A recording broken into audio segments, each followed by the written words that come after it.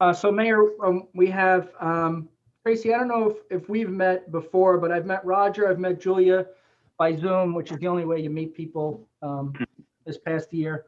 And Mr. Spalzino and I, as well as Tony Accavelli and the members of the sewer department, and our team has been working very closely with Save the Sound and working on items that are being worked on now from the consent order and the settlement that we have, or the agreement that we have with Save the Sound moving forward to refurbish and rehabilitate our sewer lines, as well as continue to collect information regarding some of the issues that we've had in the past that we're currently correcting. And what I wanted to do was bring them on many meetings ago. I think with Bob, Julia, I don't know if Roger was there, but we talked about having Save the Sound come to a meeting to address the board and maybe give their impression of how things are going so far, how we've been working together cooperatively to try to get things done, and also if there's anything that they need of us, not just me at the manager level or Mr. Spalzino as our village attorney, but from the Board of Trustees. So that's why I wanted to invite them and potentially have an open discussion if that's something that that Julia and Roger and Save the Sound, want to do. I just want to caution that, and I'm sure Julia will agree with me, we are in a lawsuit. We are negotiating a proposed consent order to replace the one that was in place. So we're not here to talk about the lawsuit.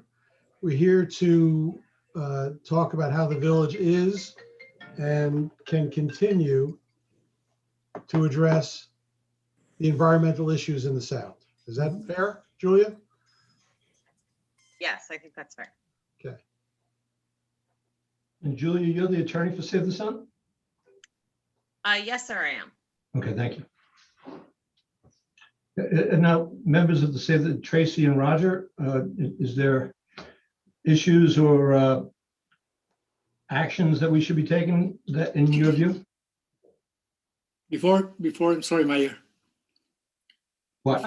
Before you answer, Roger, Tracy, see you guys. Bob, does that mean I can say? Victor, we're specifically not talking about the lawsuit tonight. Right. So, Okay. Of course, it's up to you whether you recuse or not, but I don't see any reason for this Okay. discussion why you need not participate. If you keep the line, then I stay. I will Thank try. you. Okay, let's get to it. Tracy, Roger? So, yeah, for those who don't know me, I'm Roger Reynolds. I'm senior legal counsel. And Tracy directs our large water program, our Save the Sound, Long Island Sound program. And Julia is our outside attorney with Super Law Group. So we've had what I would characterize as very good discussions with the city, with Jerry, with Bob, with others for several months now. I think we're I think we're discussing what the town is doing there, and I can just say that we've been happy with those discussions. I'm not 100% what other feedback you're looking for from us and how to discuss this without getting into litigation type issues, but we're certainly happy to answer any questions and provide any information that you all might want about the Sound in particular, and that's really Tracy's expertise. She monitors water quality and sort of keeps up with what's actually going down there in VOM. Wait, I just want to say before we get into that I think this whole board and the village administration really wants to work to make sure that our environment and our beaches and our waters are as clean as they possibly can be. And when we put the issues that are currently between us behind us, I would hope to work closely with Save the Sound in a cooperative way to develop strategies and public outreach to make that happen. So with that That's being said, absolutely our intent as well. We want to be collaborators and partners with the towns, and that's really what Tracy does. Yeah, so thank you, Roger, and thanks everyone for having us here. I think, one thing I can share, and I believe you've heard not that long ago from Peter Linderoff on our water quality monitoring, we are still seeing some water quality issues in the Mamaroneck River. And last week we issued and I'm just looking at a monitor up here with the data. We issued our Long Island Sound Beach report on Thursday, and I sent an advanced copy to the mayor and to Jerry. We're still having water quality problems vis-a-vis fecal bacteria at Harbor Island Beach. And last season, so last time we issued a beach report card, it looked like there were some improvements happening around 2015, 16, 17. But then in 2018, it dropped back to a C-. And then in 2019 and 20, it's down to a D. You got a D+ last season. So there definitely is still a connection between rain events and pollution at the Harbor Island Beach. So, that's something I would encourage you all to look at and think if there's other management practices you can put into place. Westchester County's also aware, it's their data. The beach report is entirely made out of Department of Health monitoring data that we just collect from the EPA database when it's posted and then share with the public. And you can see all the raw beach monitoring data on our website, soundhealthexplorer.org. If you go to that, you can see the days when it was high, and that some of the exceedances were significant, especially I'm just looking at the data here. You had some spikes in contamination in September and some in June and July of last summer. So I don't know if there's been any management changes vis-a-vis the boom or beach cleaning, or any of those management practices have changed in the past 3 summers. You had some really high spikes in the 2019 season, including some where there was very little rain, and then some where there was more significant rain. So, Tracy, based on the information that you have and you've studied, which I have not had the ability to do because I haven't gotten it yet. Do you have any thoughts is from what I'm hearing is some of it you think may be rain, but other things you think may not be? And then the question is it the beach or is it the entire harbor? Yeah, so the Department of Health data that we use for the beach report is just they're just monitoring the water quality right at the beach. Save the Sound does more comprehensive monitoring in the harbor. So we have, we can combine those 2 data sets and look at harbor data as well as beach data. But, definitely when it's raining, the rainwater is bringing pollution with fecal bacteria into the harbor. So I think, looking at what's happening in Mamaroneck River, it looks like some of that is coming from the larger watershed through the river. And then, does it increase? Sorry, when it gets right to the beach, based on our data, it doesn't look like it's very different. It looks like it's pretty consistent from the river right down to the harbor, flowing right to that public beach. But I understand that there are tests that are done in the harbor, not only at the beach, but at the other beaches, Shore Acres, Beach Point, etc. What I'm trying to get a feel for is whether it is coming down the rivers is the problem. It's coming from the harbor island itself, whether it is coming from, the sound coming in. We were told that the thunder boom was not performing anything one way or the other, and it's been removed. And so that raises an issue based upon what you've suggested in raw data, that if you go back when the thunder boom was more functional, you had a better rating, if you will. Yeah, yeah. I would definitely encourage you to put the boom back. I didn't know it had been removed, but it definitely was our finding from monitoring this data for 6 or 7 years now, that the boom really was making a difference and that we were seeing better grades at the beach than outside the beach. Certainly at the mouth of the harbor, where you have more of an influence of the open sound water, like at Beach Point Club and Orienta, and then on the other side, Mamaroneck Beach and Yacht Club. Those are all better. You definitely are getting, your impacts are definitely coming from inland. So you have pollution in Mamaroneck River. You have much more pollution at Harbor Island Beach now without the boom than you do at those other locations. Shore Acres is still, middling. Shore Acres got a C+. Hold on, just let me be clear. We didn't remove the boom until last week. Yeah. So Okay. that didn't affect any numbers. It was only 2 weeks ago. And from the information that we have from, I believe, Westchester County Department of Health, the numbers inside the boom and outside the boom in recent years were comparable. The boom had been greatly deteriorating over the past. It's a 20-year-old boom, and the shelf life was 10 years. So maybe what you need is a new boom. So the fecal bacteria attaches to sediment.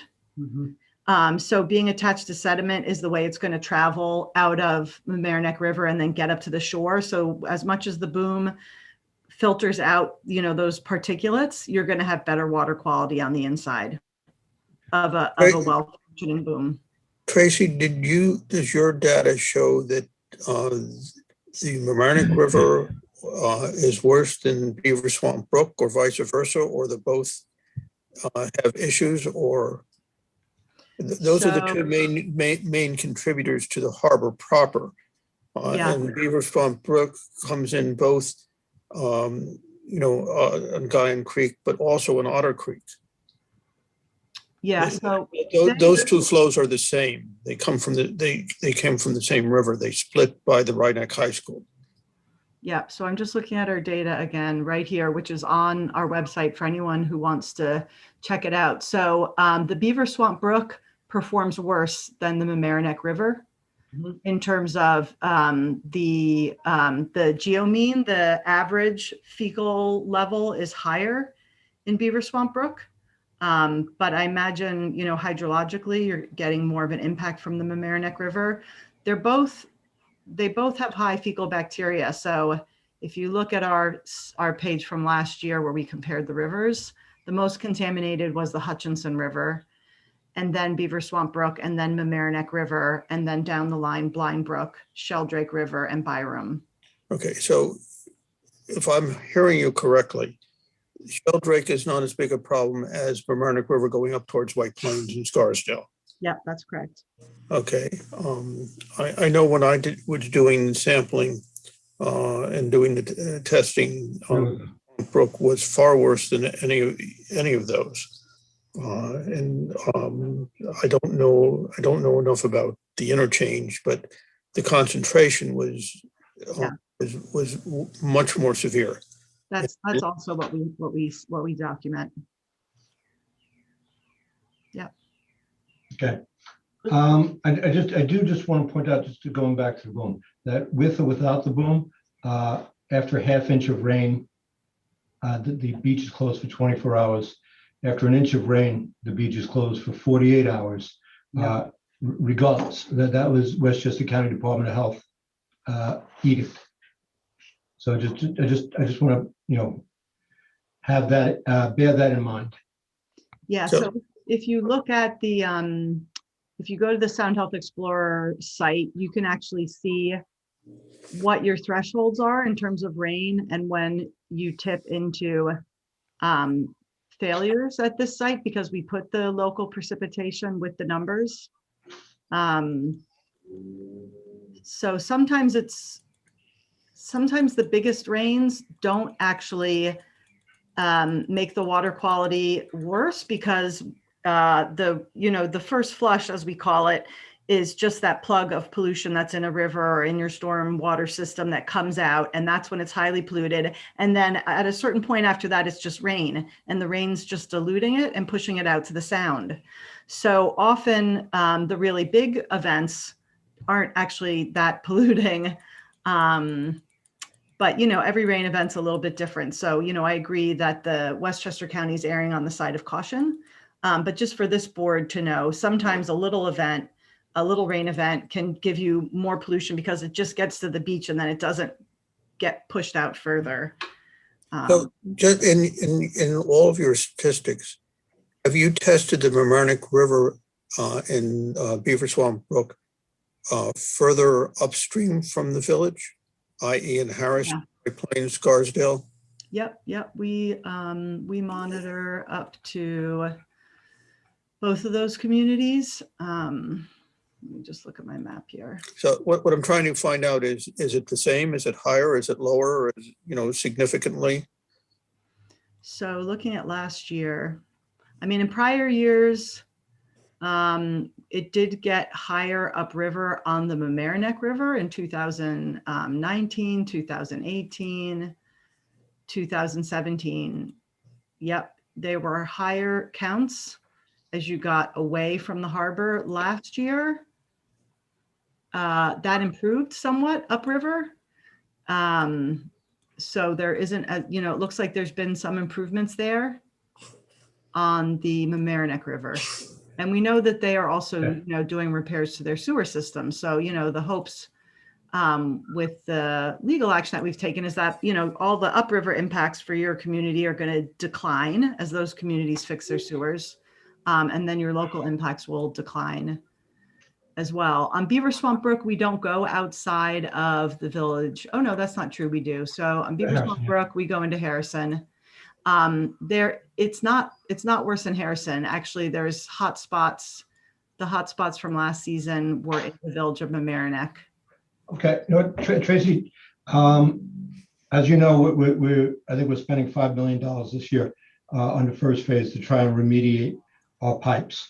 Since this discussion was supposed to revolve around capital, are there any other capital projects that you would recommend that would be helpful to us? And if you don't have an answer tonight, you can send us an answer.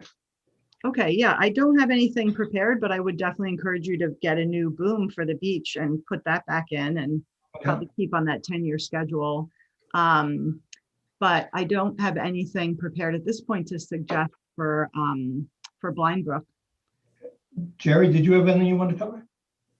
No, Tracy, we did ask Peter for some additional testing in and around the area where Trustee Natchez was talking about, closer to Harrison. And if at some point, and I know the schedule is already prepared this year, but if at some point you could add some testing around that area that our Flood Mitigation Advisory Committee is concerned about because of past events, that would be helpful to us. But we can talk about that, separately, not in a board meeting. Okay, and I would say, one thing to share with you that we're pretty excited about is we've added a new director of ecological restoration for our New York office. So we're now better staffed and positioned to do on the ground stormwater management projects. So if there's something like, some green infrastructure or plantings or restoration of marshes, that'll help filter some of this pollution and make sure the water's a little better by the time it gets into the harbor where people come in contact with it. That's something we're happy to talk about and work on some plans and, support going for grants, state or federal funds to get some of that work happening. Great. Okay. Thank you, Tracy. Thank you, Roger, and thank you, Julia, for coming tonight. I'm sure we'll be having more interactions in the future. And hopefully we can work, cooperatively to make our beach and our community more ecologically friendly. Absolutely. Thank you, and thanks so much for the invitation to talk Thank about you for this. coming out tonight. Thank you. Thank you. Bye-bye. All right, we have a large agenda before us. So let's just get into it and work our way through. There are 6 items that need to be addressed for tonight's regular meeting. I will get us to those at around 6:30, and then we'll work on those, then we'll take our break, and then we'll come back for a regular meeting. All right, the first up is the traffic safety walking assessments studies. These were done before COVID by meeting facilitated by Shannon Purdy. We met with different neighborhoods. We got a lot of people active, and a lot of people went out for walks and surveyed what they believed were trouble in their community, trouble areas, to try and first identify them. And then there are a couple of them that we worked with the village traffic consultant, Matt Commodi, to come up with practical solutions. Jerry, you want to jump in here? Sure, Mayor. Over the past, I guess, several years since I've been here, the Traffic Commission, along with other volunteers that are not necessarily on the board, started doing walking assessments, which was the first time for me as a municipal manager of over 11 years to have a group so interested to put boots on the ground and actually walk and evaluate the traffic, the pedestrian, the issues associated with some of these known areas that are a little bit that are a significant concern to the residents. And thanks, of course, to Shannon, who works for the National Traffic Safety Board and her day job, but volunteered here in the village for us before she moved away. So there's a couple of projects here that actually this is almost like a two-part type of discussion. The first part is the Prospect Avenue and Fenimore Road intersection, which is designed and we've already paid our traffic consultant to take a look at it and to provide a cost estimate for what it would be to improve that area. Everyone on the board knows you get a lot of emails, at least the ones that I'm copied on, regarding the concern from the area residents as well as others about this intersection. So regarding the two-part, it's basically an approval from the board to move forward on a capital project, which is Prospect Avenue and Fenimore Road, which is very close to final plans and bid specifications. And then there's there's Old Post Road walking assessment, there's the Orienta walking assessment, as well as the Old White Plains Road and Grand Street walking assessment, which we did. What we have is the walking assessments from the commission, but we don't have, we need the approval of the board to move this forward to our traffic consultant and to provide some funding so that the traffic consultant can develop recommendations and safety improvements for those three areas as well. So that's why I'm saying it's a two-part discussion and approval. Any questions or concerns? Jerry, I want to thank you for breaking it down that way so that it's easy for us. I know the Fenimore and Prospect had been even the subject of a prior study, even before the walking safety assessment, I believe. So this has been a problem for a long time. Since this has happened, I have happened to pass by an accident that had happened shortly before I got there, a car coming off the road. This is a dangerous intersection. But I want to just tell the board how critical I think this discussion is to our continued planning and our continued attention, because this is pedestrian and bicycle and to some extent automotive safety that we're talking about. I mean, this is literally the lives and deaths of village residents. So I urge you to prioritize this in the way that I think it deserves. Yeah, I lived on Prospect Avenue 20-something years. And when my kids were little, I would always carry them and run across Fenimore and Prospect up until the point where they were very embarrassed that I was picking them up, because it's just a really, really bad corner. People gun it up the hill coming from Post Road. And when they crest the hill, they're almost at the crosswalk. And they have a hard time slowing down. And if you're going, especially from Northern Prospect to Southern Prospect across Fenimore, it's very hard to see cars coming because of the way cars are parked. So the solution that Matt came up with was to kind of put a bump out on the side there. And this way you could decrease the distance between corners, and actually, you'd be out so that you could see better what was coming in each direction, and to create a crosswalk there. And to do what we do with the crosswalks, put the signs up that say, pedestrians have the right of way. Yep. So I think, Victor, you just shared your screen? Yeah, it's awesome. Yeah. Yeah, that would be the bump out there. Actually, you can nicely landscape it. People complain about that corner right there because cars are parked all the way almost to the corner.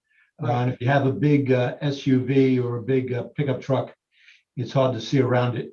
So you're halfway in the street before you've made the decision whether to dash across or not. I remember, I'm sure, as some of the longtime residents of that community remember, there was a pretty horrible accident years ago with a man on a motorcycle. And it was very unfortunate. Now, getting away from this one, going to the Old Post Road one, which is not as far down the road, but I live around there now, and I see kids and families, and a lot of kids by themselves, and kids on the bike, and it's a free-for-all down Old Post Road. So those are two that I think really an accident waiting to happen, to use a cliche that I hope never happens. So I want to echo what Kelly said. If we have an opportunity to fix this one now, and this has been going on. I mean, you could ask Mrs. Desmond, who lives over there and has lived over there for 40 plus years. This has been going on forever. So I urge us to take an action and finally fix this and give the people crossing that street and that neighborhood a fighting chance. And the only detriment is that it's going to slow down cars. So the only complaints people are going to have is that they're going to have to go slower, because the bump out, when you do a bump out, even if you haven't narrowed the lane, it's an impediment that people see and they slow down. And that's pretty well documented. So it'll be both slowing down and giving people a better opportunity to cross the street. Tom, I just want to add that the village only in the past couple of years learned that this was a village road. And so we immediately, with the board's support, lowered the speed limit there from 30 to 25, which, has done something. I just want everyone to realize that we're doing the inexpensive stuff first. We really are acting quickly on the stuff that can be done immediately. And we did do that immediately. Yes. But this is a capital project, and I think it'll be the longer term solution that will really help here. When Tom talks about Old Post Road, really that's a route that kids take to get to school, to Central School. And so unfortunately, that's a road with no sidewalk. And so that's what we need to have Matt look at, is getting some kind of pedestrian walkway there on that road, whether it's by putting in a curb, or right now we have a painted lane for bicyclers and walkers, but it doesn't do much to keep kids safe. So that's where we're headed on those two anyway. Okay. Any other concerns or questions? Yeah, I have a question. So on the Palmer side of Fenimore, on the Palmer side of that intersection, we're going to reduce the parking. So there will be fewer parking spaces up to the corner. Is that correct? No. There and I think there. I think that's how it is now, Nora. Well, but there's, there are cars there now. There are cars shown there. Okay, yeah. It's not a driving lane. And I think that's what, I hate this intersection, and I go out of my way to go to one of the other roads so that I can avoid this, but sometimes I forget. And I think that's also a problem, trying to creep out at the traffic coming from Palmer and Fenimore. So it looks to, I just want to check to see where these white lines in the curve that say parking mean the parking is going to be oriented farther away from the corner. That's what it looks, you're right, Nora. That's what it looks like. And it is difficult to park around there because I did at one point live it in my sojourn through this village, live at 151 Fenimore Road. But you know what? I'd rather walk 2 blocks than, have somebody get hurt. Well, I mean, I anticipate that people will be frustrated. There will be people who are frustrated that parking spaces are removed. They will. But I think that this is Yeah, a miserable intersection. yeah, I'll have that argument any day of the week. Unfortunately, Nora, this is always the trade-off Yeah, that the yeah. traffic commission, Yeah. to help visibility, you have to get rid of cars. So I would like to move this to, at least the capital project, to the regular agenda next week. Well, before we move it, I have a couple of comments and concerns. There's no question that this, along with a lot of other, are really difficult intersections. But the biggest problem is that the cars don't adhere to your 25 miles an hour, and they're either coming up the hill or going down the hill. And the traffic study actually gave a 3-tier approach with a low, medium, and high cost approach to life. What's in front of you on the screen is the high cost, which is about $100,000 to do. At least that's the estimate that would seem to be there. My suggestion is, and I think the crosswalks are a great thing. They should be put in, but I think we should put in stop signs similar to what we do on Harrison Avenue and enforce it. I think we need to take the parking away and put in, instead of just doing what is shown in the curvatures, if you will, is to put in bollards so people cannot park there. And and try that. And I think that would significantly do several things. The first thing it would do is slow the traffic down. The second, it would open up the view line so that you could see more, trying to get out or turn into the different roads in the intersection. And I think it can be done less expensively, if you will. We have a significant number of projects that are being proposed with all high priorities.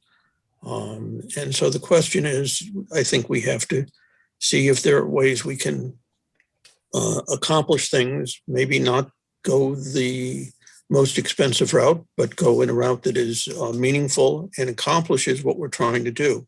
The stop signs would slow the traffic down, which is the big thing. We couldn't do it before, I understood, at least that's what I've been told by others, because we didn't think it was a village road. It is a village road, and so we can do that.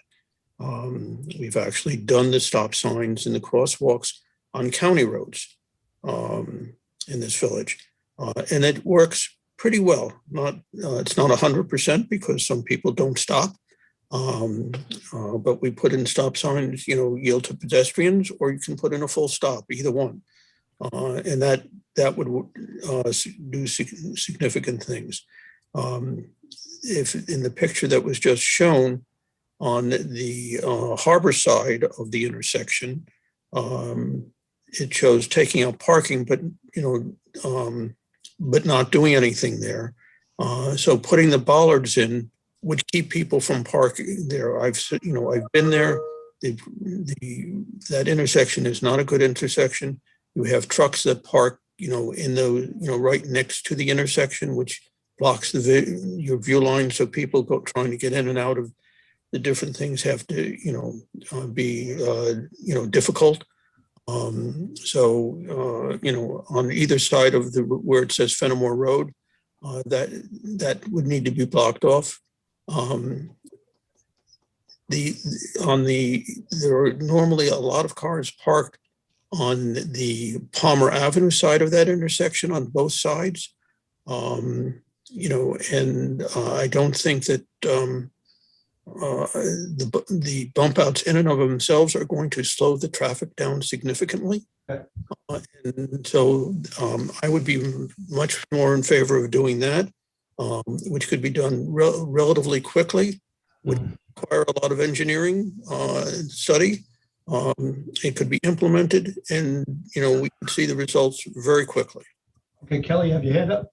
I just want to talk to that specific issue of stop signs because this comes up a lot. And I have learned through Shannon and through these reports that stop signs are often perceived to be a quick fix. And in fact, they can be counterproductive.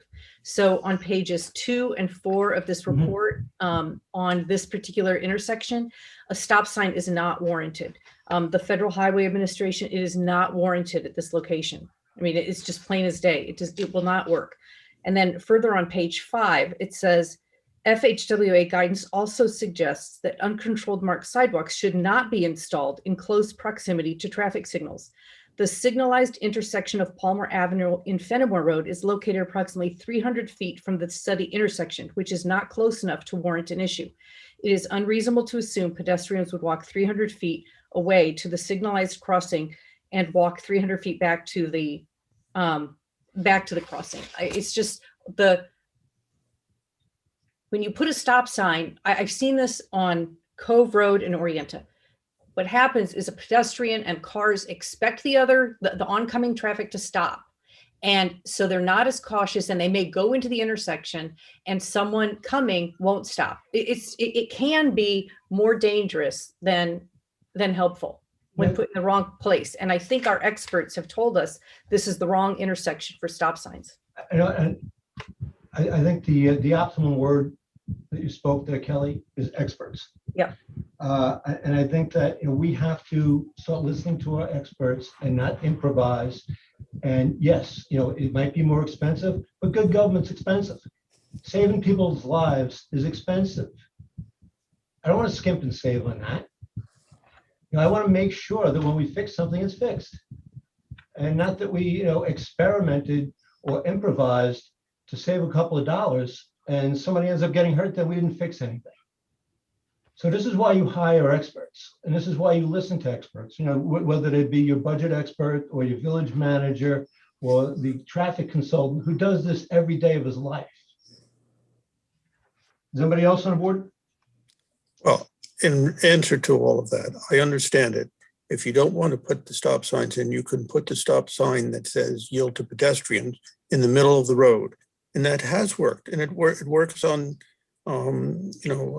Harrison Avenue very well with a very high success rate of people stopping and slowing the, traffic down and allowing pedestrians to cross, which is a much more used intersection and with much more traffic than right there. And I think that does give a really, good fix to it. And I'm not trying to say, let's skimp money, but I think in terms of this, there are numerous intersections throughout this village that could very easily say, this is what we should have as well.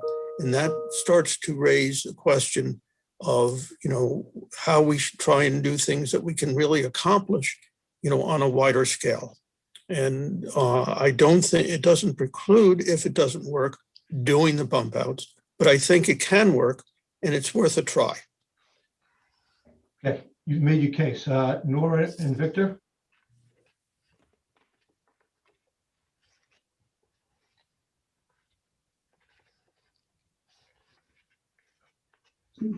Yeah, go ahead, Nora. Victor.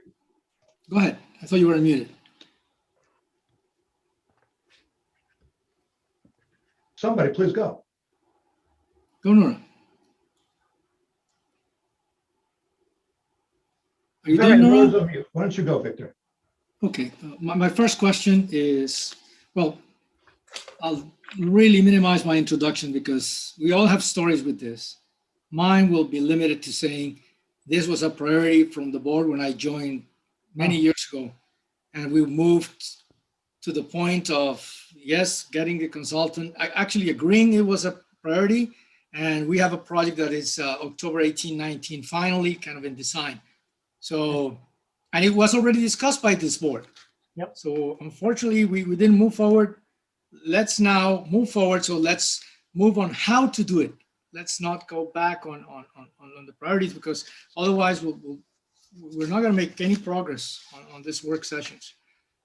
Okay, well. So, then so you- so I have specific questions. That's my goal. Please don't interrupt me, Mayor. Well, okay, just. get Just your- lost my thread of thought. Just don't interrupt me, please. Okay, my first question is, Jerry, is this on the new list of capital projects that we just received? The calming, I don't think so. This one is not? No. And this is a good example of where we have a project that's from design on October 19, and it should be then made part. And I think it was a priority then.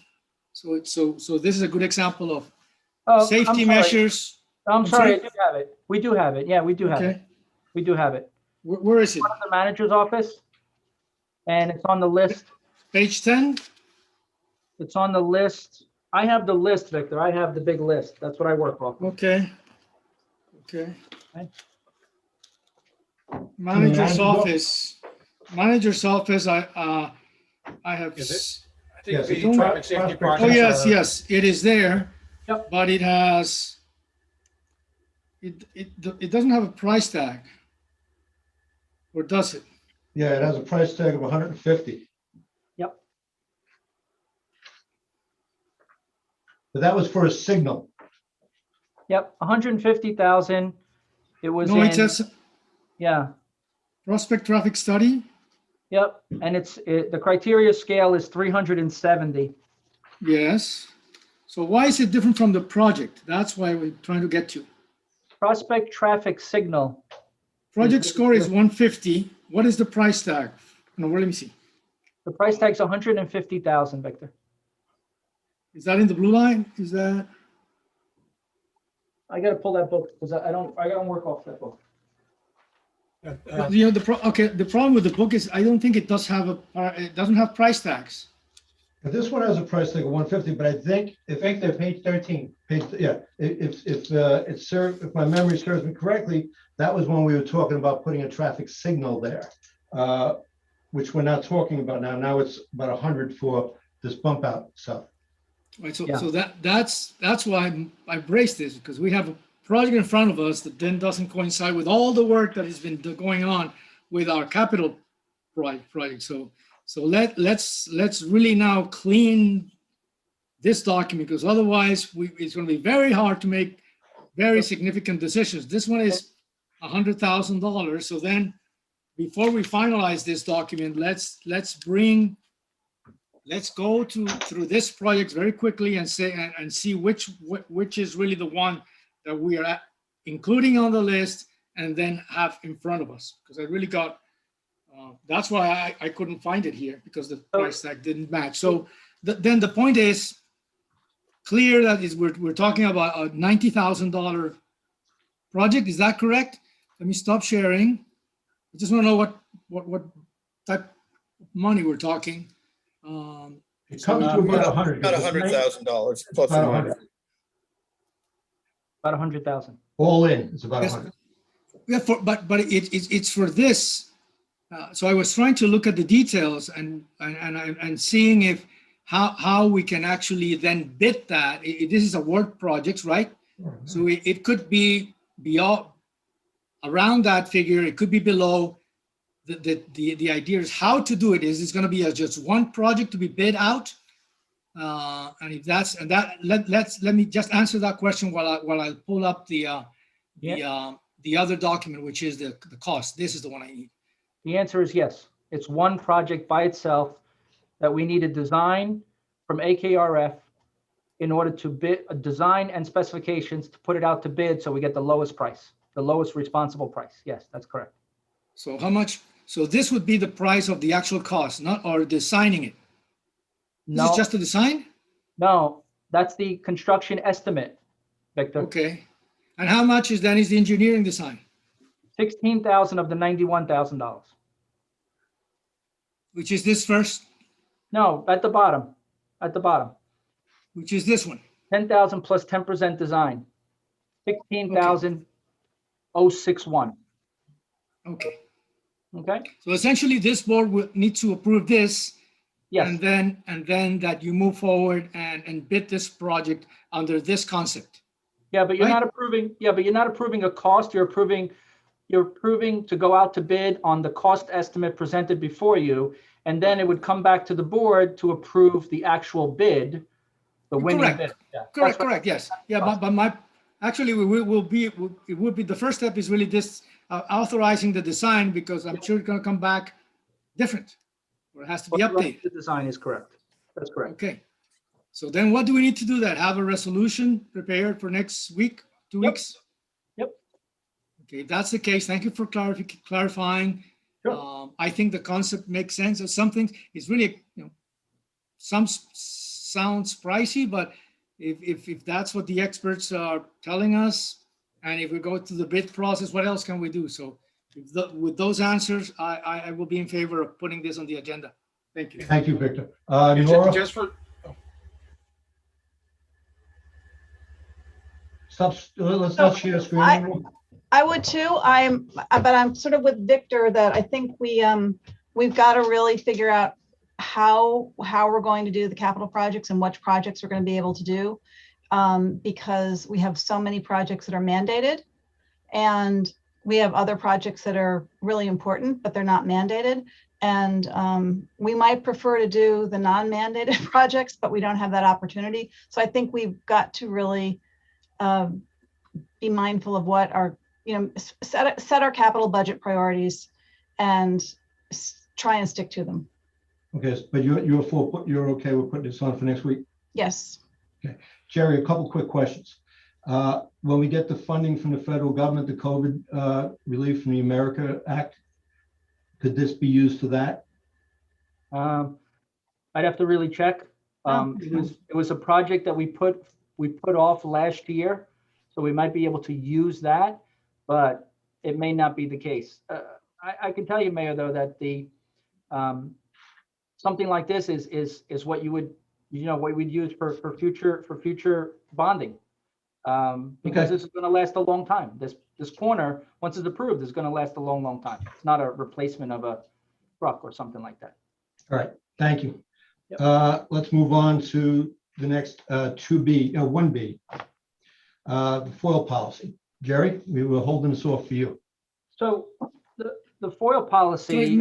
Sorry, Mayor, we have 2 projects before us or more. We just decided, look at the first one. How about the post road? What are the details for that? We have to do, okay, the proposal for the post road was to do the engineering.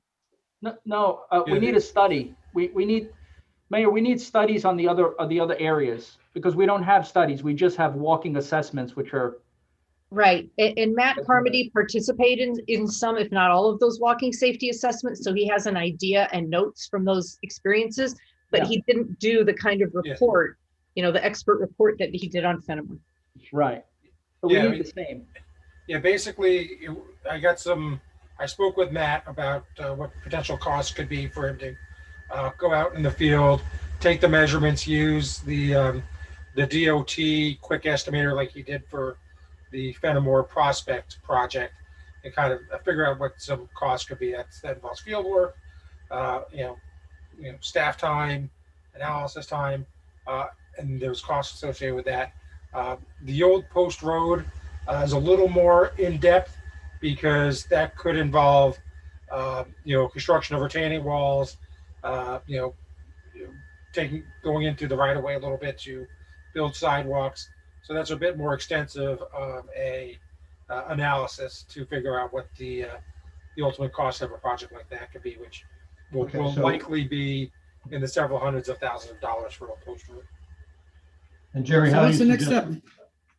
Well, I think the next step we want to bring this to the board's attention to see if there was a desire for us to work with AKRF and Matt to get that additional information so we can include it in our capital funding projects going forward. So to get to this level, Yes. Right. Yes, yep. Yep, to get to that level. The 3 walking assessments should be converted to actual studies. how much would it cost to produce this study? Can you get us that for next 2 weeks? I think Then we you'll have- tell us. Well, I spoke to Matt and got, ballpark estimates. I didn't want to have them go through the process of, getting full detailed estimates if this wasn't something the board wanted us to move forward at this time, but I can. My question Right. specifically is, with something like this, we can make decisions. Yeah. Are we going, how much would it cost us to get to this level again? Of having him put it in clean paper, clean work. About 30,000 for the three Hold studies. it. It's in the backup. Yeah, it's in there. Yeah, I mean, I got ballpark pricing from Matt for this work. I mean, I think for all the investigatory and planning work, It's somewhere around $25,000 to $40,000. $40,000. Yep. And he agreed with that, as he thought that was a fair estimate for the scope of work I was asking about. To get to this level for all the projects, that's why it's very unclear. It's just one line. Yes, to get to the level for all the projects, it's 25 to 40. He goes through each project. Do we have it in the budget? That's the next question. The engineering budget? Yeah, can we tap 30 to 40,000 from our current budget for 2021, 22? Yeah, I don't have too many items in the engineering Okay. budget, Victor. Because I hawk the consulting engineers, so we have money in that line to be able to do these studies.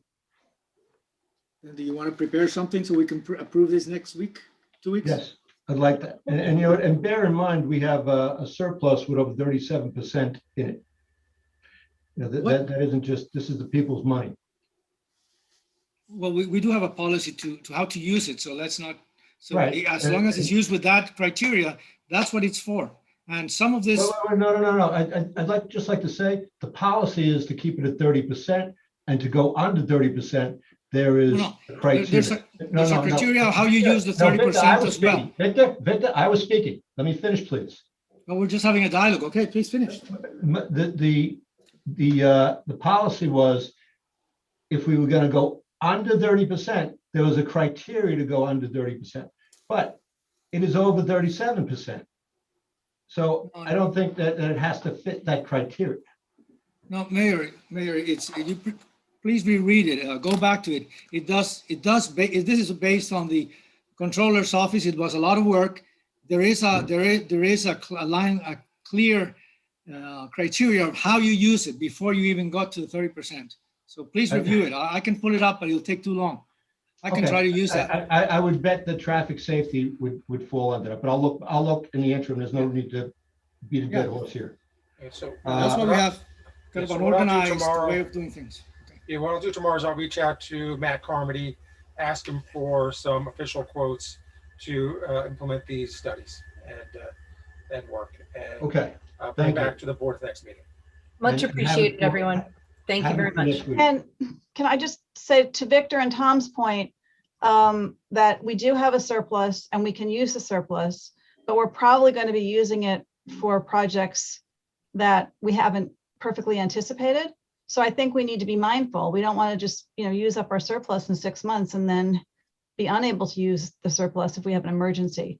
So I do think we really have a lot on our plate, and we have to, we went through the budget process, but we now really need to nail down the capital projects that we want to do and that we actually can do.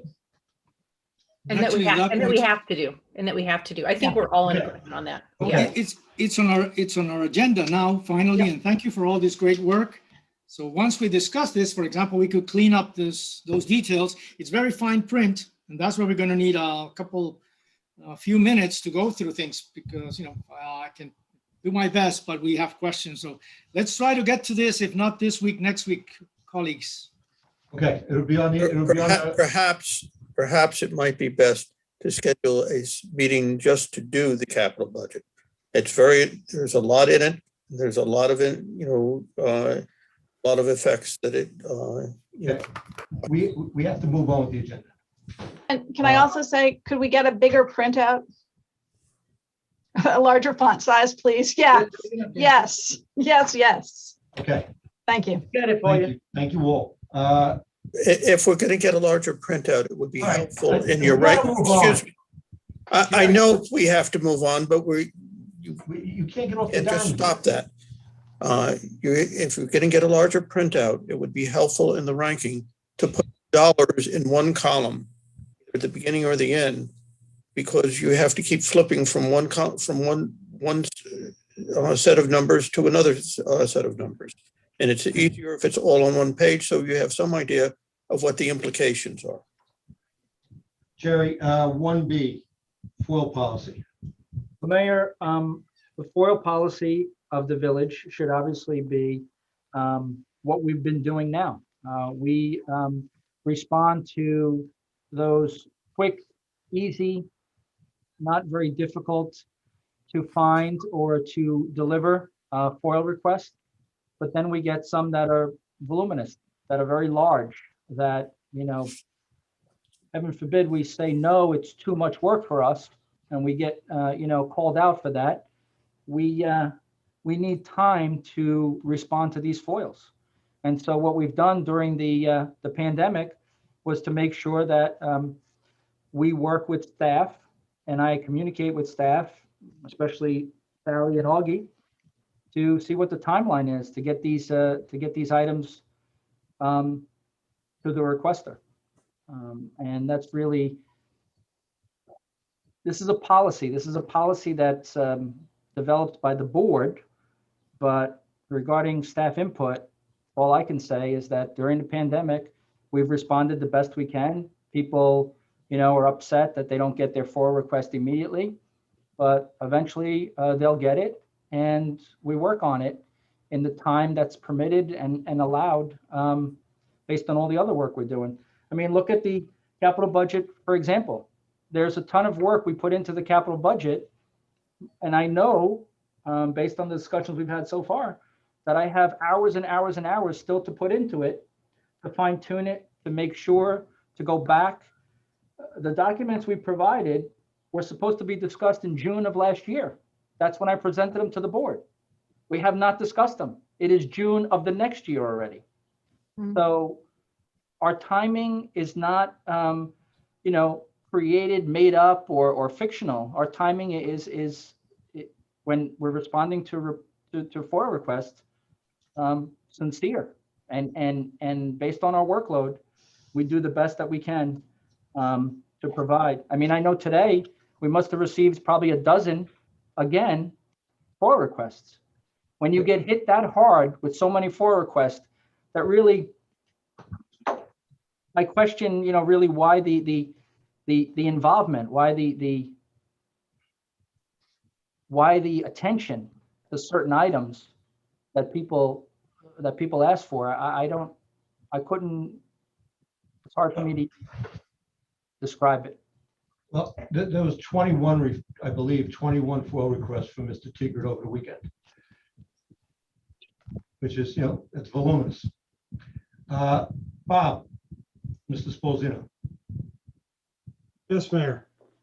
Recently, the village has won a litigation case on somewhat of this issue against Ms. Goldstein, where she was asking for voluminous material, and the court sided with the village when we said it was overburdensome. How far does that overburdensome get us? You know what I mean? Is this now case law? It is now case law. The judge decided that the document request, which we identified as requesting over 52,000 documents, was not sufficiently defined to satisfy the requirements of FOIL. Bob, can you explain, has that been a change in the law? I understand that's the law has been for decades, correct? There hasn't been a statutory change in FOIL, no. Right, or the judge's decision doesn't change that. That has been the rule, that's been the law. Yeah, And I the believe, decisions that follow on right, that line. I believe the decision is consistent with the law. That's correct. But were there decisions prior to that? There were. There were, okay. So Jerry, you're basically saying that, you want to handle it the way you've been handling it. That's correct. Unless staff has a different impression or idea, we get together to discuss FOILs regularly. And I know that the clerk treasurer's staff, as well as my office assistant and HR and the building department and the planning department and the police department, and even Public Works get involved when we need to get involved, when they need to get involved to respond to FOIL requests. And they are all over the place. They're across the board. I mean, it's, what did you spray for mosquitoes last week, FOIL request? Or can you give me the spray records for the past 10, 15 years? Those are the kinds of things that we get. And it takes time. I can tell you what we did last week, but I can't tell you what we did 10, 15 years ago. In some cases, that's the kind of request that we're getting. Kind of throw sand in the gears. Mr. Natchez? Gary, will the municipal 5 solve part of, or a large part of this problem? No, I think the only solution to this problem is to have the serial requester stop requesting. That's the solution to the problem. I understand that, but as I understand the software package, that you can, it would be easier for a staff member to retrieve information from all departments quicker. Is that a fair statement or not? That's what I care about. I care about the staff members doing their work more efficiently. You're exactly right. I do not care about helping a serial requester who, just like the mayor just said, throws sand. I'm sorry. That's what I feel. That's what I want. That's my response. I understand, but I know you understand that. This has nothing to do with, I'm not talking about an individual. I'm talking It about. does for me, though. It does for me. It has a lot to do with me, because we wouldn't have to have a FOIL policy or an issue or a problem with staff if we didn't have a serial requester constantly throwing 21 FOIL requests over the weekend. In any way, do you think that that's reasonable? In any way? Gary, I'm not talking about that. I'm talking about that, though. I understand. I understand what you're talking about. And Municipal 5 will help us. My question was very simple. Will Municipal 5 help staff retrieve things faster and easier? Municipal 5 will help staff keep track of applications, improve the work efficiency of the departments, especially in the building and planning department. It will help with the retention of records. It will help with the other items that staff struggled with. I am not going to recommend to the board that they spend $60,000 unless staff is going to benefit from it, and staff will benefit from it. Thank you. You're welcome. So I think some in substance, what you're saying is that $60,000 would be to staff's benefit, but in my view, and this is just my opinion, that's not going to solve the problem that we're here talking about today. No way. No way. No way. Victor, you had your hand up. Jerry, to close this item, if before us is the board's, the village's policy, which was adopted by this board. Mhm. Are Yeah. there any changes suggested, or should we just leave it as is and you can handle it? That's the question, really? Yes, it is. Yes, it is. Okay. Okay, anybody else? Jerry, there was some company that was consulting, or that not consulting, but there was I know a website that I looked at that they had some guidance on FOIL. And I wonder, is there a software product or something that could help the staff to answer FOILs? I noticed in the Goldstein decision that we recently received, the language was that, burdensome isn't an excuse to, or isn't a valid reason, to not provide FOIL records.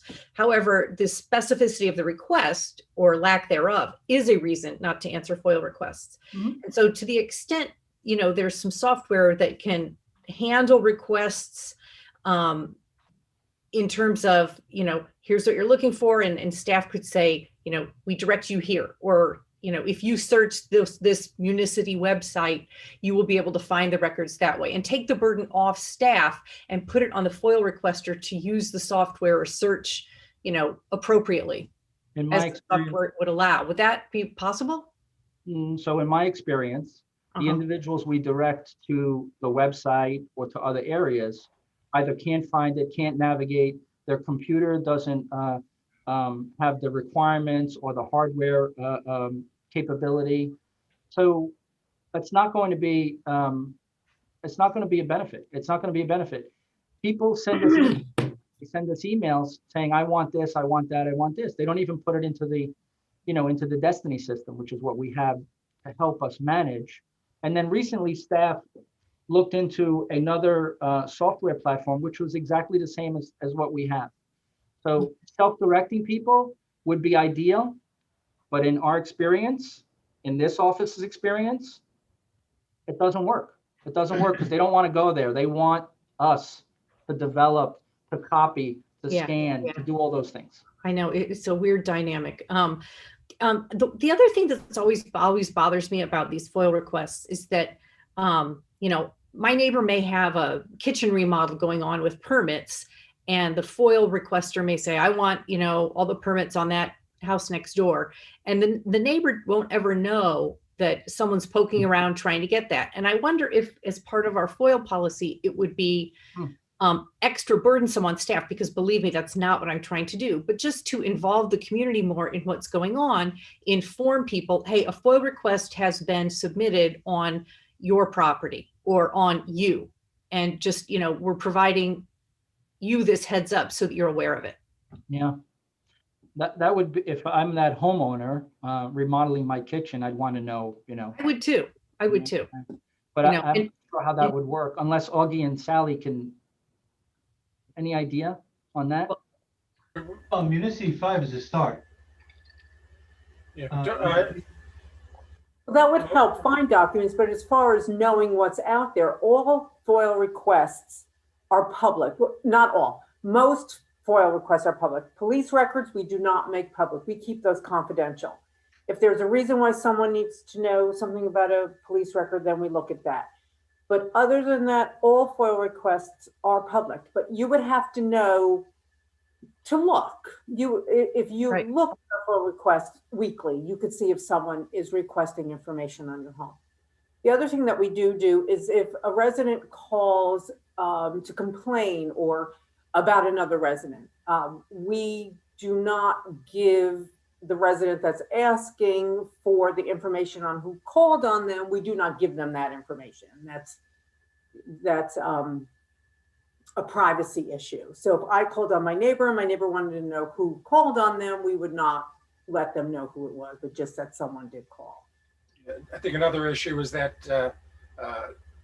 residents sometimes like to drag their local government into issues that they may be having with their neighbors. All the we time. try to avoid that. Yeah. It's a slippery slope. But we don't Yeah, want that. I hear you. I think this point of specificity is really key. I went through the last month or so of FOIL requests the other day. It took me a while. And because it's not the board's decision, it's really staff managing. I don't think they passed the specificity test, or even the specificity document. I think that's And right. also, they're just actually requests for information. In many countries, you have a right to petition your government for this and that. Those governments, as actually many developing countries have that, or many states actually, and you do have to respond, but that's not the law in New York. Yeah. So many FOIL responses don't follow that through. Nonetheless, unfortunately, and I see the hard work for Sally, and there, you have to go through them one by one. And of course, the other option would be to, you want to get a soft developer, artificial intelligence to go through all this. I'll be happy to, on a side note, invest with Kelly, and we'll hit the jackpot. It's expensive, by the way. Right, but I think you could not even defer that to artificial intelligence, because there's a lot of issues with that as well. So unfortunately, staff, we appreciate, just go through the criteria, try to fine tune, make the processes you need. If you need to come back to us, Okay. will help. But it really comes down to those two. We're going in circles on this, so I think at least at this point, let's just move forward and apply those rules and I defer think with your Victor's right. management to that. I think Victor's right. You know, I think in some sense, and I applaud Augie and Sally. They often go above and beyond the call of duty and try to get people stuff that, you know, that their FOIL didn't entitle them to because it was non-specific, overbroad. And I've seen that. I've seen them ask for clarification, but, you know, that's not your job. You know, you just, you know, follow the law. And sometimes you do that and you end up you get bit for that. So, you know, but I do appreciate how hard staff works at this. But so we're just gonna leave the policy as it is. And the next up is PLL 2020. And One sec, Mayor, I'm sorry, but just to wrap this up, I have also seen that sometimes if the request is specific from anybody, I'm not asking not anybody's particular, and staff gives them to them very quickly. Yep. Sometimes they have to be more careful about it, or then it delays, but it all comes down to if it's the document such and such by this date, then it actually should not be even delayed, right? Or it should go through the process. So maybe screening those that are really definite, and whoever it is, put them on that track to be responsive, so that we're trying to just have a policy that covers everything. That's our policy. We're all nodding yes. I'll shut up now. okay. Let's just try and get a few more done before we have to do. I'd like to do PLO 2 about the setbacks, but I don't think I'd like to give that more time. I agree. I agree. Okay, good. So let's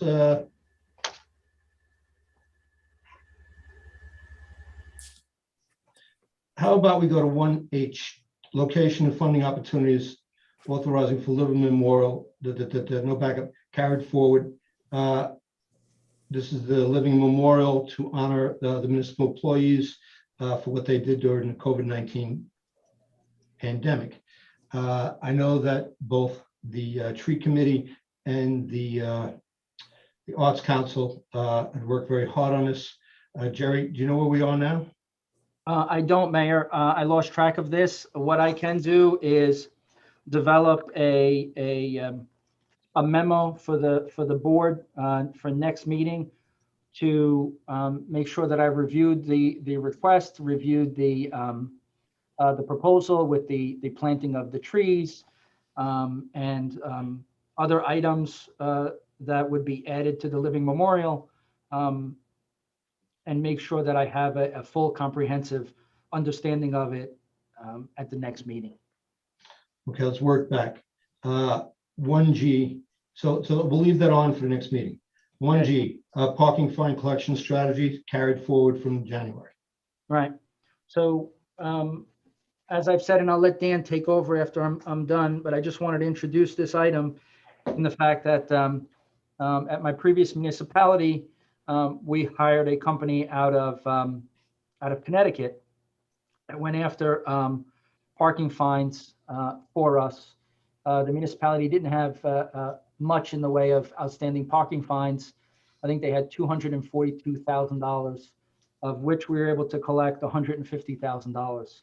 And it was a process to go out to bid that had to be approved by the judiciary. And once it was approved by judiciary, I was able to put it out to bid and bring in those fines. We didn't have to do anything except just collect the checks. So there are companies specifically geared towards the collection of parking fines. Mr. Sarnoff can give you some of the numbers of what's outstanding. Some of it is significant as far as age, and just recently in the state of New Jersey, they passed a law that anything over 10 years they were excusing, and they weren't allowing municipalities and others to collect parking fines. So I'm not sure if they're going to do that in New York. Everybody copies each other, so they may. But Dan, you can talk a little bit about this in our conversations. Jerry, you're recommending option 4 that Yeah. in your memo. Is that what I'm hearing? I forget the number, but I'll pull it up now. I'll pull it up now. That's the one that's report to collection agencies. Yep. Sorry, I think we have a fair number out of uncollected fines right now. We still maintain about a 92-93% collection rate, even during the pandemic year, which is pretty good. I mean, I spoke with our citation management service last week just to get myself up to speed, and the national average still remains somewhere around 80 to 85% that gets collected. So we are ahead of the curve when compared to other municipalities. In New York State, and one of the reasons why I think you'd want to pursue the fourth option, our biggest hammer in New York State is that once someone has 3 or more unpaid parking tickets within an 18-month period, their registration gets suspended. Yep. So if they want to renew their registration, they've got to take care of the parking tickets. So when you say we have a great collection ratio, from the time of issuance to the time of collection, is that everything within a year, 2 years, 3 years? I think it's within a year, but sorry. What I'm trying to get to is if we want to hire, another firm, are we sending everything to them or just things that have been delayed for, a year or 2 years or 3 years? I don't know what the cutoff is. That's what I'm trying to get to. Well, I think so. I can get an answer on the time frame that the tickets are being paid in. I think majority is within a year, if not less. I had 2. We went back 2 years. Yeah. In my previous specs. Yeah, and I think in New York State, because of if a registration is not suspended, it becomes a bit difficult to collect because again the hammer is not there. Hold on, Dan. Hold on. I want to make sure that I understand Trustee Natchez. So to go back to collections, you're saying that's what the question is, right? How far back do we start? Is that what you're saying? No, how long do we wait before we turn it over to them? In other words, if you write a ticket, you're not going to give it to a collection agency. Yeah. It's only when you don't collect it within a certain amount of time. So are we saying it's a 1 year period or a 2 year period that the village would pursue it and then after that give it to a collection agency? I'd have to check with judiciary, but when they advised me in Jersey, it was 2 years. I couldn't do anything newer than 2 years. I couldn't include anything newer than 2 years. Yeah, I think outstanding for 2 or more years. Yeah, it seems like that will probably line up with the registration renewal timeframe. I don't know what the registration renewal timeframe is in New Jersey. It's 2 years in New York. So that's why it seems to make sense that you want to look at something over a certain amount of time because it wouldn't affect, again, in New York, the registration.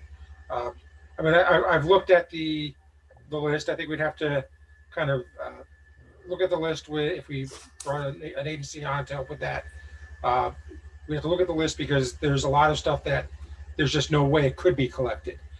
For instance, with a lot of manual tickets that are handwritten, everything's entered into a system by now it's Passport, and they track it that way. If there's a misinterpretation of a license plate number, it's going to go nowhere. But we'd have to go through that with everything. Well, I think what you're asking for is a direction of going, of doing this or not. I think the answer, at least from my vantage point, I think it's a good idea to go to a collection agency, but I'd like to define what we are actually going to do and whether or not there's a fee for them to do it, or they take a percentage of what they do. It's a big difference from my view. Yeah. Kelly. Yeah, you know what? I agree, Dan. I think my understanding, I thought from some prior backup a long time ago, was that it's a percentage, not a fee. I mean, some of these tickets may be, invalid and hard to collect, but it's free money. I mean, this just seems like a way to get some revenue that otherwise we're just forfeiting. Mm-hmm. So this seems to me, quite promising, and thank you for bringing it to us, to our attention. Sure. Yep. So if we could ask you all to pursue this and come back with specific proposals, I think that would work very well. We'll do, I'll check with judiciary as well. I'll check with with Bonnie Castarella and the New York State court system to make sure that the parameters that we're looking at are similar to what I'm used to. Okay. That's helpful. Thank you. Thank you. Okay, so let's go to 1F, discussion of scheduling of vice council executive session meetings. I know Nora brought this up on February 22nd, 2021. I did. And I hear what you're saying, Trustee Lucas, and that's why I asked to have the executive session on tonight. At the end, which might be, hard because we'll be a little tired, but I think it's important that we work through the issues in front of us and get the people's business done kind of first. My suggestion is we see how tonight works out. Because the truth of the matter is that between our liaison commitments and commitments and other municipal work, it's really hard to find a night when all five of us can do this. So that would be my suggestion. But if I'm open to other reasonable suggestions. Well, I mean, I would say let's see how it goes tonight. It's just we have stuff on. It's June 14th, and we have stuff on from January 24th, and so Great. we're not going to get through tonight's agenda tonight. And I know it's hard to schedule a second meeting, but I think we are very, very behind. And I think either we have to do less or finish our assignments, figure out a way to finish our assignments. Well, we meet. I'm sorry. Let me just say this before you go to Dan, but because I really don't want to do this, but would there be maybe in July any interest in? It's like it's going to hurt coming out of my mouth. Any interest in doing a Saturday? We're gonna have to be careful in July. I actually have a vacation planned to see my son and travel with my daughter. So July is going to be. I'm going away for part of July too. All right, yeah. So the suggestion is we all meet on Mondays every second, every other Monday basically, and we don't have most committees do not meet on Mondays. So maybe if we can do a couple of Mondays, we can clear a lot of stuff up, i.e. done on the normal meeting Mondays, but do work sessions and and executive sessions on every on the other Monday. And I think if we can do that for 2 or 3 times, I think we can clean up a lot of stuff. That would be my suggestion. I'm looking at the calendar, and I don't think we should meet Saturdays because I really don't think that's fair to staff. Yeah, that's true. That's true. But as in terms of July, there's one free. No, in terms of June. Well, in terms of June, there's one more meeting. In July, we are scheduled to meet on the 12th and the 26th. So I know we weren't going to do that, but the calendar still has us meeting twice. Yeah. And it has us meeting twice in August as well. I'd be for keeping that and doing the best we can. Well, is there anybody that can make the second meeting is July the 26th. I can make that. I'm actually going away July 27th because I knew we had that meeting. So I scheduled going away from the 27th to the Saturday. So Yeah, I can make July 26th. Sally, can you clarify? Just as a reminder, those 2 extra meetings were just for AP. So if you wanted to do things those evenings, you would have the time because they were just scheduled for AP.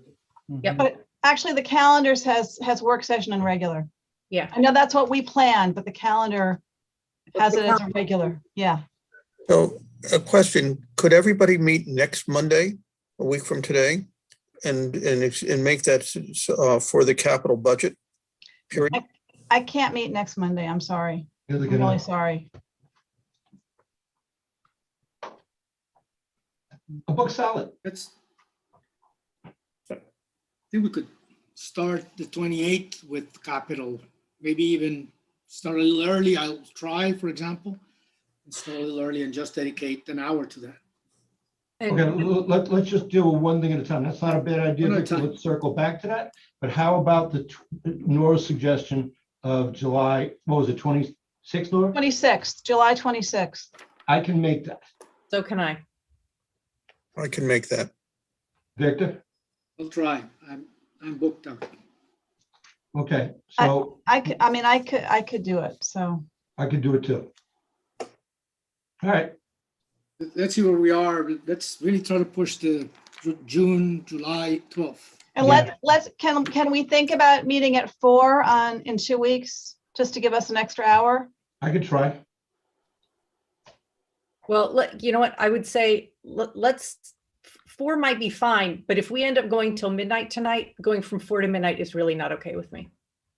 Like, Okay, let's see, hopefully we won't have to do that. yeah, let's see how long this executive session after the meeting goes. Okay. Okay. Okay, so we'll tentatively talk about, well, let's schedule 4 anyway. On the 28th. And so we'll do 4 on the 28th, and we'll do the 26th of July. Mhm. We're starting at 4 with the capital budget. Get On the that done. 28th, we'll do the capital budget for an hour. Okay, good. Okay, Jerry, so you got that? Okay, all The right. big Or print, next- Or next time, and then, right, I the got it. big print capital budget. Right. We'll get it to you. The senior citizen version. I'll All come right. pick it up. I have one also, no problem. I got the senior citizen discount at Dunkin' Donuts the other day. Should have told them the truth. Did you Yeah. ask or did they just offer? They just did it, which was even worse. It was based upon their observations. When you're making a big copy, please make me one too. Even with my glasses, I'm really struggling with this one. Well, Okay, all right. So we've made some progress there. We can take that off the agenda now. Mhm. Okay, let's go to the stuff that, the first is 1J, Hickory Grove sidewalk. The town of Mamaroneck, they were talking about doing a sidewalk on Hickory Grove when I was a town councilman. So this has been kicking around the town's agenda for years. They're ready to pull the trigger now, and they want us to participate for our section. Jerry, is that sum and substance? that's correct, Mayor. Everything is done except for the contribution from the village approved by the Board of Trustees to complete the project and do our section of that improvement. So ours would be $62,722. Yep. What does the board think?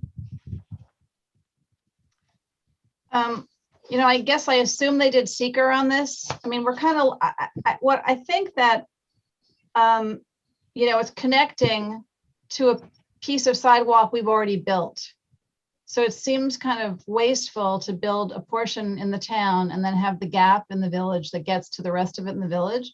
But it also seems like we should have been in on this earlier because it's a pretty big expense for us.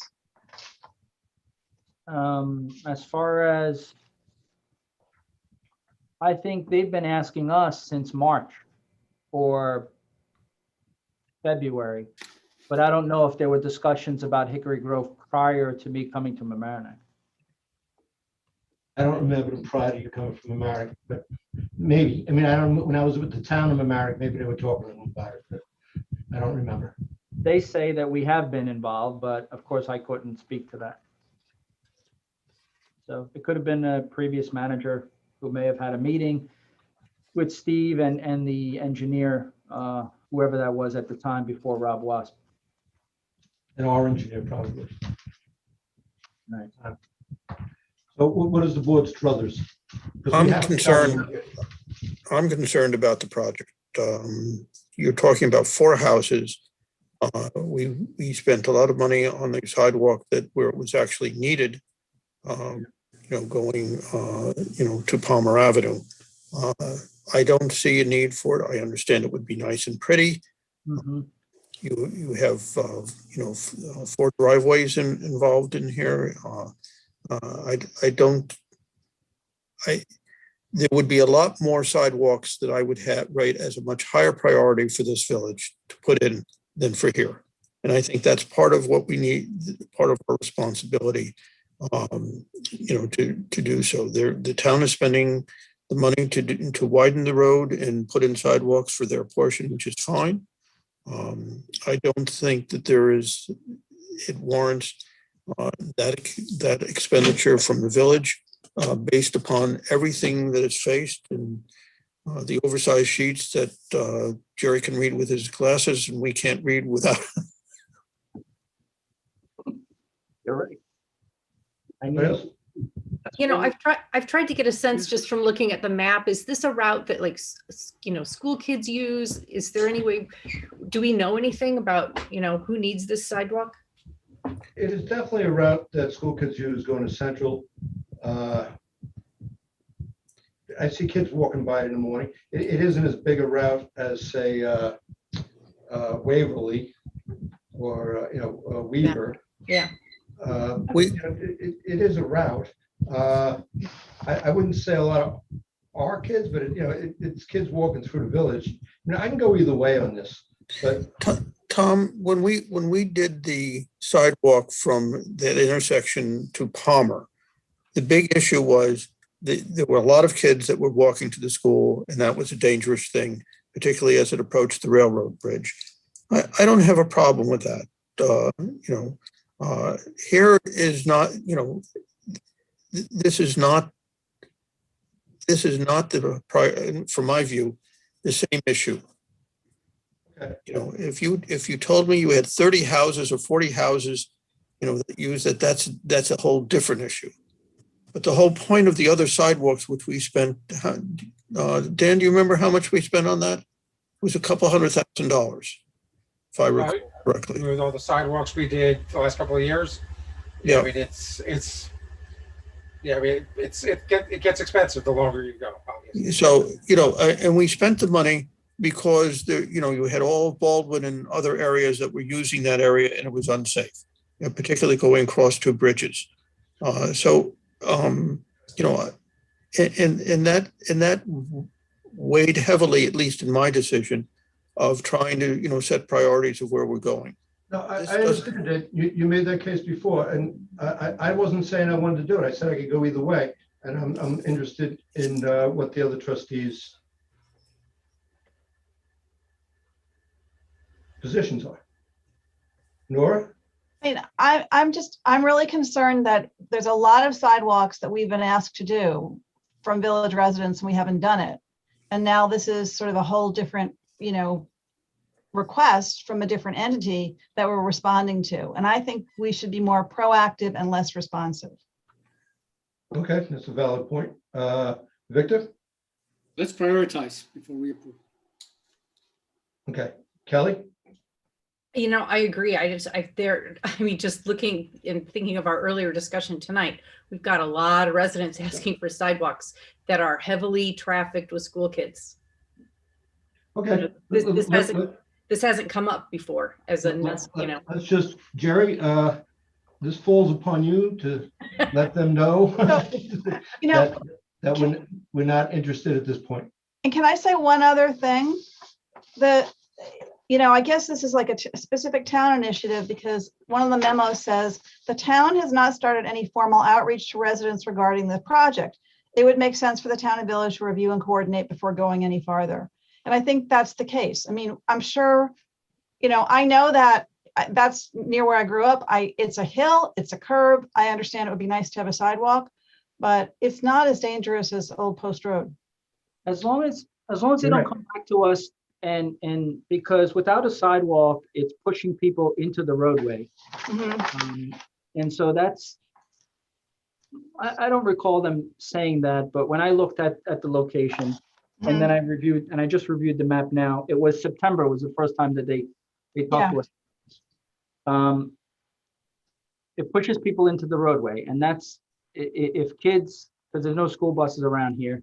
If Mhm. kids are walking to school, it's a little bit of a, well, the 800 block or whatever this is, they could raise that issue where we're pushing kids into the street because we didn't put a sidewalk in. That's my only concern. Other than Okay. that, I agree. We But have we're other. kind of doing that all over the village. all over Yeah, the village. doing the same Yeah. thing. You're right. Okay, Especially people right. are walking more now, taking more bikes, and there are many places that don't have sidewalks, and it's become a hazard. Yeah, it's tough. Okay. Glad we have 25, and we need to enforce. And some people just disregard that. They're flying through people jogging, and anyway. I agree. So All right, so Jerry, you have your answer for the 10. Okay, thanks. Okay, Regretfully. yeah, okay, let's move, please. 1M, field reseeding and maintenance program, carried over from May 10th work session on for regular meeting. Jerry? Hold on one second, Mayor. Let me get myself organized.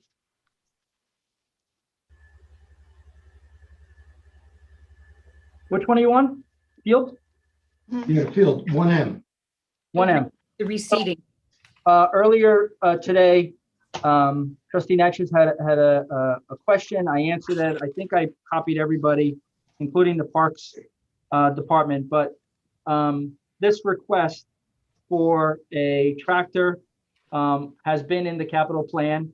It is, I can get it on my big list, but I don't want to keep flaunting my big list. So the tractor has been on the capital request when we created our capital plan, when Barry created the capital plan a couple of years ago now. And so that's the larger item. The second item, and really the third item, which is the core aerator and the spreader, are really being presented to you because of the change of staff that we've had. We have a staff now that's much more willing to do projects in-house. They're much more willing to be trained by me, and much more willing to do work where we can eliminate an outside contractor from doing it and bringing that and moving that in-house. We do, if you read through my email and looked at the spreadsheet, we do subsidize the use of the fields from baseball and soccer. And, you know, if you can't increase fees, then you have to figure out a way to reduce your costs. And this is the way to reduce your costs so that we can get to maybe closer to a break-even point. But there is, in the past, since 2016, we spent $126,000 on the maintenance of the fields with just this one company that comes in, does the field conditioning, which is core aeration, and then does the fertilizer. With the equipment ourselves and with myself training the staff, all we have to do is purchase the organic fertilizer and the seed, and we're doing it on our own for a much, much reduced cost. In addition to that, I keep focusing on the tractor. The tractor we currently have that operates our beach machine is 20 years old. And this tractor would not only be utilized for the conditioning of the fields and the equipment that we're purchasing in this item, but also as a new tractor for a beach conditioning machine, tag along that we have. So, and we would keep the old tractor, we wouldn't get rid of the tractor. We would keep the old tractor, even though it's 20 years old, to create redundancy. Because right now, our problem and our fear is that if the tractor goes down, we will not be able to clean the beach. And I don't know if cleaning the beach by hand is viable. It's not. And then we'd have to keep the beach closed. And so that's probably a little bit of an issue, especially in the hot summer days. So this tractor would help us eliminate that fear, eliminate that concern. We'd also be able to expand turf conditioning to any of the parks. Right now, we don't have that in any of the parks. We don't have the ability to efficiently apply organic fertilizer to certain areas. As everyone knows, they do use the field, the open area at Columbus Park for pickup games. The field in the middle of Florence Park is also used for pickup games. And so when you have use, you have the need for reconditioning. And so core aeration eliminates the compaction, overseeding, and then fertilizing strengthens the turf which makes it safer to play on and makes it longer lasting. And so we get rid of the $36,000 annual fee for the conditioning, not the conditioning, but the cultural improvements on the field, and be able to expand everything to other parks and other areas. So that's why this is such an important item. But admittedly, the $29,000 for the core aerator and the $2,300, $2,400 item for the spreader never made it to the capital plan because we just didn't have the staff at the time to be able to execute that. Okay, questions, concerns? You know, Jerry knows, and the rest of the board, if they've read the emails, knows that this, you know, to me, this is a priority because it pays for itself in the relative short term and it saves us money in the long term. I mean, aside from the benefits of being able to condition other parks and such, I just think it's one of these things that makes financial sense for the village. It's just good planning and a good use of money. This purchase, we removed the $36,000 budgeted item in our budget, our current budget right now. So we don't have that in the budget. So we're already saving, even before we're ordering the equipment, we're already saving $36,000. Of course, with the need to purchase the equipment to do that work. Mr. Natchez? Jerry, I thank you for sending the email, but there were two questions that I asked that I did not see the answers to. Sure. One was whether or not there needs to be a specialized person to operate the machinery. And everyone operates it now. Say again? Everyone operates the current tractor right now. Okay, so you don't need a specialized training to do that? No, you do need specialized training to learn how to calibrate the spreader and apply fertilizer, which I can provide. Okay, but that's a one-time education as opposed to a skill thing, if you will. That's correct. That's correct. Okay, and the second is, this is, I'm confused in whether or not staff has the time to do this and whether we need more staff to accomplish this. So the way I look at things, Dan, is that I'd rather have our staff working 40 hours a week than only working 30 hours a week. And with this occasional item, which is really only a couple of days in the spring and a couple of days in the fall at Harbor Island Park, we could easily fit this in with the current staff. Okay, would that eliminate the overtime that you show on the spreadsheet or that you sent in the email? Now, the overtime there is for special requests of those organizations pulling us in to do field conditioning at different times, non-working hour times. Do we charge extra for that, or do we just do it? We charge a use fee. And we just do it. It's basically the sports teams, sports leagues. But there's a difference between ongoing rooming and then special requests that are extra. We do charge them when we come in for overtime. We do charge them for that. Is that what you're saying? Yes. It's not included in their fee. Okay, that's what I was. So yeah. Recurring overtime, we're getting reimbursed for that overtime. Is that what you're telling me? Typically, when they call us in to do that work, yes. What they'll do is, let me give you a scenario. For rain, they'll cancel Thursdays and Fridays games, and then all of a sudden they have games that they weren't scheduled on Saturday or Sunday. All of a sudden now they schedule on Saturday and Sunday. So when they call us in, we charge them that extra. We normally wouldn't be working Saturday and Sunday, but now they've scheduled games to make up for the games that they lost during the week. So we come in and we charge them that. Okay. So do we have any overtime that is, quote, not reimbursable overtime? In the spreadsheet you get $127,000 expenses? No, all the overtime related to the two athletic, baseball and soccer, is reimbursable overtime. Other overtime, including other items throughout the park, is on us. Okay. Thank you. This is on for the regular work session. Everybody fine with that? Thanks. Okay. Yeah, I'm fine with that. Jerry, thank you to yourself. Thank you to staff. Yep, thank you. The next up is on for the regular meeting. Proposed local law to amend Chapter 186, flood damage prevention as it relates to approved letters of map revision. So these are, I think there are 3 residents who had their LOMAR changed. And this is recognizing the change that FEMA provided to their LOMAR. Is that correct? Yeah, it's just. Can we do this for, Wait, someone off is answering. Go ahead, Dan.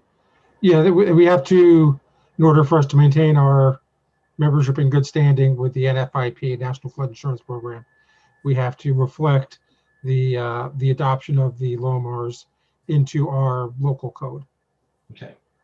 Thank you. so there are many people who have gotten LOMARs that have never been adopted to the village. The village has never asked for them or notified them that they needed it, even though the village was notified when the LOMARs were granted.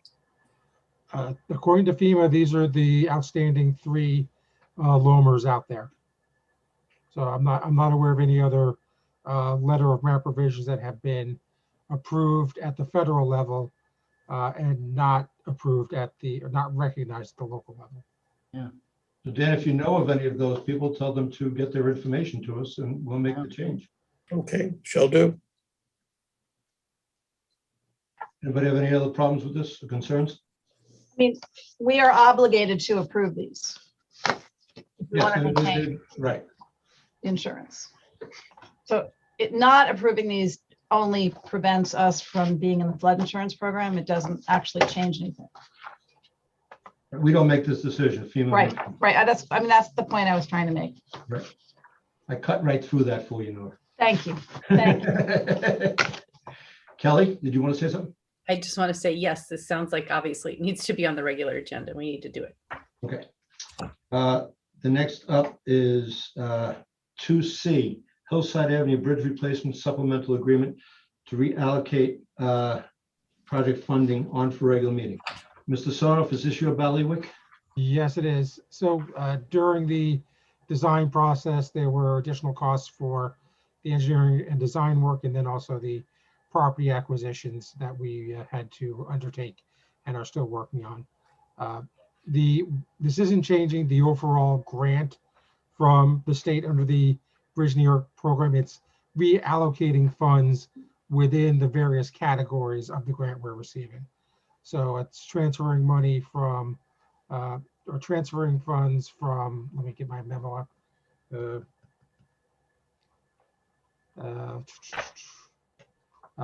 We're increased with the engineering design is being increased from 205,000 to 246. The right of way acquisition from 10,000 to 54,000. The acquisition overage is on our dime, and our being the town of Mamaroneck, village of Mamaroneck, town of Rye.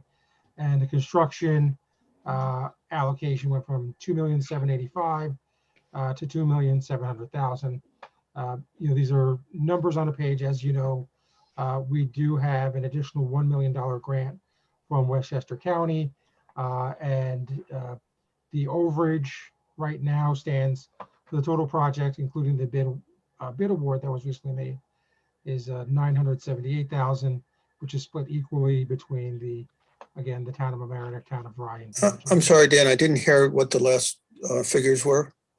The 978,000. Yeah, okay. Yeah, that's based on all the costs incurred to date and the bid award. The total project cost, let's call it soup to nuts, is $4,828,000. We have $3,850,000 in grant funding between the 2 grants, and the remaining balance of 978 is split equally among the 3 municipalities. So it's not changing anything with the project. It's just reallocating funds within the grant. So this would cost us $326,000? Really, the bridge itself Right now, it's $326,000 that each municipality is going to have to spend to replace the $5 million bridge. Okay, well, if we don't spend the 326, we don't get the $5 million bridge. I know. And it is a bridge that lies completely within the village of Mamaroneck. But thankfully, it's the cost is split evenly among 3 municipalities. Yep. So I'm just curious as to how much we're committing from, or if any, from the reserve fund now before we get reimbursed. I think the agreement that we have with the state of New York is that the village is responsible in the first part to make all payments associated with the project. In terms, I think the way the resolution was written, I think it's the standard funded through capital reserve or funded through fund balance or future issuance of debt. In terms of the funding, I think, and maybe Augie can, not to put Augie on the spot, and maybe he can speak a little more accurately about the way from the capital program. You know, those, when we pay a capital bill when we pay a bill for a capital project, Augie, before we do how does it work before we do the final transfer or issue the debt? How do you get your cash flow?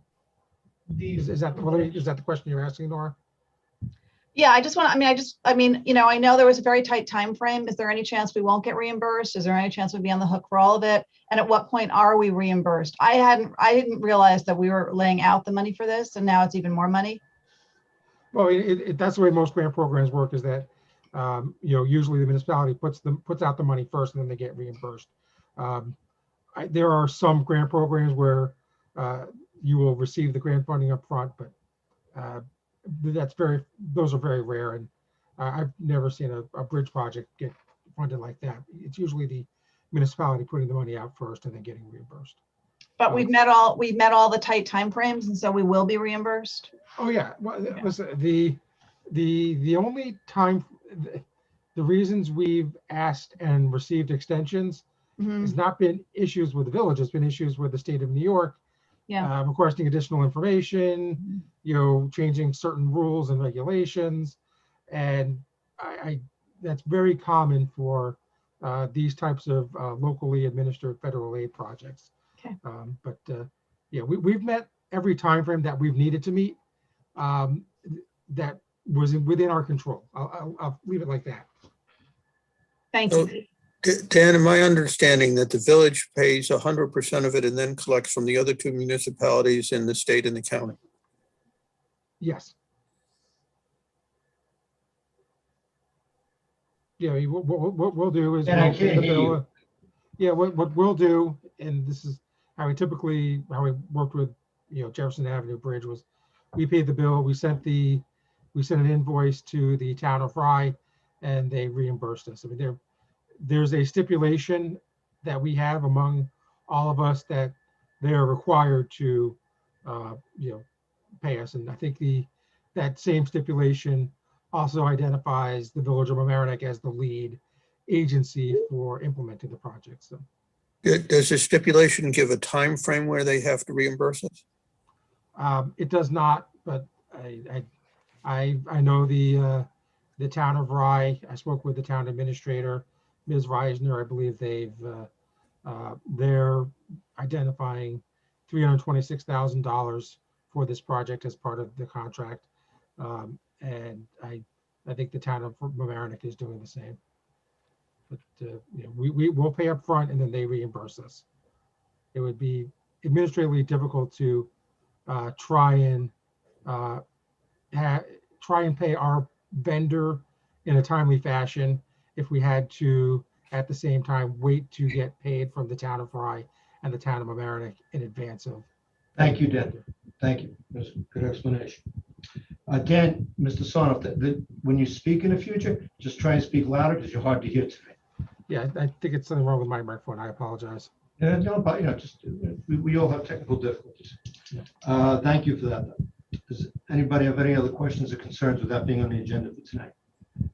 I have questions first, and I do have problems with it going to the agenda for today. Go ahead.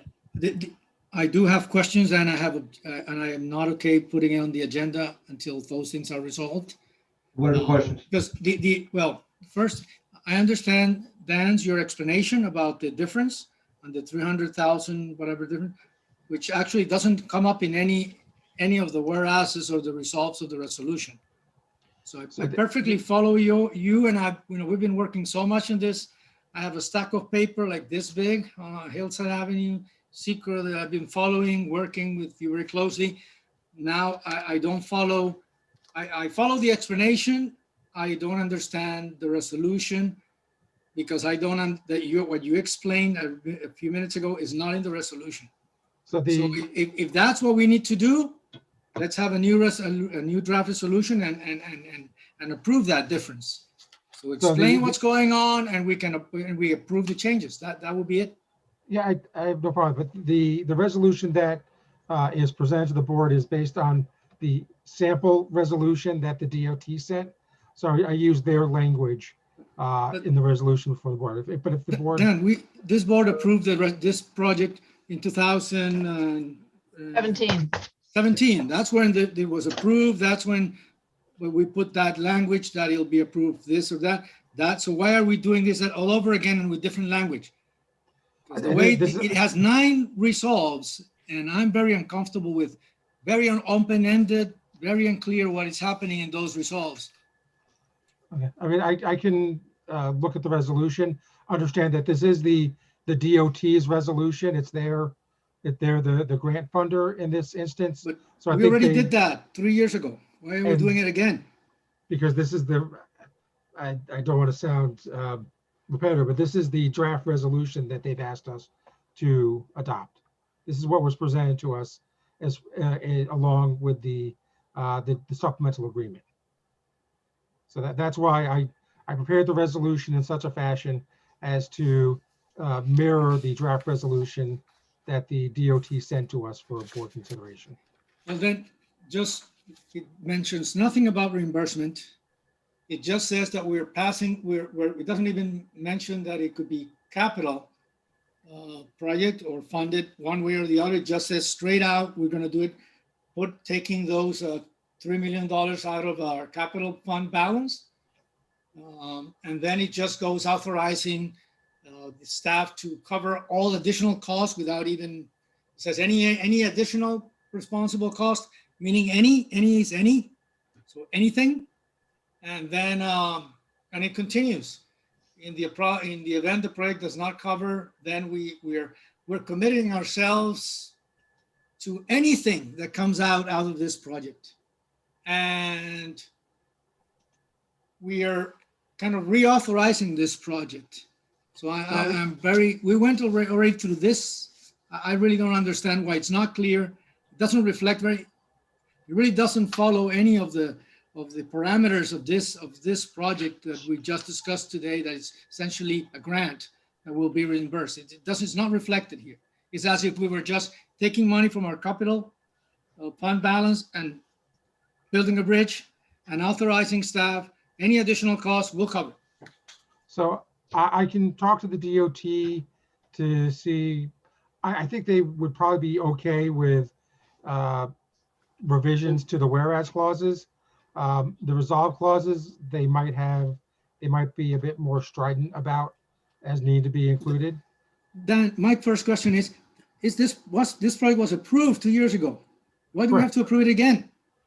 What we're approving is, what we're being asked to approve is a reallocation of costs within the grant project. Then we'll approve that change. I have no problem approving that, but not reauthorizing this with that all open-ended language. Okay. Again, I can, if there's discomfort with the resolution, I can talk to the state to see what type of flexibility we have. I believe they would probably be amenable to flexibility in the whereas clauses of the resolution that they'll need for this. but I think they may want, they may not want us to change the resolve clauses. Then let me, I understand the bind you're in. You're dealing with a state agency, federal fund, yes. But if you look at those 9 resolves, which is our way of doing business, it is an instruction that goes way beyond what we're doing. That's my concern. Because this is how we do our work. This is us giving you instructions. So we can be dictated by other policies, yes, but that doesn't mean I have to just sign. It has to be in line with how we do business and actually what it says. So please, I understand your bind, but also look at this language and those 9 resolves.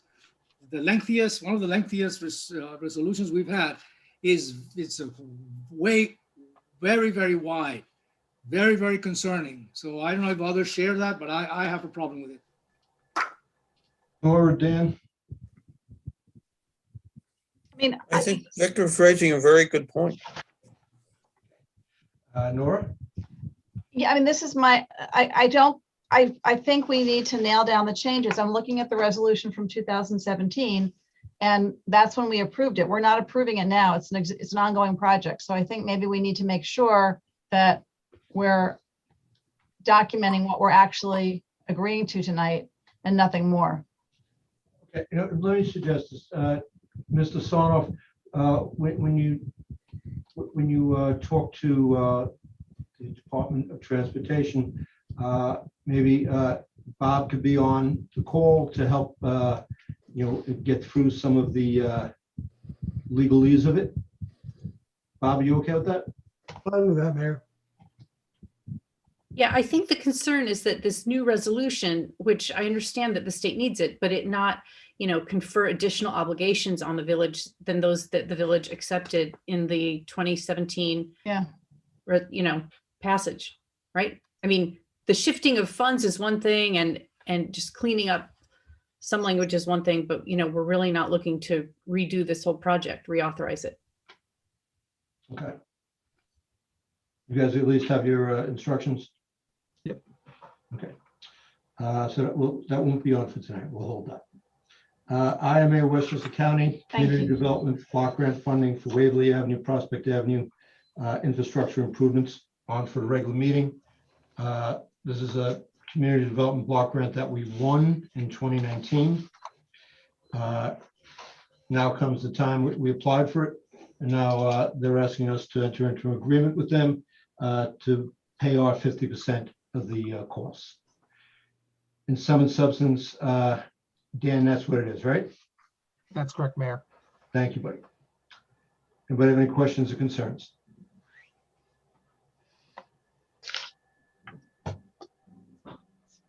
Okay, if I don't see any, let's just put it on for a regular meeting. Yeah. And thank God we're getting community development block grant funding again. It's been a source of many improvements in the village of Mamaroneck. And Waverly Avenue can definitely use this.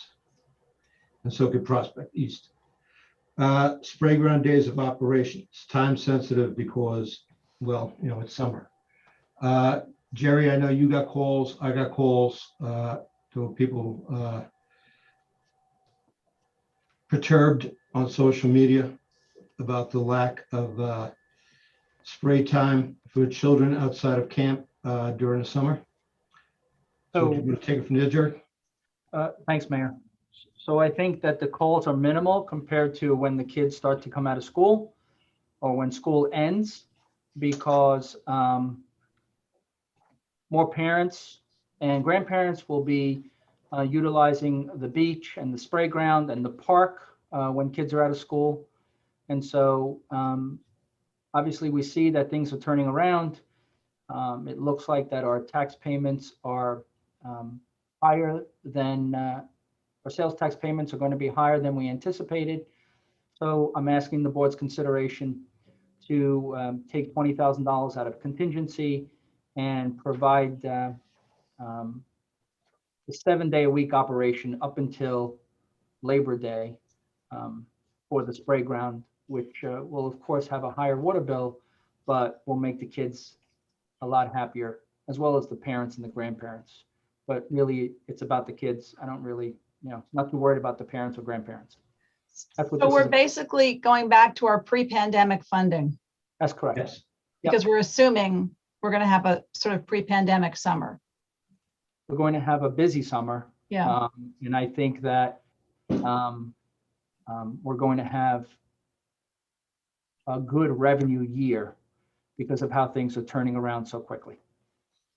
I mean, I think maybe we, in April, we weren't so optimistic about using the spray ground and maybe we underestimated in trying to keep the budget really tight. But again, this is like the third thing tonight that we're going into our reserve fund for.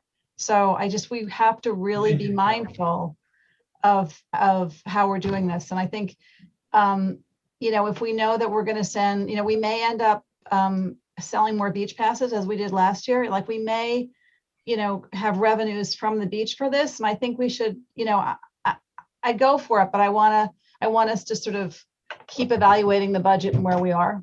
Just to clarify, it's not from the reserve fund, it's from the contingent account. Contingent account. Okay. You're right. Okay. So Jerry, you're looking for this additional $20,000 to pay for the spray ground 7 days a week between now and June 20th, or is this for the whole summer, additional $20,000? Additional $20,000 for the whole summer until Labor Day. Okay, so the running of and so when would this start? Tomorrow? Yeah, we'd start it right away as soon as the approval of money in the contingency. The money's already in the budget. The contingency account is already included in but we're not going into fund balance. We're just taking it out of contingency. An unforeseen circumstance that came up. Yeah. I mean, to me, I think it makes more sense to run the spray ground 7 days a week, starting when school is out. I mean, I would like the public to be educated on how expensive the spray ground is because we can't recirculate the water. It's just water flowing constantly. Once we turn, when it's on, it's not recirculating. And I mean, this is a longer term proposal, but I would hope we would look to moving the spray ground in some way so that we could put some recirculation on it. But this spray ground is really expensive. And I'd like to find a way that it could be less expensive, long-term, big project in the future. There's been talk about expanding the spray ground in the future. And is there a way we could do that? I'm sorry, are you done, Mayor? Is there a way along those lines of Kelly's request to have a split the cost or manage the cost? Because of I understand when it gets hot that it's ideal, but would it maybe some time, not just the entire day? I just can't find the memo again. I remember reading it, but what are the times? And could this be controlled a little more so that we make sure it doesn't go beyond that and that it's really used when it has to be used? So I'm in favor of expanding it, but not just an open-ended 7 days a week, like, back to normal, because things are really not back to normal. Really, maybe the revenues are here and there, but things are subject to many. Well, can I just point out that when people aren't there, like if you have a cloudy day or if the spray ground is people activated. Yeah. So it's not running all the time. Okay. It's not like in New York City where you see the spray conditions. Like when I was growing up, they had two seals in the park that sprayed water. Or you probably know what I'm talking about, growing up in the city. And it was on all the time. To activate the spray ground, a kid has to go in. He's got to hit this kind of globe inside there. So it's not running constantly. So if there's nobody there, it's not going to be on. But there's nothing worse for a kid to go down to the beach, especially if you've ever been down there at low tide. There's absolutely no opportunity to swim at low tide, and to see this spray thing, and people tell you, well, you got to wait an hour and a half to go. You know what I mean? I'm trying to be. I understand. I had a question. My question. Thank you. I appreciate the explanation, Mayor. As I said, I would like to expand this. I just want to see how we can use this in a more reasonable way, so that it's not just an open back to where we were before. Because let's try to conserve when we can, or just educate, rationalize, so that we not just go back to where we were, but make some progress on how we can manage it better or moving to something. Normal hours are 10 to 5. And when we have camp, it'll be 9 to 2:45. So I can designate normal hours to be 10 to 4, and that may save a little bit of money. 7 days a week, that's, that's significant. Or less when it's getting hot. Okay, something along those lines, I think maybe. We could start it a little bit later, 11 o'clock in the morning, and then go to 5. I mean, whatever. We can adjust. If you want me to talk to Jason about shaving an hour off of the time use, that'll save us a little bit of money. The transfer is the transfer. Whatever we don't use, obviously, it's a bill. It's a water bill. So whatever we don't use, we don't pay for. What are we talking about here? You're gonna be saving $2,000 or $3,000. Come on. Yeah, that's what you save. You're right. But and it's not just that, it's just the way, let's say, for example, from 9 to 10, maybe not used. So that's why I'm trying to just have this kind of conversation. I think Jerry picked it up. Jerry picked it up, but maybe it's a good idea just to start at 10, because at 9, maybe not, that's not. So let's hear from, as you say, Mayor, let's hear from those who are closer to the service and see if maybe they can, because it's just a rational use. It's not just money here or there. It's taxpayers' money, and it's us to conserve when we can't, not just to turn on the tap because it's only $2,000. That's my point. As I pointed out before, it's not just turning on the tap, it's activated by people. So Jerry, I like your recommendation. If other trustees agreed, then have that conversation, save an hour if you want. You have the authority on the other side. I just, as long as you approve the transfer out of contingency to the water account, I have no problem. We'll regulate. We know what you're looking for. right, Thank great. you. The Girl Scout in me is saying use resources wisely. Yeah, especially water, of course. Yeah. Thanks. I appreciate this. And when this water is turned on, 7 days a week before school is out, we're one of the only, if not the only place in the county that has water available for recreation. I mean, the county stuff does not open until June 20th or later. So. Well, why don't we do that? Why don't we just wait to June 20th to do it? And that'll save you money. Jerry, That works. And that would be only to do it 7 days a week, starting on June 20th. The weekends we would do, starting now, of course. I'm sorry, Dan, go ahead. Go ahead. my question, Jerry, is the original budget of 20,000 was based on half of last year's expense. Is that correct? No. Did I understand that correctly? I think half of last year's budgeted amount, which was 40,000, 2 years Yeah, ago. last year's was 40,000. Yeah. And so we cut it in half to 20,000. I think that's correct. Okay, but we've increased, and so we're going back to roughly 40,000. Correct. Increased the water rates 38%. But we I have, should be asking for more. say again, I should be asking for more. there's a $12,000 deficit.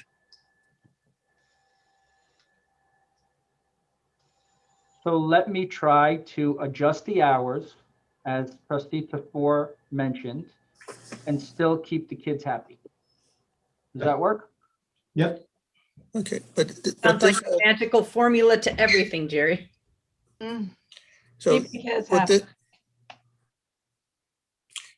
this discussion, in the previous discussions tonight and allocating, for different projects, goes back to what the information that I suggest that we have in front of us can track what we've done, what the balances are, and what the impacts are going to be, on next year's budget.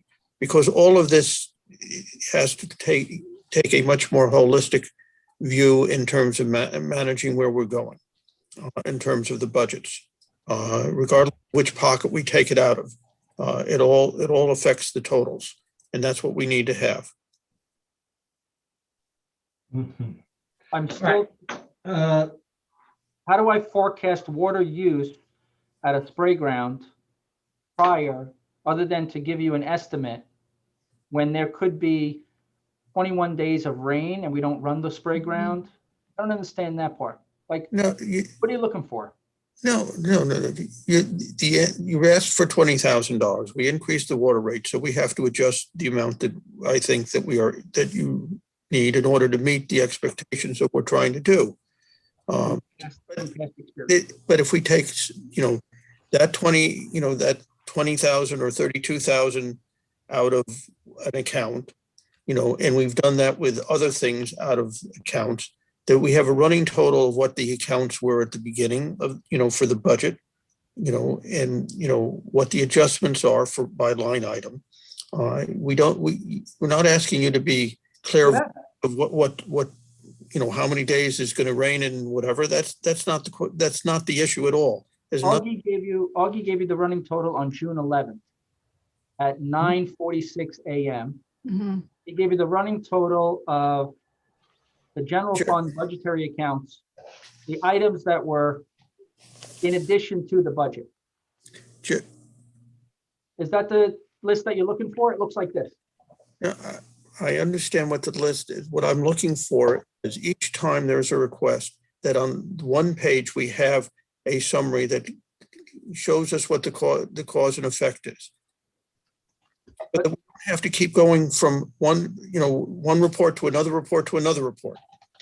But this is a 2-page report of all the items that were added to the budget or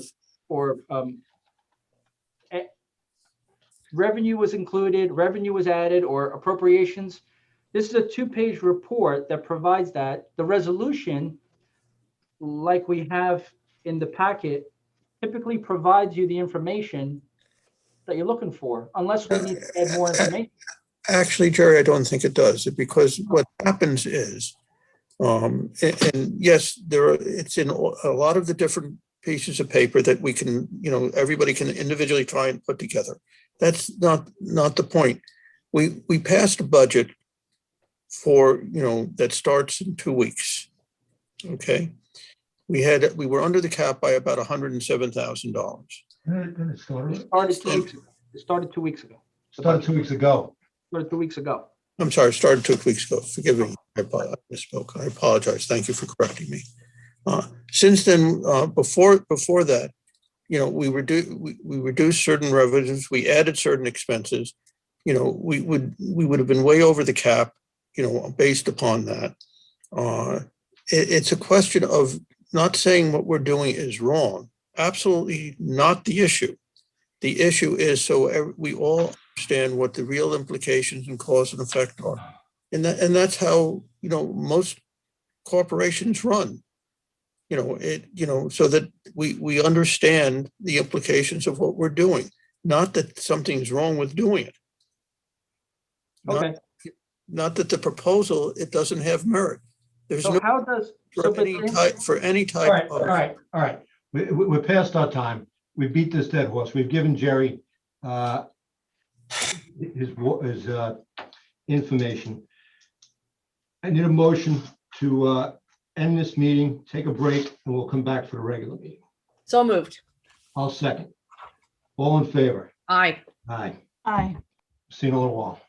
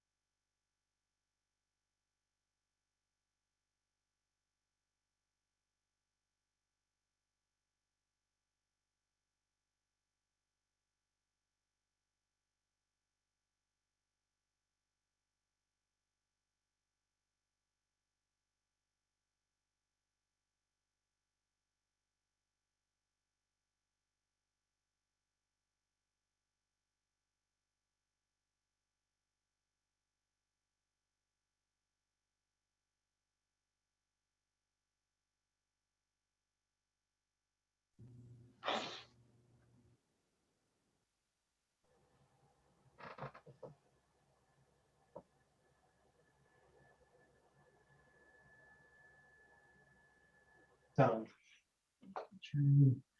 There's the whole board of trustees, Kelly, Dan, Nora. Okay, the whole board of trustees is here. Okay, good. All righty, folks, going to start in 30 seconds.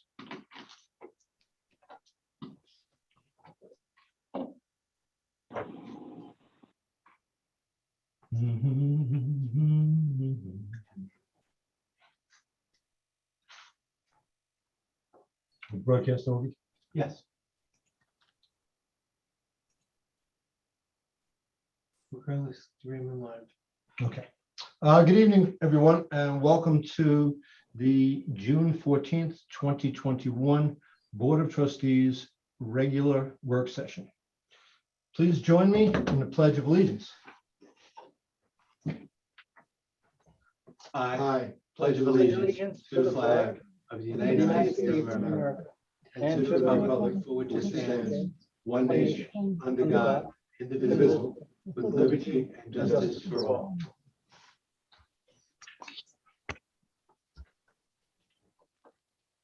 Thank you all.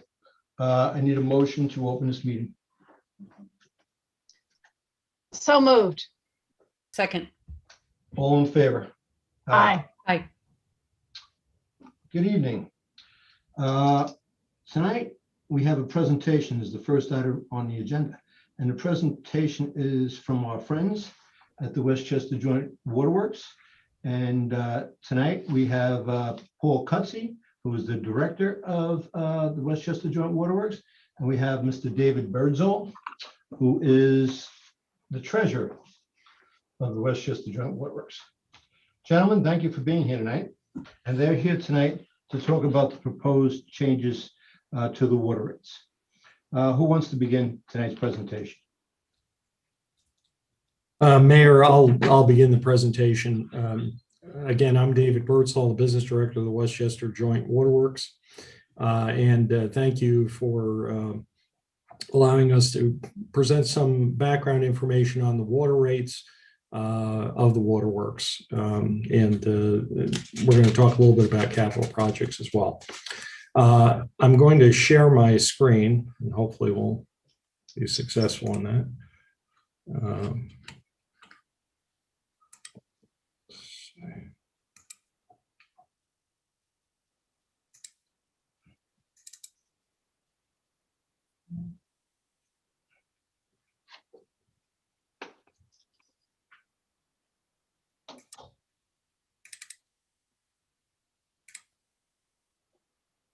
All right. Can everyone see my screen? No. No, not yet. It's busy. It Okay. says David Birdsall started sharing screen, but there's no information. Okay,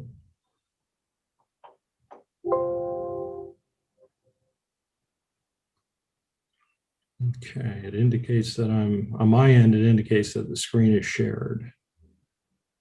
Or is this something on our end? That's not right. That's his.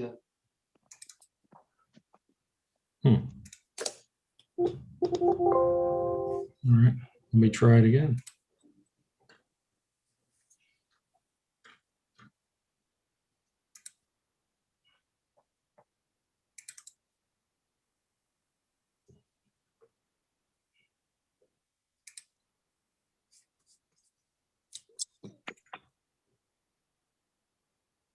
Okay. Can you see it now? Nope. David, you want to email it to me and I'll probably run it for you? I have it open. Let me put it up. Okay. But David, you have to stop sharing. to David. close. Yeah, you have to stop sharing, David. Okay.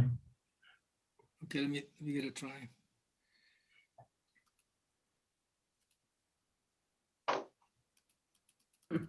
Oh, There we go. thanks, Victor. Now, Are you ready? Just give me the orders. I'm ready. Thank you again for this opportunity. Sorry about the technical issue. I'm not quite sure I understand that because it's worked before. Going to the first slide, let's start off by talking a little bit about the cost of water from the Westchester Joint Waterworks. The average retail cost per gallon of finished water, that's water purchased from the New York City water system and then treated and distributed by the Westchester Joint Waterworks, is 9/10 of 1 cent per gallon. So I think if you compare that cost of bottled water or any other type of beverage that you use, that actually is pretty inexpensive in general. We can move to the next slide, talking a little more about the cost of water. Taking a look at what drives the cost of water. First of all, we purchase water from the New York City water system, which I mentioned before. Looking at our approximately $25 million base of expense and looking at the current water rates from New York City, our expense base is made up of about $11.5 million, which relates to purchased water from the New York City water system. In addition to that, we have $13.5 million in costs related to the operation of the water system. So that includes water treatment, water distribution, general overhead, maintenance and repairs of water mains and water storage tanks, water treatment plants, etc. And then the third cost driver are costs associated with water system capital improvements. And we've talked about the 5-year plan previously, and we talked more specifically about the joint system projects.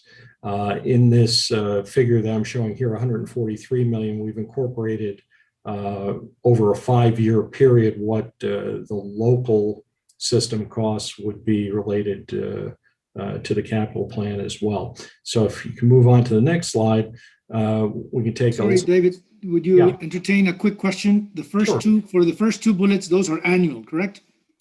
That's correct. Okay. Yeah, that is basically the annual operating costs. Again, it's about $25 million in total.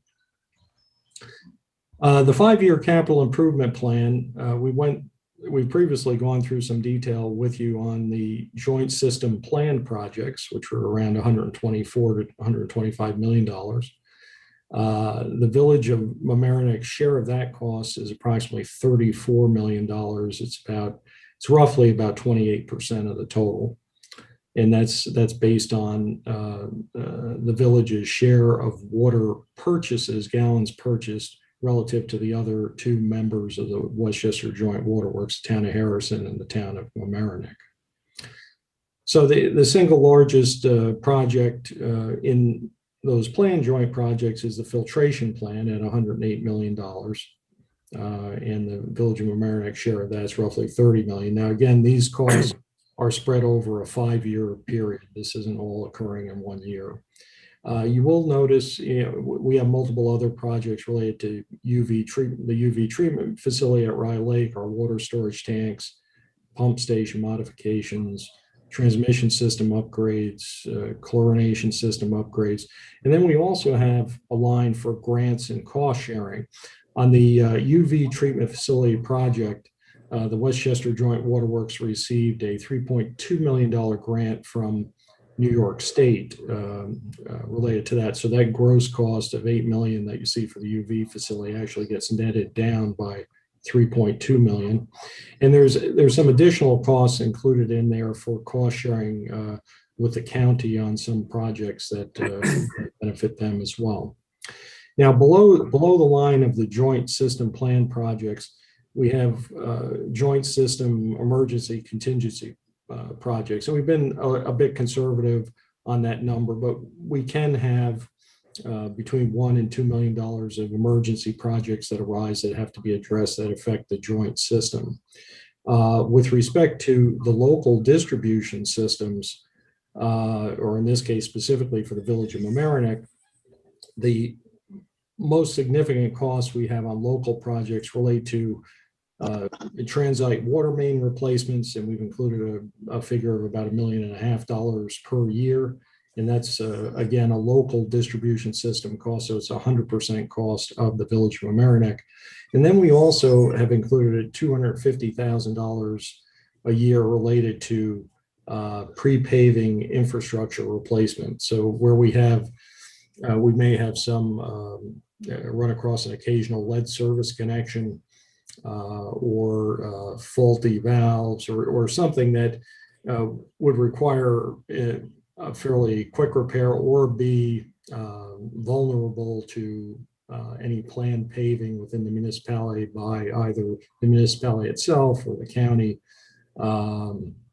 We again include costs to cover those repairs so that we do them before the streets are paved and we're not digging up a nice newly paved street. So if you aggregate all of those, the 5-year capital plan includes about $143 million in gross projects, and the Village of Mamaroneck share of those are about 45 million, hopefully. I just would be, before you go change slides,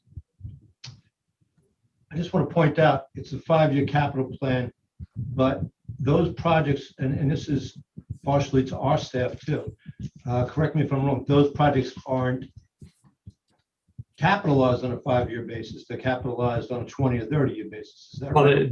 That's correct, right. They depending on the type of project, it would be amortized probably anywhere from 15 years to 25 years, Augie. So.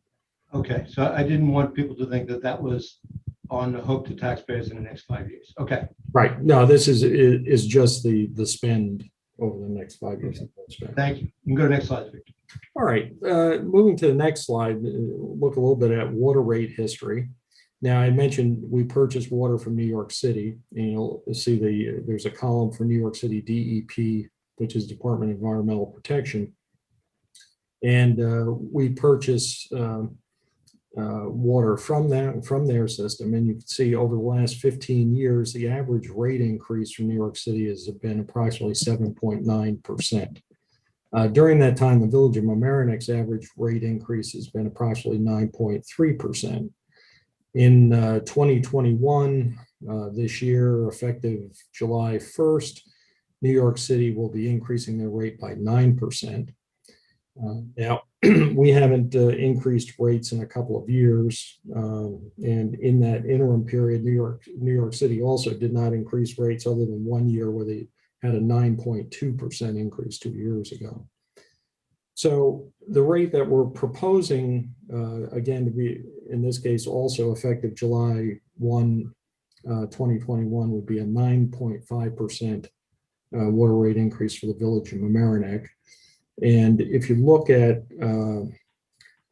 what I'm going to call a quote unquote average user of the system, an average household, they use about 100,000 gallons of water a year. Currently, that annual bill is approximately $796. With the 9.5% increase, that will increase to $872 to $76,000 a year per year increase, which amounts to about 21 cents per day.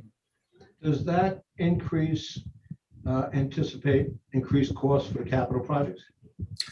This takes into consideration the timing of capital projects as we move forward, and also retrospectively at what our results were in prior years. So 2020 was a bottom line, at least in terms of distributions to the municipalities, was a little bit better than it typically has been. So that allows us to, in this case, even with some zeros in a couple of years on the rate increases, to go with a 9.5% increase, which should cover us going forward, at least for the next year, for this year.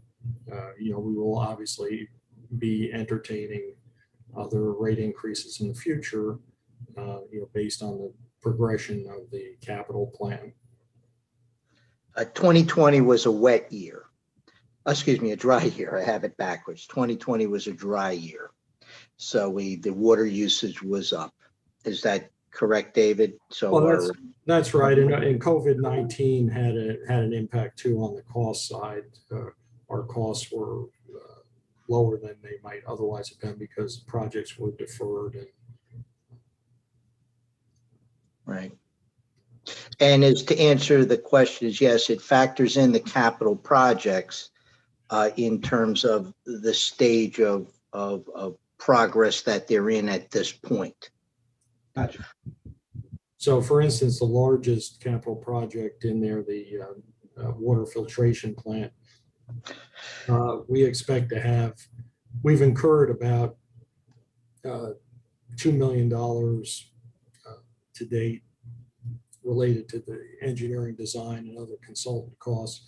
And we expect within the year to incur another approximately $4 million related to detailed design, et cetera. So that's been factored into. David, could you speak up a little bit more so we can hear you better? Sure, I'm sorry. Basically, what I was saying is we've spent approximately $2 million to date, or a little more than that, on costs associated with the largest capital project, the water filtration plant. And we anticipate on that one, which again will be the largest cost over the 5 years, that we'll spend another $4 million for the balance of the year related to detailed engineering design, et cetera. So we factored all of those things, the UV plant, et cetera, into the rate proposal. And as the costs, it's a $108 million project. This also will,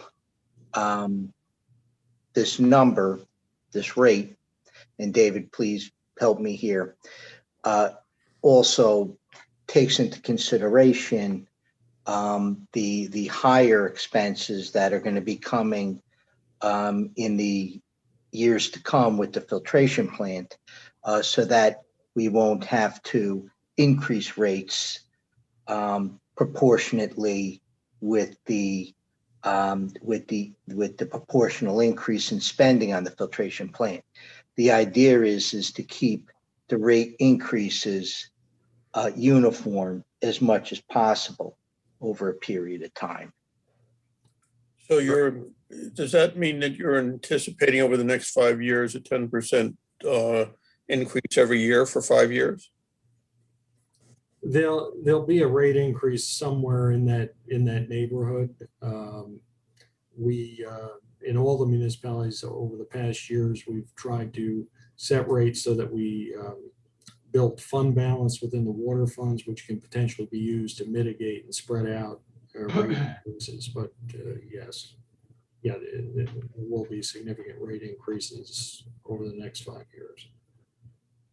On that, Mark, could you give us some projections, and you can send them to us separately following this presentation? I think it's been clear as to how we get to this rate increase now, but how would it, this issue of how it continues and how it affects the overall budget. When I joined the board several years ago, way back, there was a particular trustee, and you probably remember, that would ask for this year after year and would look at the crunch numbers a lot. So I'm not going to go through that exercise, but it was useful. I learned a little bit from that, and getting those projections and the actual numbers. You've done a little bit of this also in the past. After this particular trustee is not joining us, that you did share some of those details. The mayor also helped sending us. So can you give us a little bit? So it's twofold. On the one hand, kind of what is the operation in the coming year? How is this number? And you have the info. I'm not asking anything that you don't have. And also some of the projections so that we can see how this fits into that 4 or 5 year long term. Yes, we're as part of the draft EIS for the filtration plan in particular, we're doing an update of our forecast and looking at the change or what the most current expectations are on the timing of expenditures, et cetera. So we will be doing something overall related to that, an update that is. So yes, we can share that with you. Is that ready at this point, or is it going to be refined Well, that's, before it's in the yeah, seeker? that's what we're doing. We're refining it at this point, and we also need to go back to the municipalities. We used some assumptions with respect to interest rates and also term of bonds, as well as some other assumptions in there that we need to refine a bit going forward, and also look at the available fund balance in each community. Right. But there should be, but we can share, I believe, what we have now with the knowledge that it's going to be obviously refined before we include it in the seeker process. Oh, well, before it becomes part of the secret process, we'll be able to do that, yes. Okay.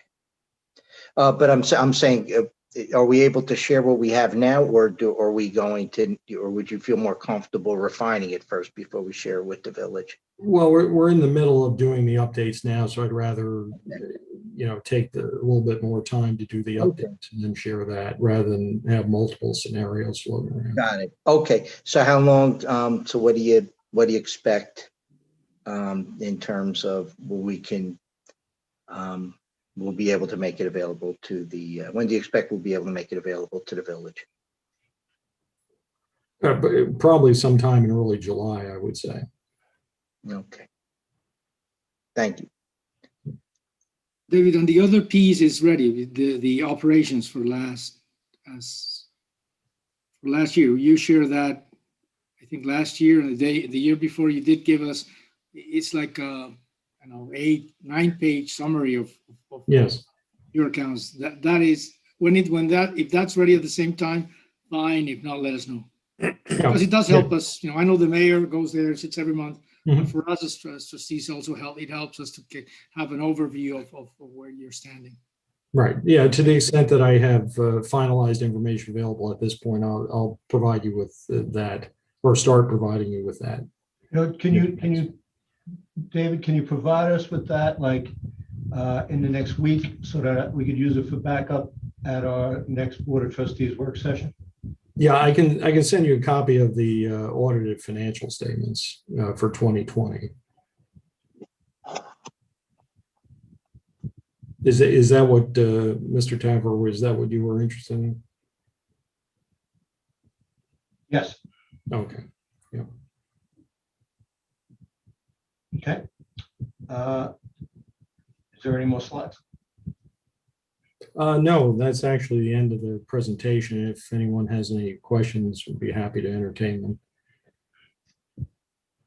Further questions? Board have any questions? Dan Natchez? Yeah, a couple things for the major capital expenditures like the filtration plant. Do each of the 3 municipalities issue their own bonds, or how is that financed? Yes, we are not a water authority, so we cannot issue our own debt. So each municipality issues their own bonds for their share of the projects. So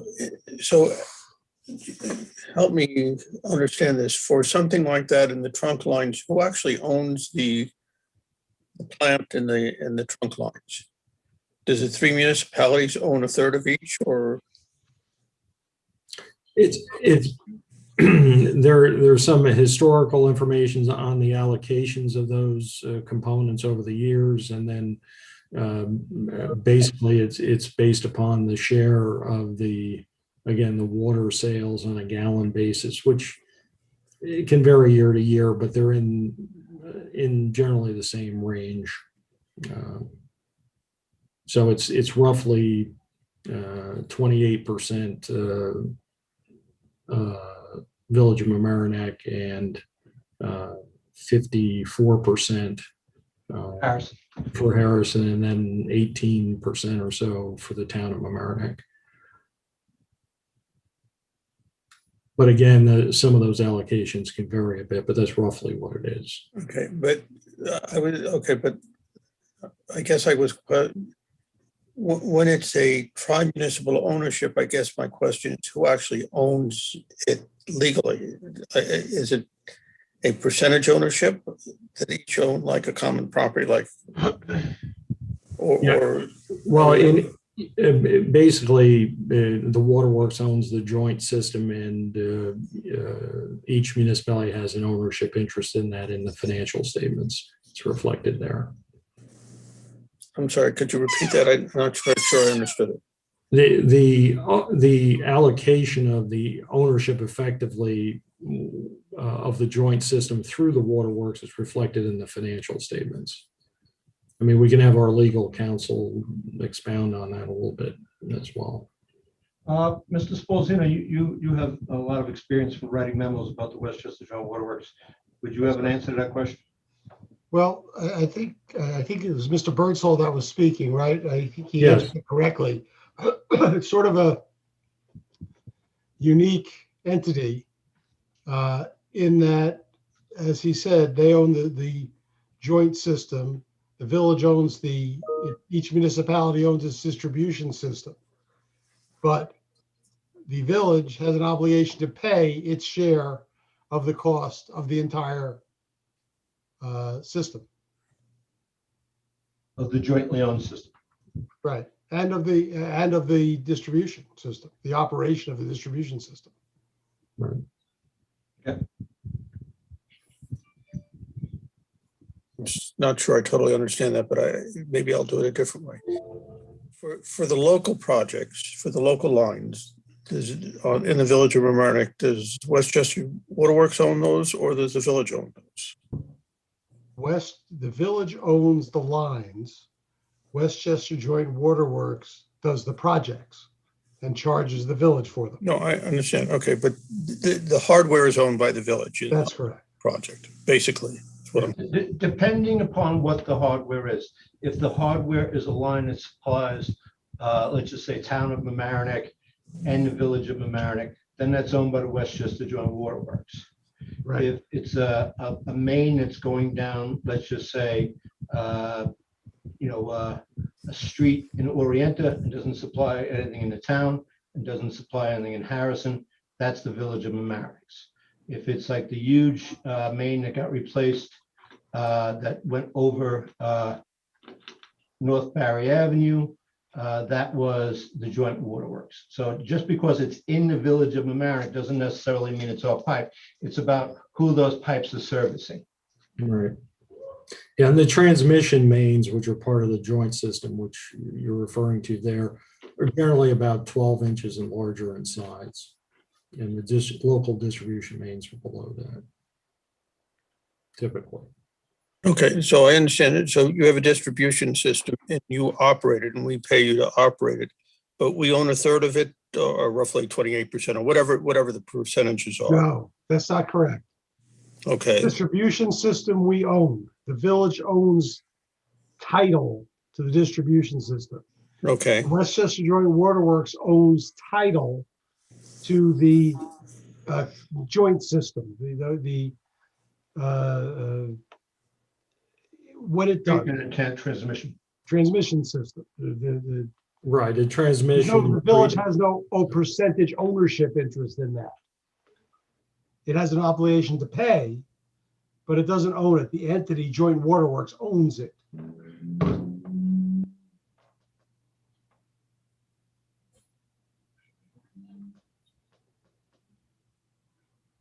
Okay. So if we own the local system, is what I'm understanding that you're saying, correct? Correct. That means that the hydrants would also be owned by us. I believe that's right, but I'm not 100% sure on that. I think that's right. So a question that I asked a few weeks ago is, I don't understand why we pay rent to you for the hydrants if we own them. Well, because we have to maintain the hydrants. So it's not really a rental of the hydrants. It's a operational cost. Correct. Yeah. And you also replace them if they break. We don't replace hydrants. If someone rolls over a hydrant, right. Westchester Joint Waterworks replaces that and buys that. The village of Mamaroneck doesn't do that. Right. So it's anything involved with the maintenance of the hydrants. And that's been going on since the beginning of the waterworks. Correct. Okay. Any other questions from the board? All right, I'm going to allow Mr. Tippett. I think Mr. Quiros probably doesn't have his hand up for this. Mr. Tippett to ask a question here. Good evening, board members. Good evening, Joint Waterworks. On the long-term bonding, could we have an estimate of the useful life of the different products? That way, as we try to figure out the bonding, we'll know how long we can write bonds for different products. Yes, we do know the useful lives. Some of them, like the water mains and whatnot, go out further in terms of useful life than you could reasonably expect to get a bond term for. But yes, we do know the useful lives of the. And that's information that you share with the clerk treasurers when we go out to bond. Correct. Perfect. And the other question that I have asked is, in any year presentation, this doesn't include money the village has already spent on capital project, water projects over the last year that we still need to bond. If the question is, are there some capital projects in that plan that have already been undertaken or near completion? There are some, yes. Okay, thank you. Glenn, just so you know, when you get on later on, your sound sounds like, you're the announcer at Yankee Stadium, when they announce the lineups. The next up is Mr. Teekert. And, just be aware everything you say can and will be used against you in a court of law. Very funny, Mr. Mayor. No, it's just factual. So please go ahead.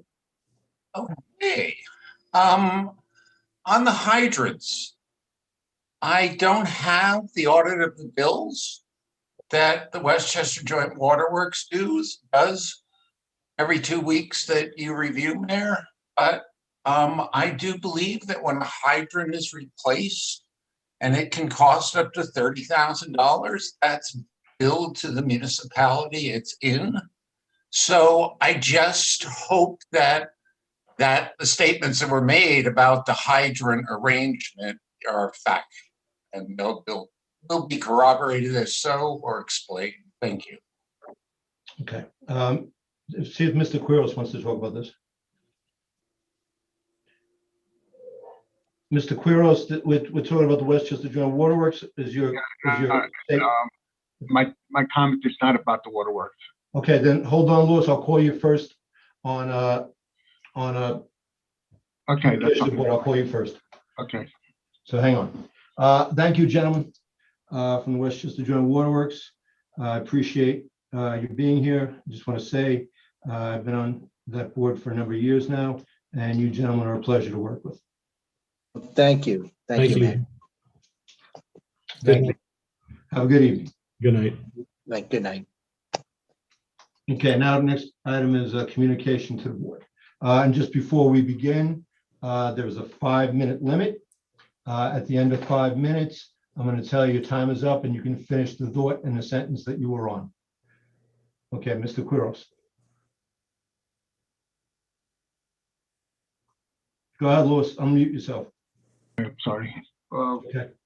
When we discuss politics and social issues and economics, framing is everything. And for example, there's a fire escape in front of Holstead Avenue in a building where there's a bar by the train station that says, if you're not paying taxes, if you do, and it's on the fire escape, which should be illegal to begin with. If you're not paying taxes, thank the taxpayer. I find that revolting as it faces the communities, the poor communities of the village, of this supposedly friendly village, and it faces the community of color. There's not a person in the village of Mamaroneck that does not pay taxes. But that sign should not be there. It's very insulting and it's really racial, and it's been there for been there for long time, over a year. And it always amazes me that no one picked up on it. It doesn't really doesn't amaze me, because that's how it is. Now, for 6 months, I've been discussing and bringing up myself and other people about the litigation and the visibility of litigation. And again, framing is everything.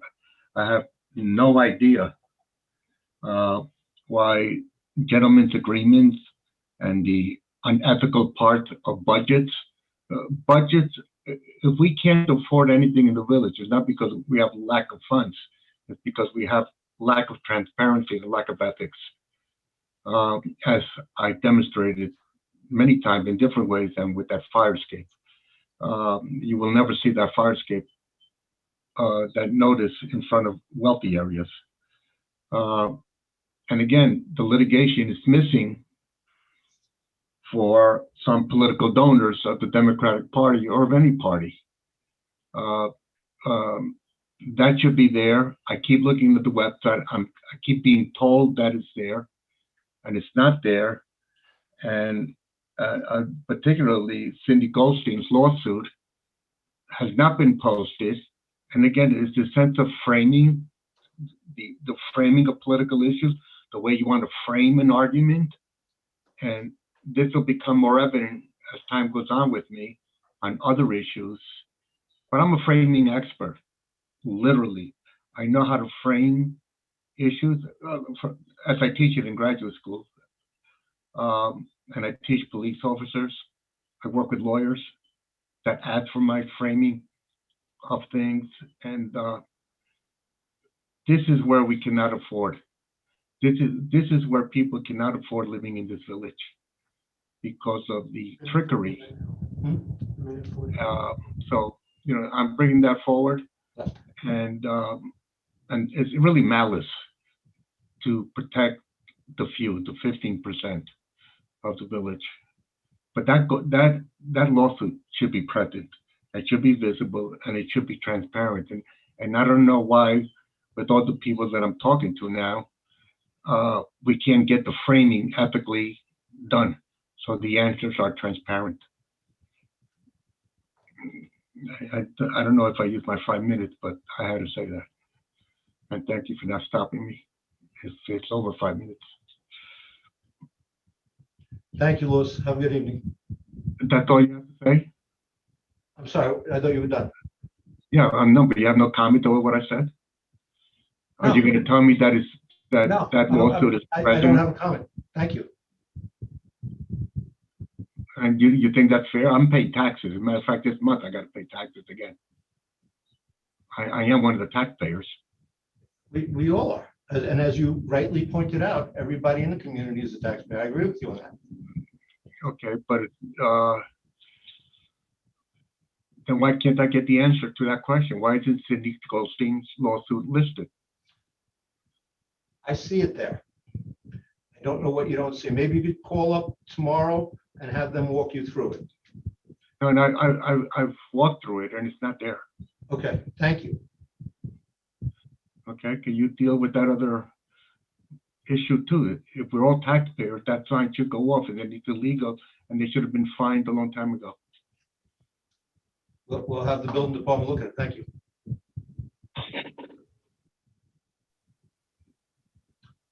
Okay, Kevin.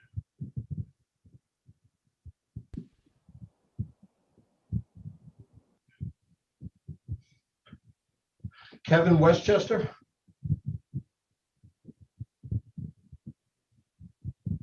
Kevin? Are you there, Kevin? It seems we're having technical difficulty with Kevin. Go to Daria.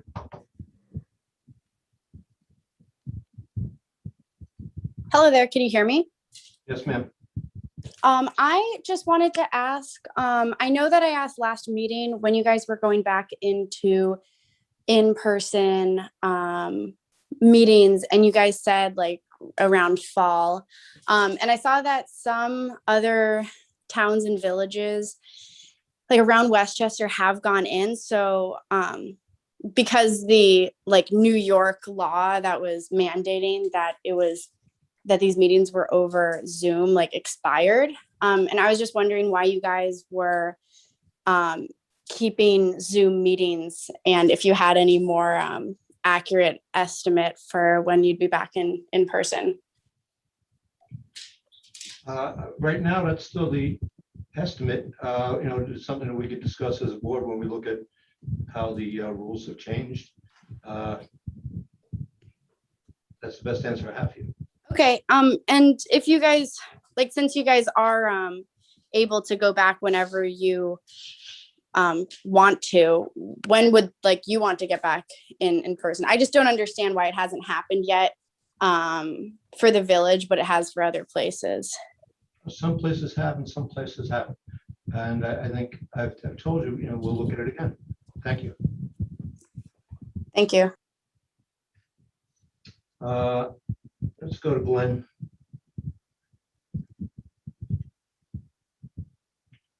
Good evening, Mr. Mayor. Is this better? Yeah, it's much better, Glenn. Thank you. Thank you. I actually wanted to introduce you as batting first, Mayor Tom Murphy.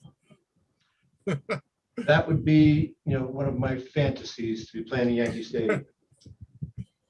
A couple of things. Is there any progress on all-year sports recreational facility involving sports time going on? A couple of years ago, you were going to end the contract with sports time. You had a group of residents that came out. You then had a committee about how to save tennis in the village. They came back with a report that basically said that to be viable, you probably would need more of a complete indoor facility. And I haven't heard anything since. And Sports Time's contract, the time is ticking. I believe the ad hoc committee has been meeting diligently, and they have been making progress. But I understand that it's time sensitive, and I believe they do too. Okay. The other one is I'm happy to see that comprehensive capital budget was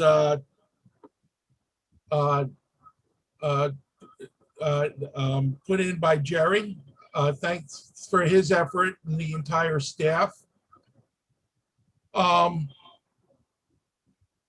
The question that Dan keeps going around, and the thing that I'd like to make sure that it's incorporated with the trustees is, as you spend money on projects, you just need to keep a running tab of how much you have spent and be aware from Augie how much you can spend in a given year of money that we have paid in principal, and then realize that every $1 million you spend over that amount is going to affect the budget by approximately 0.25% in the following year.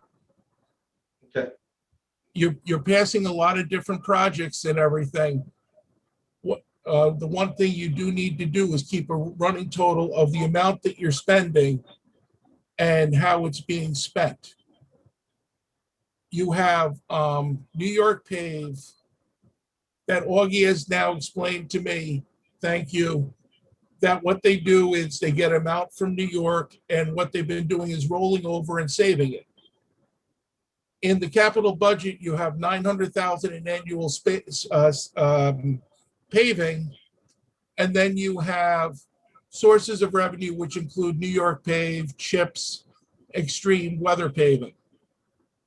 You also have a project you're going to be presenting tonight is Halsted Avenue, which would run around $3 million. We have saved by rollover over $1 million. Would you want to take the New York pave money and put it towards the Halsted Avenue project to reduce that? But then the money wouldn't be available for the annual paving.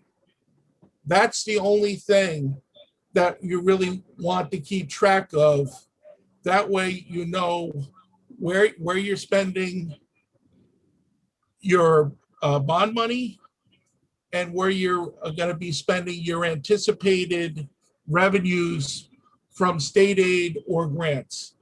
Thank you. Thank you. Thank you for your input. I have vast faith in our staff that they will be handling all that with aplomb. The next up is Mr. Teeger.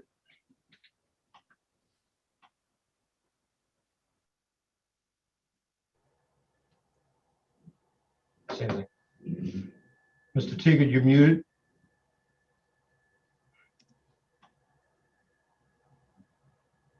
I'm sorry. I went to the Westchester Joint Waterworks agenda for May 7th and the audit of the bills. And indeed, individual municipalities do pay for not just replacements, but apparently repairs. So it does seem excessive that the village pays both, I think, almost $100,000 a year to lease fire hydrants, and then also pays every time they get repaired. So I'm not sure what the maintenance is about, but I would hope somebody would look into it. The other thing I want to comment, like I did last time, is that the board should probably understand that it would probably be unconstitutional for the mayor to cut people off at 5 minutes when he allows people he likes speaking to go on longer. On your work session agenda, I was very surprised to see an email exchange that basically explained that the mayor had been added to the email distribution list for, I guess, nearly all the boards in the village, including the Board of Ethics, which is supposed to be privileged and confidential, and the land use boards. I was even more surprised to see that the mayor claimed this right under the law. I'm surprised because the previous mayor did this exact same thing. And he was told very clearly from the village attorney that the law that he was using to justify it, which is the same law this mayor is using, was not applicable. So I don't know if this has been resolved, but I do hope that the board sees that it is. The other thing is there was a very disparaging post on the Tom Murphy, mayor of Mamaroneck Facebook page. And I know this board had a discussion about social media policy a while back. And I'm just wondering if it's appropriate for the mayor to use his mayor's Facebook page to attack people, residents in the village. I do hope the board will also take that up at some point, because I don't think it's good for the image of the village or anything else. There's a contract on, I think it's the audit on the work session for the oversight of the inflow and infiltration work that's coming up. 1 minute 47. I'm sorry? Excuse me. Keep going. I am. Is this going to be brought to a meeting, or will this contract just be awarded without it going to a public meeting?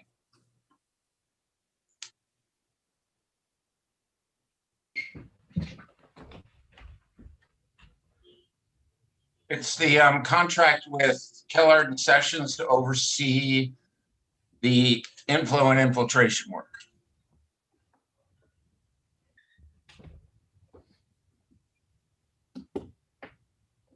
So nobody on the board knows if this will come before you or just be given to Keller Session? Is the village manager there? Does he know? Mr. Sarnoff's there. Does he know? I think we can find an answer for that question, can we not?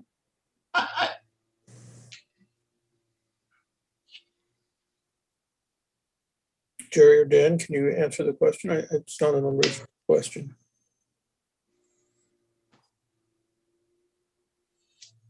I'll provide an answer to the board tomorrow. Not to the public? Where's last? 14 minutes. What? 14 minutes. 14 minutes. So I think that's unfortunate if this is the kind of the way the village is running the village now. And I will fold into this what's going on in, as I've heard it called, the art garden, I think, across from the police station. It's a big. Mr. Tigert, sir, I'm sorry, but your time is up. There'll be another opportunity at the end of the meeting.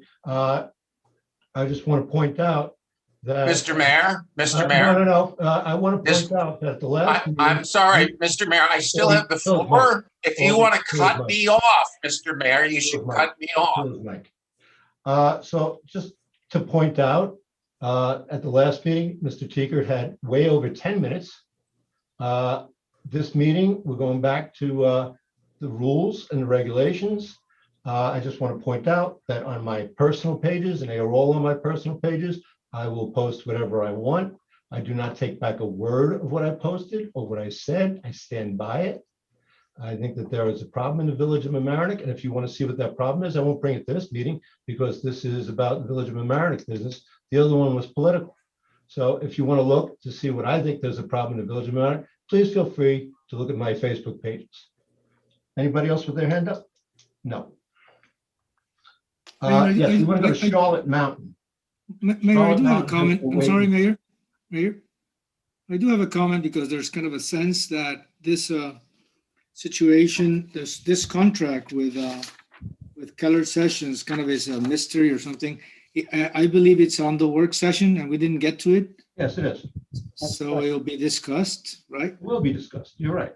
So that there's no issue there. Actually, because the way it's described, it's very tied to Save the Sound litigation, which unfortunately has been going on for years. But shouldn't be recused at this stage, but because it ties to a very old lawsuit, I'm recused. So I won't be participating in that, but I understand my other colleagues will be looking at it. So I just wanted to clarify that. Thank you. Right. And tonight, in the public comment section, we have a village employee who has been instrumental in a project which you like to talk about. Could we promote Ms. Charlotte Mountain? Good evening, Charlotte. Hi, thank you. So I came to talk to you about Juneteenth, which is a holiday commemorating the emancipation of enslaved people in the US. This is the date in 1865 in which the order was publicized in the state of Texas 2.5 years after the Emancipation Proclamation was issued, that first let the slaves of Texas know that they were free. This year at Harbor Island Park, the village will be celebrating Juneteenth on June 19th at 8:30 p.m. There will be a group singing of Lift Every Voice and Sing with friends from St. Thomas Church Choir. There will be a short informational video, which will be presented by the Mamaroneck Public Library, and they will be presenting a craft gift to the first 25 families that arrive. There will also be a local history presentation, which is being facilitated by Chief DeRuza and the police department. This will be followed by a showing of the Disney film, Remember the Titans. Free parking will be available at Harbor Island Park beginning at 8 p.m. Bring a picnic and a blanket or a lawn chair and also a friend. And I'd like to thank the Village Parks and Recreation staff, LMCTV, and Mamaroneck Public Library, and our friends at St. Thomas Church. And I hope to see you on Saturday, the 19th at 8:30. You can pre-register by going to VOMREC at recdesk.com. So you'll send an email to VOMREC at recdesk.com to register for the event. Thanks. Thank you very much, Charlotte, and thanks for spearheading this. Yeah. And thank you for the hard work that you do every day for the Village of Mamaroneck and the building department. Trustee Thank you. Tofor, I believe, has a question. I have a question. Thank you, Charlotte. Actually, it was last year I was there, and it was beautiful, and the music and I enjoyed it. And I hadn't planned it. I just was walking by and I stayed. I didn't bring my blanket, but this time I hope. But the question is, do you have to pre-register? Because last year, for example, I just walked in. It was beautiful. But what's the so that we know if it's just or do you have to? If you know? If not, we'll make it. I think recreation is trying to get a feel for how big of a crowd we might have. But I think that if you wander in, that would be absolutely fine. I absolutely would welcome you. Thank you very much, Sean. Charlotte, thank you very much. Okay, have a good night. Thank you. You too. Good night, Charlotte. Hi, Sean. All right, the next item on the agenda are public hearings. And the first item is public hearing A for PLD-2021 metered parking on West Boston Post Road. I need a motion to open this public hearing. So moved. I'll second. Or you call the roll. Trustees Lucas, Nora, you're muted. Yes. Winthrop, Yes. Natchez, Yeah. Tofor, Yes. Mayor Murphy. Aye. Jerry, you want to give a little primer? Sure, Mayor. Obviously, everyone knows, or almost everyone knows, we have metered parking throughout the village. This would expand that metered parking on the north side of Boston Post Road from St. Thomas's Church to Delancey.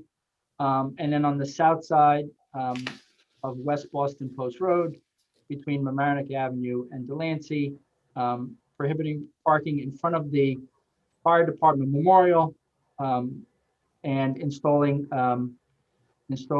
meter machines, not necessarily traditional parking meters, but the actual units themselves. You mean the multimeters, right, Jerry? Multi-space meter, sorry. I didn't come up. Yep. Trustee Natchez, your question? Just a quick question where it says from a point 340 feet east of Orienta Avenue to a point 60 foot east of point thereof.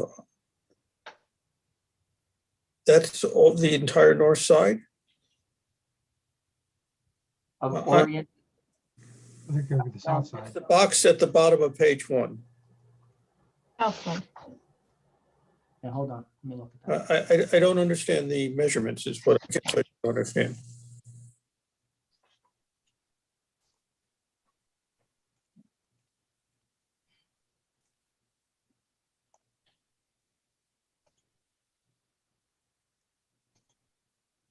East of Orienta, on the south side, east of Orienta, little point 60 feet east thereafter.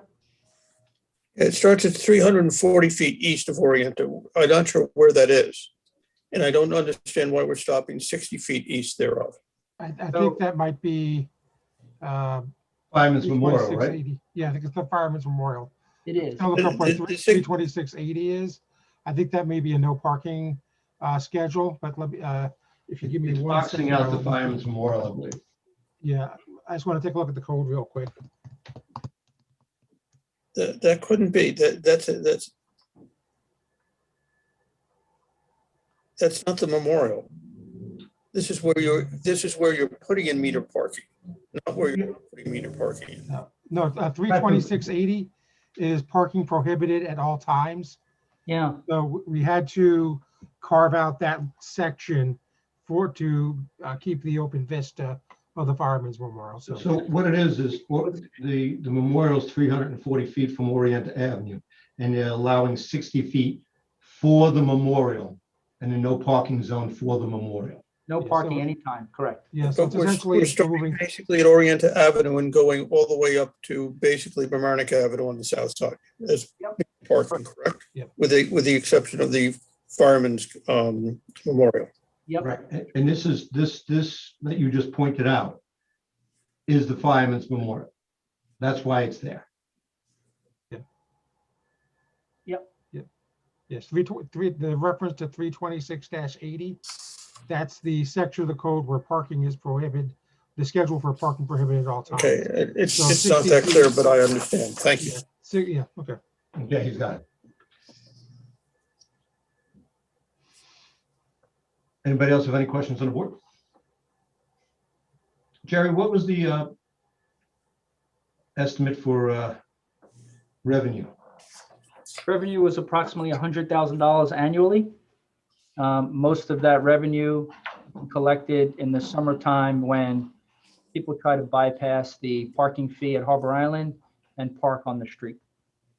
Okay, thank you. Anybody else on the board? I gotta shut my door. All right, go to Fiore Pilates.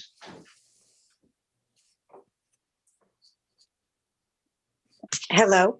Hi, how are you? Hello. My name is Tracy. I'm with Fiore Pilates for 17 years on Boston Post Road. And I'd like to ask a simple question. Who are these people that you feel are bypassing the fee on Boston Post Road? There are people who are using the park. So if I may, you're talking about residents, you're talking about the patrons of the businesses that live there, and you're talking about the employees. Does that summarize the people? I don't know if that's the whole list, but there's some of the people. I'm just wondering if anyone considered the effects, because clearly the only reason for adding them is revenue. As you just stated, people are bypassing your parking fee at the harbor. So other than revenue, has anybody considered the detriment that this causes to the businesses that always kind of get a little pooped on Boston Post Road as it is? I understand your concern, but I have never seen a business be really detrimentally affected by parking. You know, and anytime a new parking code, especially metered parking code, is enacted, there's always, the people project that it's going to really drastically affect them, but at the end, time has shown that it doesn't. And I know that. Where do the residents park, since metered parking on Boston Post Road does not have overnight parking? Where do the employees park that are working during the day? They'll have to either pay or they'll have to get a permit from the village. Again, driving revenue and not benefiting the local businesses in any way whatsoever, or the local landlords for that matter. Has anyone told the residents that they can no longer park on Boston Post Road? Have the landlords been informed about that? That's the purpose of a public hearing. Yes, but it sounds like it's already done. Everyone I tried to contact prior to this meeting did not respond to me other than one person. And my conversation with that person implied that this is a done deal. This is not really, nobody seems to have any problem with it because it hasn't been directly addressed to the residents, the business owners, and the landlords.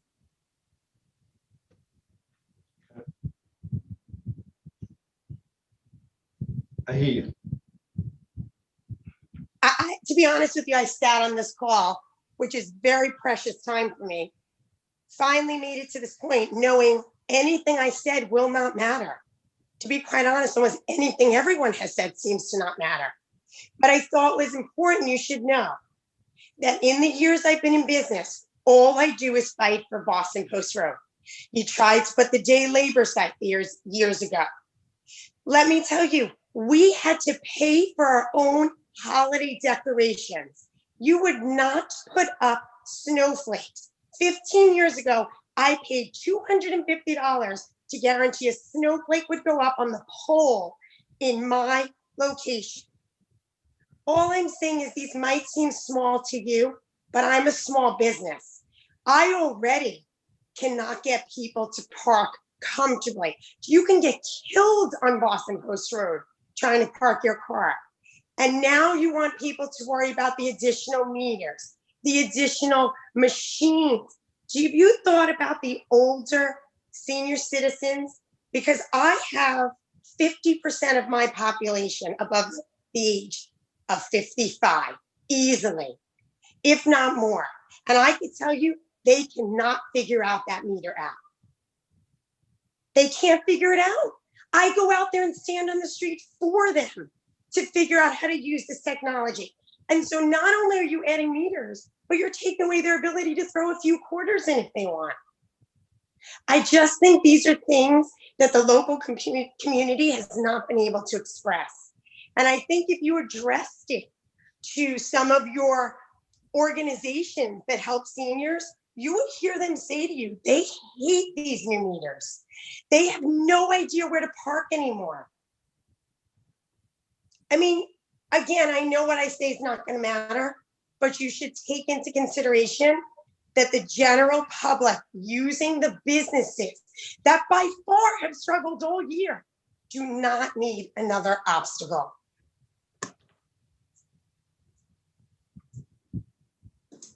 Thank you.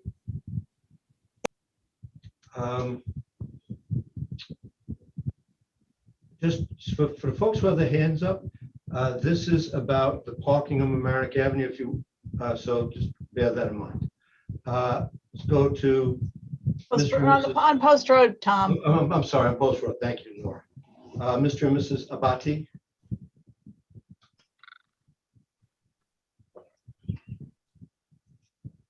Hi, this is Laura Abadi, 170 Washington Street. And thank you for the reminder, Mayor Murphy. We do know we need to stick to the agenda item at plan, but it is in regard to parking. Although I know meters are very important for our community, I think maybe our timing might be a little off in regard to the general masses and being equitable for everyone. I think if we circle back and have a discussion, I think we've had it a few times in regard to parking and the situation that we're having village-wide. I think the issue is that our VOM piecemeals parking instead of really taking a sit-down look across the board, what we need to do with the ever-growing parking situation that we have in regard to metered parking, the village growing, residential areas in need of space as well. This is it's an overflow. If you do one thing one place and you do something a little different another, we've never gone back to the table since 2013. We've never followed through with how are we going to correct this as a whole? What would be the best practice to get this accomplished? Let's have some equity and transparency and pull in many different areas of the VOM, residents, business owners, visitors, and see how we can figure out how we can accommodate everyone by putting a meter here, parking there. It's like that effect of putting rocks in a glass of water and the water spills out. We're not really fixing anything. We're just band-aiding an issue, you know, and we've all approached you and said, we would love to come to the table and try to figure out how to help this village in a whole in regard to parking, because you've had many residents that have much knowledge and that have been here 54, 64, maybe 84 years and possibly could lend a bit of a hand and be a part of a solution.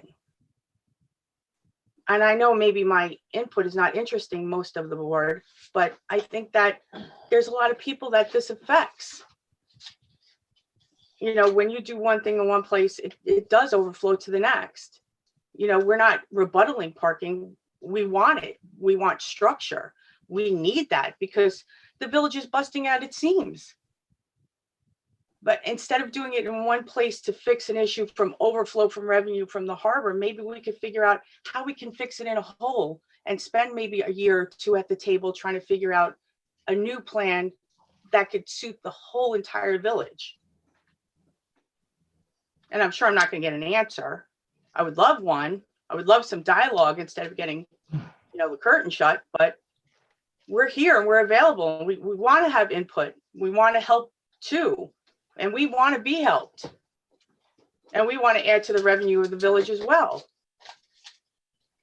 And quality of life. And to be able to shop on the avenue without circling 6 or 7 times, or maybe 8, and getting fed up and going home. There's a lot that needs to be done, and piecemealing is not the answer. You always end up chasing your tail when you do it in that aspect. So again, you know where to find us. We'd love to be a part of it. Ad hoc committee. Let's get parking moving. That's all I have to say. Thanks for Thank you, listening. Mr. Bud. Glenn. Yes, Glenn. Good evening. A couple of quick questions. Are the hours of the parking going to be 8 a.m. to 6 p.m.? Yes.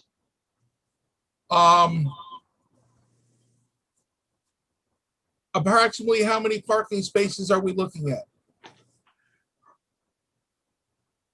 Jerry, you're muted. I can't remember, Glenn, the exact number. It was in the 70s. Dan, can you pull that up real quick? Okay. Food trucks, ice cream trucks, are they going to have to pay the meters? Actually, I don't think they're allowed on Boston Post Road. Yeah. Per our code, they're not allowed. Right? That's correct, Dan. And the last one is, if you're using the app, what would the actual minimum cost to a village resident be? It's the same as it is now. Thank you. Okay. Mr. Teeker.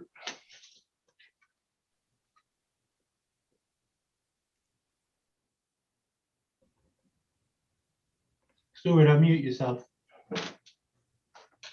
I know, I de-raised my hand a while ago. So I have no comment. Thank you. Thank you. Okay. Anybody else on the board? Any motion to? Yes. I guess I have the same concerns I had in the beginning. I think I understand that we need the revenue, and this was raised when we thought we were really in a deeper financial hole due to COVID than previously, but I do think we're cutting out a lot of parking for people who maybe can't afford to park at Harbor Island and who want to use it. So my concern is that, we're monetizing the park, and every other park, well, except for Columbus Park, most of the other parks have available parking around them that's free. And I'm just concerned that we're shutting out some people who may no longer be able to afford to use the park. Anyone else? I need a motion to close the public hearing. So moved. Second.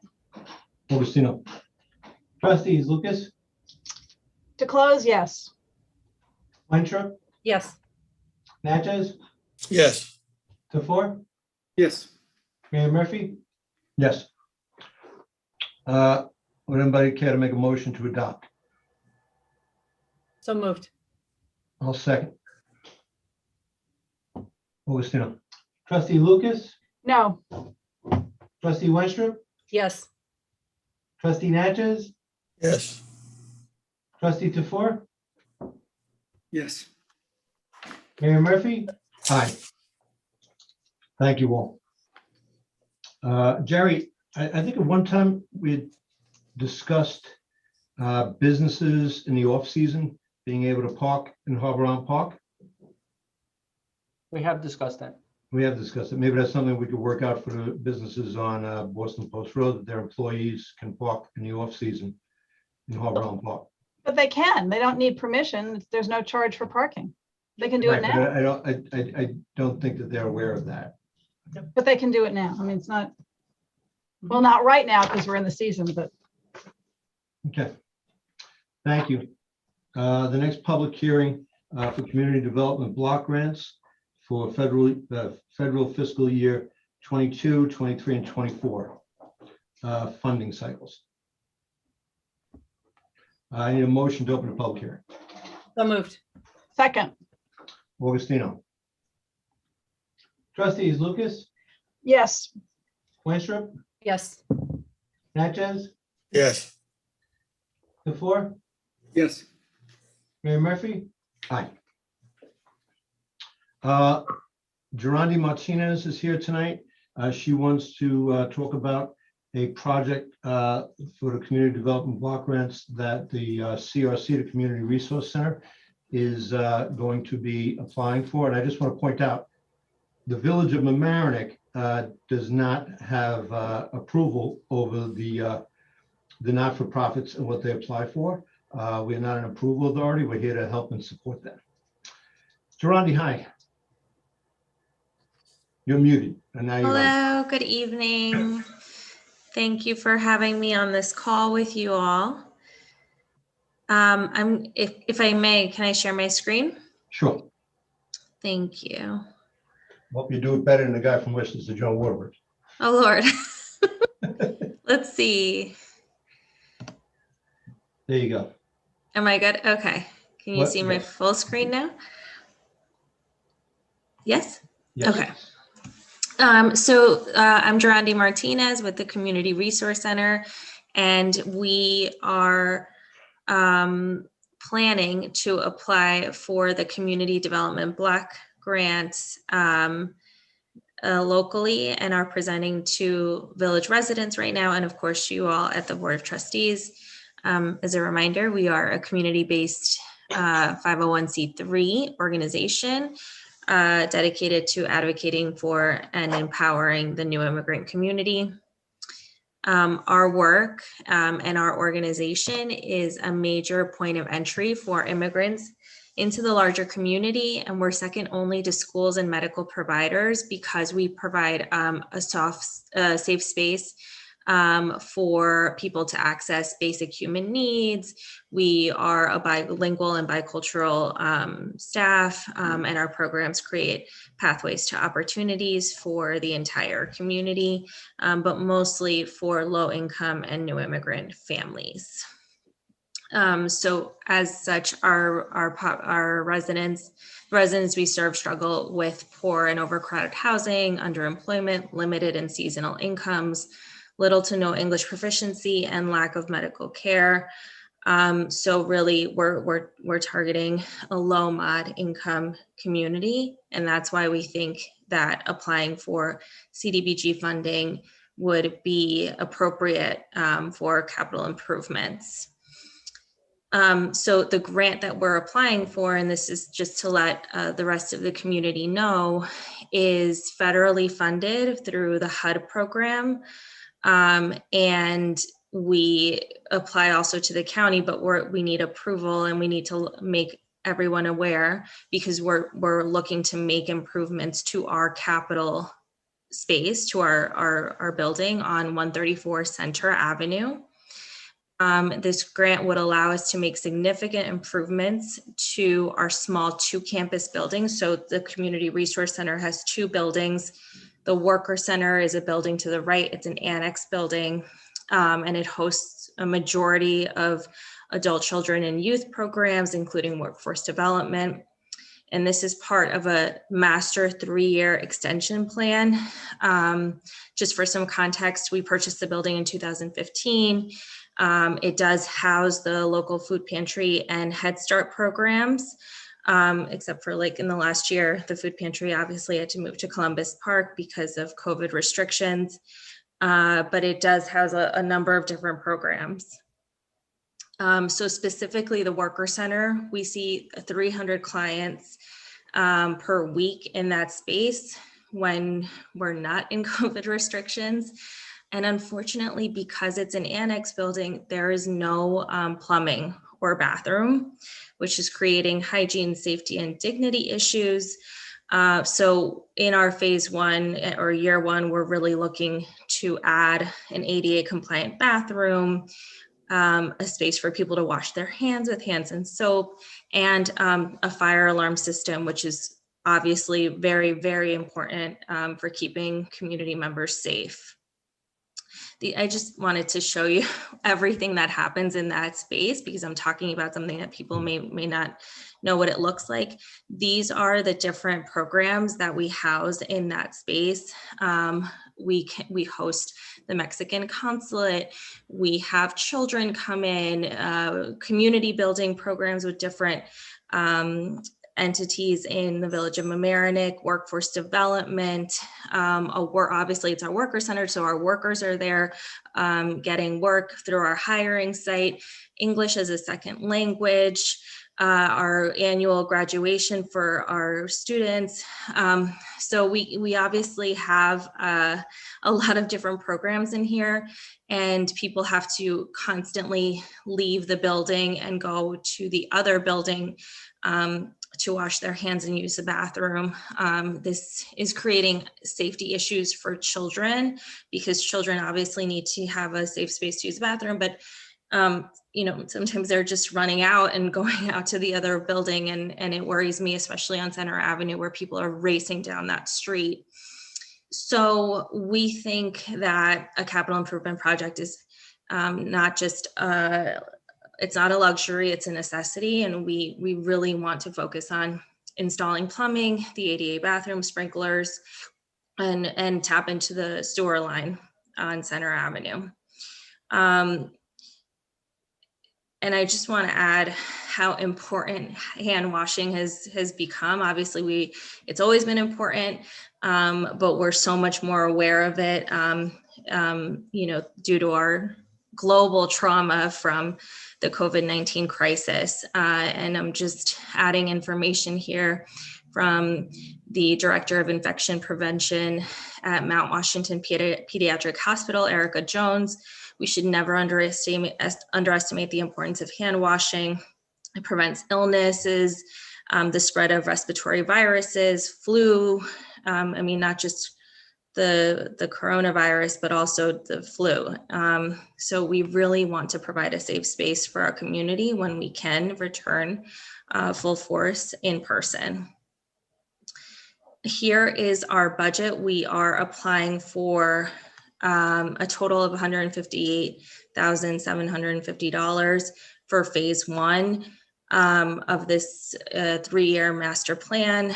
CRC does have to do a 50-50 match. Right now, we have CRC funds committed for this project at $78,375, and CDBG funding, we would apply for $80,000.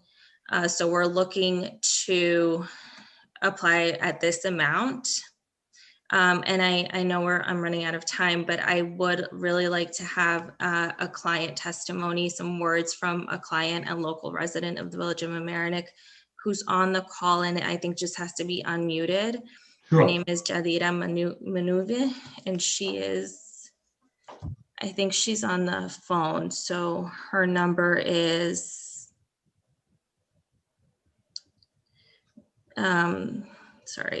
the 914662. Oh, you got that? 7752? Tell her to unmute herself. Oh, Jadira, can you unmute yourself?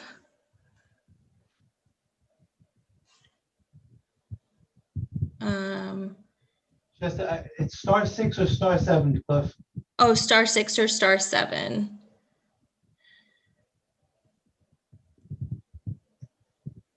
*6. Good evening. Hi, how are you? Hi, good evening to all. Good evening. Thank you for coming tonight. Yes, my name is Jadira Muniz. I live on James Street at Harbor Heights, and my family and I have been helped by the community center since our displacement from Hurricane Maria in 2017. The community center has always gone out of their way to help the families that arrive at their facility. through them, I've gotten a job, a place to live, medical supplies for my ex-husband that had metastasized cancer, help for rent, so many other things that they've helped me with, and they still are helping me. And I think it's very important that they have a place capable of meeting the needs and the safety that families need while they're seeking the help that can sometimes be extended depending on the situation that they're in. And it's quite, like last Friday, I was there all day being helped by them, phone calls, paperwork, and, you know, it was a little uncomfortable not having a bathroom to go to on the workers' center. There's no place to wash their hands. If there's a fire, there's no sprinklers. I was an adult. I did what I could through all day long, but there's young mothers and parents that go there with younger kids, and it's a little difficult for them to be able to stay and be helped while they don't have the basic necessities they need. So I think I would call that to your attention and try to help the community center in any way you can. Thank you very much. Thank you, Dalida. Thank you. So as Dalida pointed out, I structurally, and it's important for us to continue to move forward. We purchased the building in 2015. It's been there for over 50 years before we purchased it. Necessary upgrades are needed at this time. And the more the CRC grows in its services to empower local residents and partner with the Village of Mamaroneck, the more we want to continue to expand our space. But this phase one is really about critical upgrades needed. Again, they're not a luxury, they are a necessity. And we are seeking support from the Village of Mamaroneck residents and their board to move forward with our Community Development Block Grant application through the grant period 2022 to 2024. And we're applying for $158,750. Well, if you need a letter of support or a resolution or anything, just let us know. Oh, well, thank you. My engineer is not on the phone call, but I can text him if anybody has questions about the project. We don't know if we'll get funded. We're going to submit our application. So, I mean, you used to be the CAP Center. That building used to house the CAP Center. That's right. So, and you also suffered flood damage a few times over the years. That's right. I remember working on your elevator after one of the floods. So it's a building that has a lot of functions, but needs a lot of love, right? That's right. Certainly some TLC and upgrades are necessary. So I would just say this seems to be a very modest request. It's not, it's a very practical, modest request. And I would hope that you get the funding. And is it beneficial for not just the Board of Trustees, but, members of the community to write letters of support? Oh, sure. We would really love that. We appreciate any letter of support from anyone located in the Village of Mamaroneck. And we thank you for your generous support and compassion and understanding that this is, it's for all of us, really. The Community Resource Center is home to all of anybody who wants to be there. And we just want to provide a safe space. Just for folks who might not be familiar with the Community Resource Center, anytime I have a family or a person who is in need of resources or in need of reaching out to get help from other forms of government, I refer to them to the Community Resource Center, and I do that knowing full well that they will be well taken care of. And we are very lucky as a board to have you in our community. Thank you. You're gonna cry. Durandi or Tom, maybe if there's a way we can help people know where to write these letters of support, who they should be addressed to and where they should be sent, that'd be helpful. Oh, sure. They can be addressed to the CDBG Westchester County, and they can be emailed to me at jmartinez@crcny.org. And you have a website so people can look at, get information there too? We do. Our website is www.crcny.org. Thank you. Thank you. Any other questions from the board? Giovanni, could you stop sharing screen, please? Oh, sure. Thank you. Just good luck with your application. Yeah. Thank you very much. Oh, sure, Rick. Same for me. Thank you for all you do and good luck, and we'll continue to support you as you do with everybody. Thank you. Gracias. Thank you, Victor. Mr. Tippett has his hand up. Yeah, I wish you well with your project. And I tell everybody with a nonprofit, this is your chance.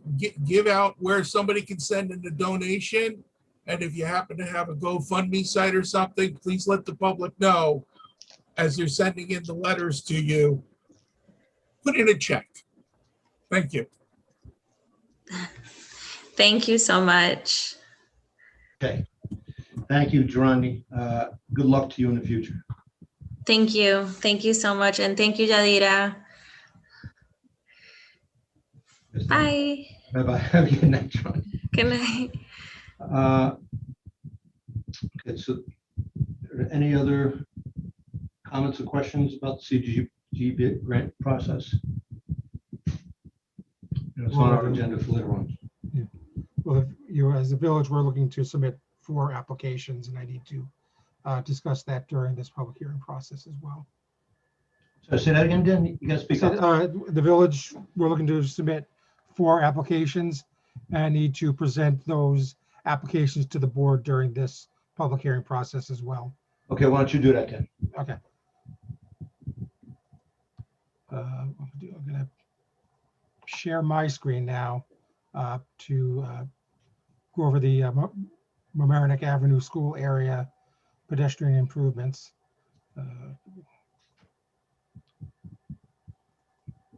Okay, does everyone see the screen now? Yeah. With the memo from AKRF.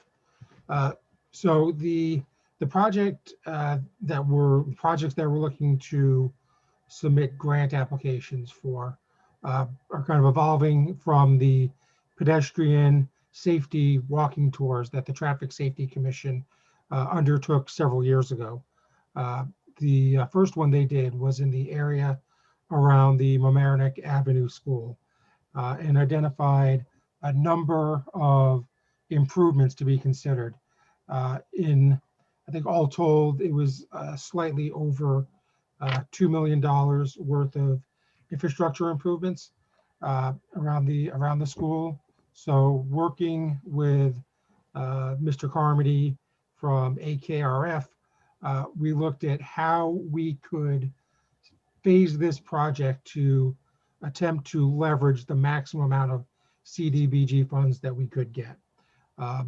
During the current cycle, a municipality or any applicant can submit up to 4 grant applications with a maximum funding request of $250,000, which would be to be matched by the applicant.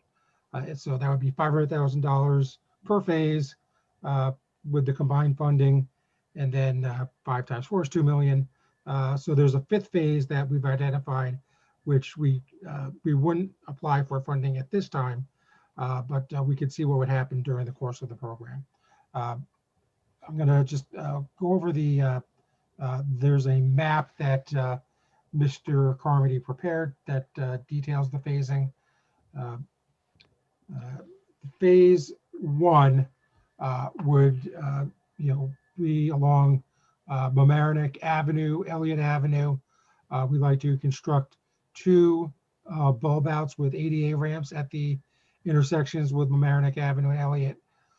Install drainage improvements for existing catch basins displaced by those bulb outs, reconstruct sidewalks on the north side of Mamaroneck Avenue between Gertrude Avenue and Bradford Avenue, install an ADA ramp on the northeast corner of Mamaroneck Avenue and Gertrude Avenue.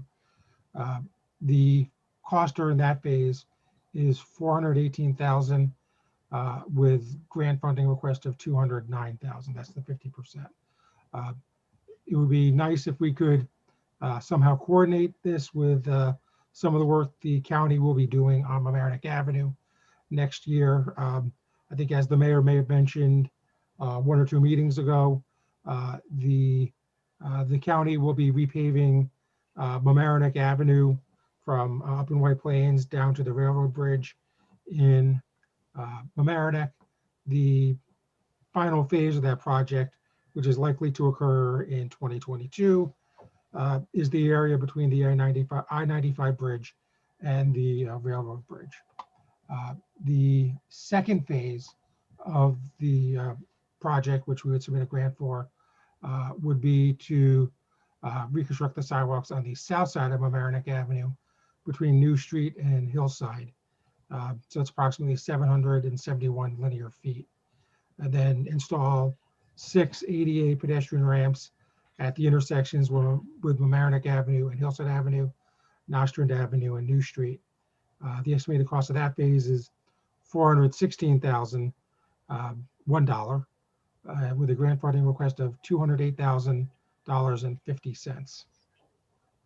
The third phase, which you can see on the screen, is constructing ADA ramps at the intersection of Mamaroneck Avenue and New Street, constructing bulb outs with ADA ramps at the intersection of New Street and Ralph Avenue, and then drainage improvements that for the displaced catch basins, and the reconstruction of sidewalks on the north side of Mamaroneck Avenue between New Street and Elliott. That phase has an estimated cost of $485,000 with a grant funding request of $242,500. The final phase or the fourth phase, would be constructing bulb outs with ADA ramps at the intersections of Ralph and Elliott, drainage improvements, and reconstructing sidewalks on the north side of Ralph between New and Elliott. That's about 223 linear feet of sidewalk. Again, estimated cost of $457,000, grant funding request of $228,000. I think as the mayor mentioned, this has been a program that the village has been immensely successful at getting grants to implement infrastructure improvements over the past 40 years. We think that it helped. We used funds to install the spray ground, a new playground at Stanley Avenue Park. We've done new sidewalks and curbing on East and West Boston Post roads, and then Mamaroneck Avenue all the way from Post Road up to about Grand Street. So it's been a very valuable program for the village over the years. I don't have the exact number, but I know it's in the 7 figures, and it's been a tremendous tool for us to do a lot of good projects for the village. So those are the projects that we're looking to submit for. The applications are due June 25th. In prior years, we usually discuss CDBG projects at the second meeting in June, but because of the way the calendar falls this year, our next meeting is until the 28th, until after the applications are due. So that's why we're taking the opportunity now to discuss this with you and seeking approval to submit these applications through several resolutions on the board meeting tonight. Okay. Anybody on the board with any questions or concerns?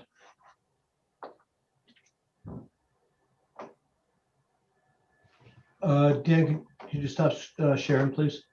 Absolutely. Dan, what's the time frame on all these projects, phases 1 through 4? I know you said there might be a phase 5, but just assuming 1 through 4. Well, we would probably be, if we're, lucky enough to get these projects approved, they would take place over the course of 3 years, because it's a 3-year funding cycle. Even though the first year is technically 2022, which is the 2022 fiscal year. That's the federal fiscal year, which I believe starts September 1. So hopefully we'd be able to start a project in summer of next year and see how the phasing progresses. Obviously, when you're dealing with construction around schools, it's best to get it done during the summer. Thank you. But ultimately, it'll be up to the county. If they approve these grants, they will set the schedules. Thank you. Anybody else on the board? Mr. Tippett has his hand up. Hey, Dan. Hey, Glenn.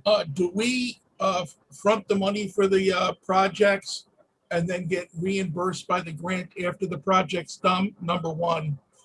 And question for the board, the village's portion, would that be bonded by the village? What would be the funding source? Thank you.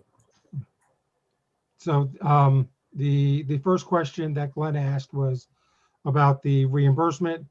The answer is the village pays the cost, and then we will put in for reimbursement from the county.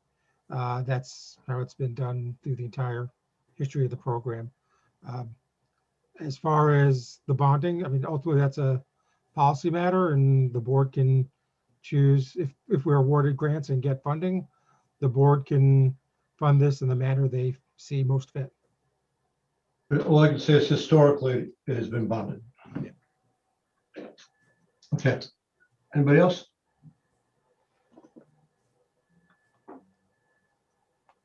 Okay. I need a motion to close public hearing. So moved. Second.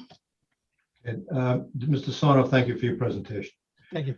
Augie, call roll. Trustees Lucas, Yes. Winstrup, Yes. Natchez, Yes. the floor, Yes. Mayor Murphy. Aye.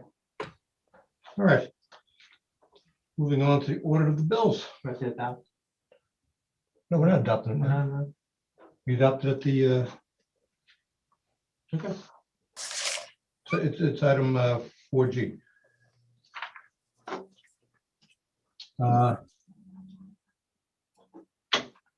See it? Yep. Okay, me and Augie just doing housekeeping here. Order of the bills. Okay.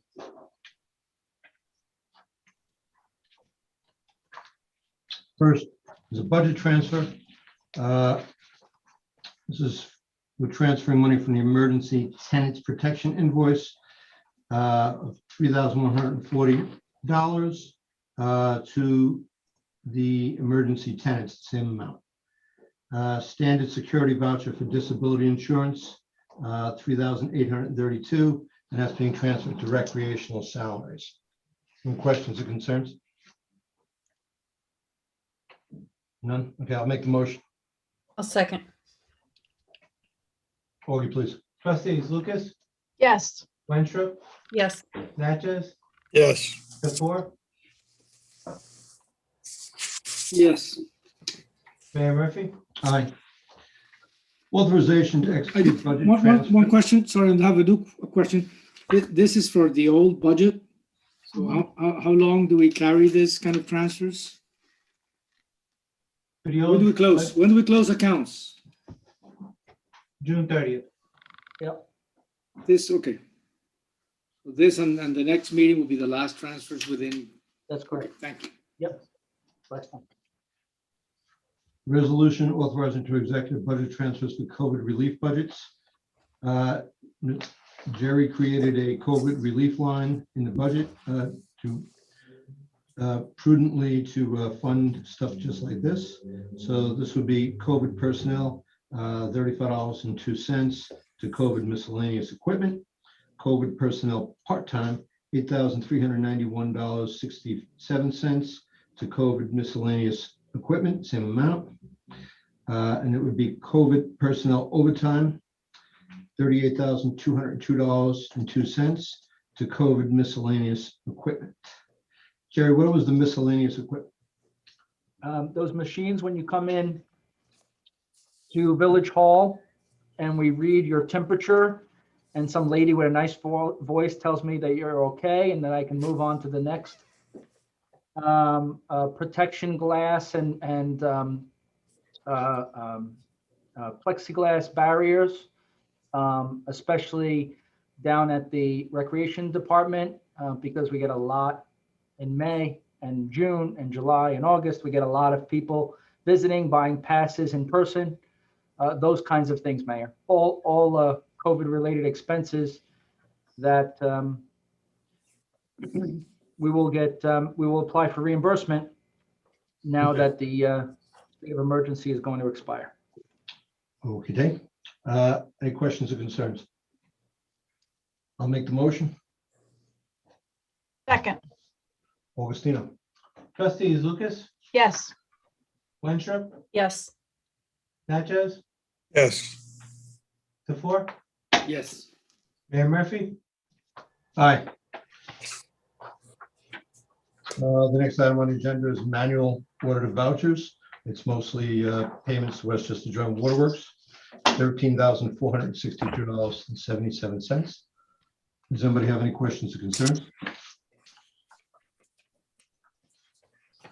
I'll make the motion. Second, Augustino.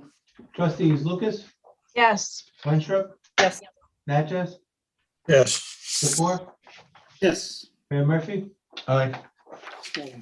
The next item on the agenda is ordered vouchers for the fiscal year 2021. So, although we've started the new year, these are bills that have came in that were accrued to last fiscal year. $550,112.93. Anybody have any questions or concerns? Mr. Natchez? Yeah, I have a few questions. On page 1, the return of escrow to the Masons. Have they completed all the requirements, including the attestation? Yep. On page 7, the Los Baldinos invoice to Westchester Joint Waterworks, what's that for?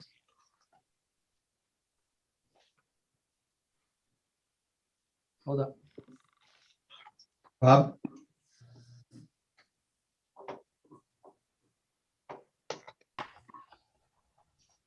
Sorry, Your invoice for Westchester Joint Waterworks, $385. I'll have to check that. I don't know. No, hold on. We looked at it this morning. Yeah, you look that up. Yeah. We provided it this morning. Hold on one second. I just have to find it.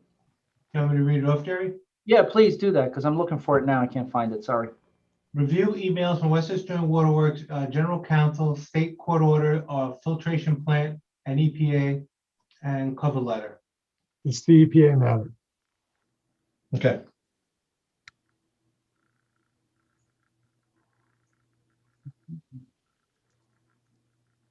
Any other questions, Dan? Well, yeah, I do, but I don't understand what we're doing with the filtration plant in terms of your work, Bob. Can you explain a little bit? Yes, we discussed this at the last meeting in executive session. The U.S. Attorney's Office has started a process for negotiating a consent order with regard to the filtration plant that would affect the village. They want the village to be a party to it. And we discussed this at the last meeting. We've started looking into it. I have a question. Why wouldn't that be under the retainer? Because I think we have not really authorized or engaged in kind of this specific litigation issues. I know it's a consent order. I know it's joint waterworks. I know we're part of it, etc. But I think our discussion was more kind of what to do about it. So this is probably small, but I want just to be clear that the board has not kind of authorized that we move in that direction. I don't want to disclose more about the meeting itself. I'll just kind of take it off the bill, but it's not retainer work. Negotiating consent orders is not retainer work. So, but we have not agreed to get into that. We didn't agree, or this. We have not kind of crossed that line where we say we're engaged in this. So, but I think we could also discuss it offline, or not offline. But I mean, if you want to discuss it more, I'm not going to. I mean, you have to be comfortable with what you do. I also have to, we all have to do our job here. So I just want to make it clear that we have not authorized engaging in that so far. My recollection was different, but that's okay. I'll take it off the bill. I thought in our discussion, and I don't want to go into what it was, but I thought we went far enough in our discussion to authorize some further discussions. And so I think the small amount that Bob has billed for this is appropriate. I thought that Tom was going to talk to the town about. Bob also had a discussion with Bill Maker about it. That's right. And the town board has since authorized jointly retaining us. And that was where we left it. Where we left it, now we're talking, about something that we were talking in executive session, but since the ball's been open, how we left it was that we were going to try and see if we could cost share with the town. Does that ring a bell with anybody? Clear as a bell to me. Yes, but we were deciding that once you would clear that, we will decide whether we actually really, in addition to Joint Waterworks having their own council, we would have this additional request. So it was more of an exploratory, discussion to see if we would go in that direction. So that's why I think we haven't crossed that line of additional work. But I see Bob sees it differently. I think we have when we have that discussion here, I'm your colleague, and I respect you tremendously. But here as client, today is a small one, but once we cross the threshold, then you're billing under your litigation rate, which is $350. Before we have a very generous retainer where we explore this thing. So I think that once we hear from you again of where we are with other issues of the matter, then we can proceed. But once we start litigation, that opens another door. And actually, one of the items we have not discussed, it's on the agenda for a while, is managing litigation. We have a memo on that, and precisely that memo goes in that direction. Before we start the litigation clock, we need to know once we're engaging, because we know the last couple of years we've responded to a lot of litigation, and we have to be careful how we handle this. So today is small, but once we cross that threshold, then you're really in charge of the case, and then you're really billing. So that's why I want to be careful how we cross that threshold, that it's really more of a policy matter, and so that we're really comfortable with the retainer and all the good services you provide to us. All right, he said he was going to take it off. We'll pay it tonight. Just give us a credit. Okay. On page 8, RF, is that the monthly retainer or payment with other payments? Payments of services that they provide us. Payments of services they provide the planning board. So, but that's on the monthly basis, or is that on individual things beyond their retainer? Beyond their retainer. It's not on a monthly basis. They're doing a lot of work with the planning board. Dan, did you look at this before? You gave us the. Yeah, no, I believe it's, I think it incorporates work with the planning board. I think it may also incorporate some of the traffic safety stuff. I have to take a look at the invoice again. If that's the case, it'd be helpful if it could be broken down so we have some idea where we're going on stuff. Okay. For the future, thank you. On page 32 and 34, there are items for the kayak dock build, and I asked the questions, have they been built, have they been installed, and do we have permits on? Yep. The DC provided us with all of that. We have that paper trail we can provide you. And we're in compliance with ADA. And the ramp, all that stuff. We have all that.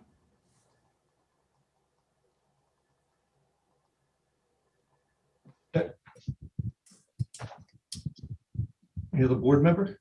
Yeah. I had emailed earlier about some of the White Osterman invoice, and I was just concerned that, and if you just assure me that you've checked the bills and it's fine, that's fine with me. But it looked like on the itemization to me that quite a bit was being billed separately that should have been part of the retainer. Things like calls with the mayor and such. Right. And so we discussed it, Kelly, today with staff. Yep. And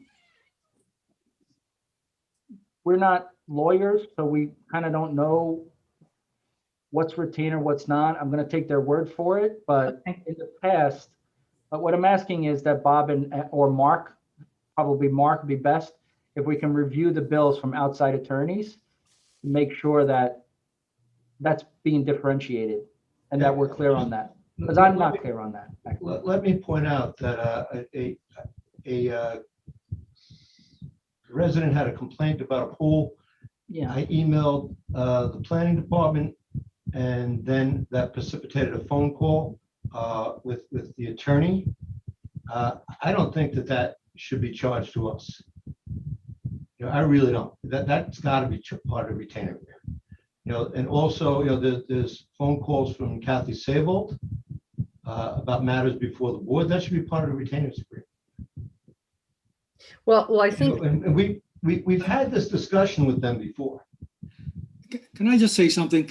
I think the mayor and the deputy mayor should read the agreement, because I don't think they understand it. And actually, you voted against it, so you better read that, understand what we're doing, because I think what they're doing, they have a way of working, and I think Jared should be the one looking at this. But I mean, of course, you can review, but they have a system that they explain what they were going to do. I think they're doing what they told us they were going to do.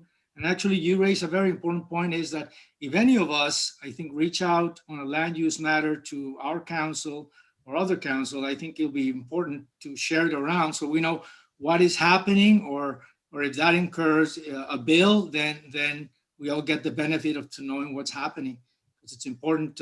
Well, actually, it was a phone call. Land to a law that's being passed, or a specific case, to know what's going on. That'll be yeah. It was a phone call, and I believe Kelly and I have read it, so let's not be condescending about Kelly and I reading it. We might see it differently, and I don't think that to say the mayor and deputy mayor need to read it. I've been doing this a long time, and I know it should be covered by a retainer agreement, and what shouldn't be covered by a retainer agreement. And if that retainer agreement doesn't cover things like phone calls, it's not worth anything to us. Well, read the contract, or let's have a conversation. Well, I know. Wait a minute. I know you were instrumental in negotiating the contract, but it's not working. Let me finish, Mayor. Let's be clear. This is nonsense. Let's have a conversation. Wait a minute. Let me finish. Let me finish. You got to stop being so condescending. Let me finish, Mayor. It's not nonsense. Let me be proactive. I'm actually going to propose something. Let's have a conversation with our lawyers, land use lawyers, so that we have clarity of the retainer. I understand what they propose. I think they're doing right. They are not billing separately from the retainer. That's how they build the retainer. So let's have a conversation. Let's not confuse the public. Us as board have a conversation with them. We'll make sure that it's limited.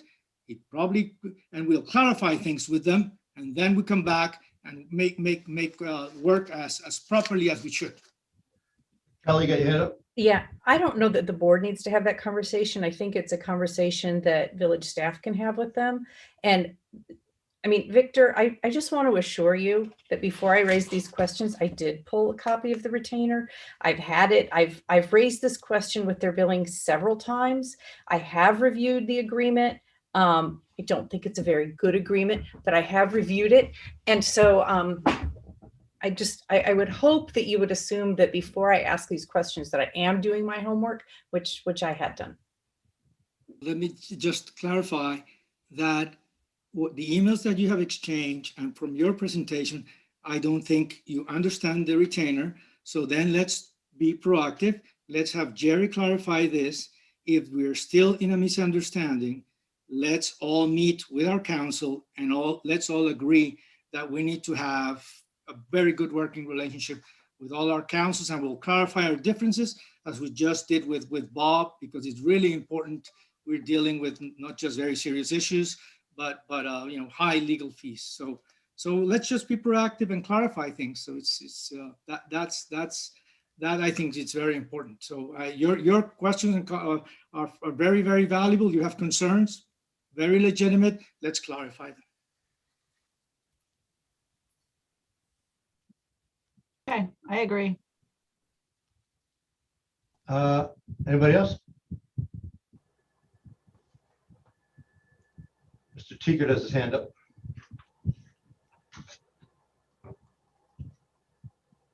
Hi. I couldn't help but overhearing the FOIL discussion tonight. And a lot was made of the 21 FOIL requests today. 18 of those entries were for invoices. That was a pretty simple walk over the file, pull it, scan it, it's done. Village manager said village policy to do all the easy ones first. I'm waiting on the village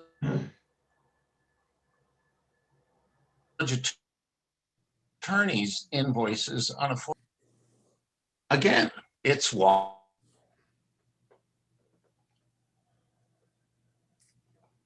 Yeah, we can't hear you. Stuart, you're going in and out.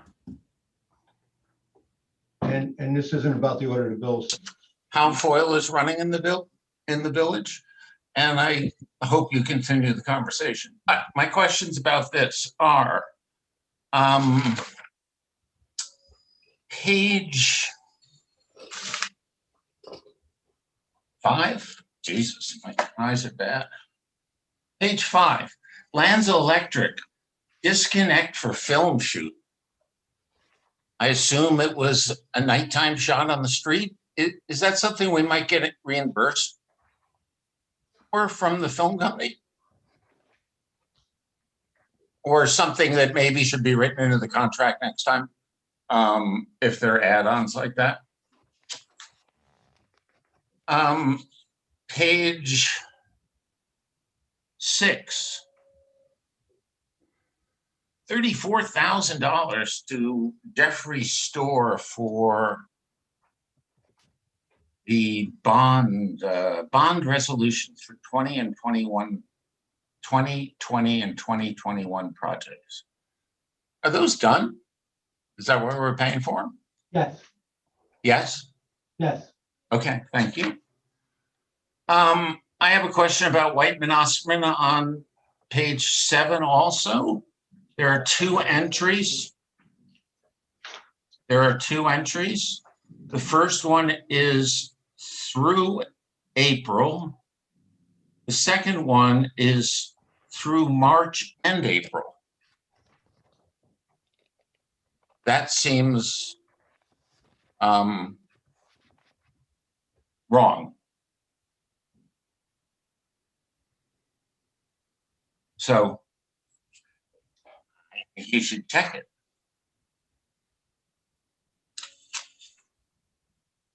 Verdi Electric on page 15. Install no left turn sign. No, I'm sorry. Install no left turn for trucks sign. It's $4,200. Do we know where this was? What intersection? And whether it was a sign or is this a brand new light or something, it's a lot of money for a sign. Gary, can we answer that? That's not a bad question. Oh, Were the other ones bad?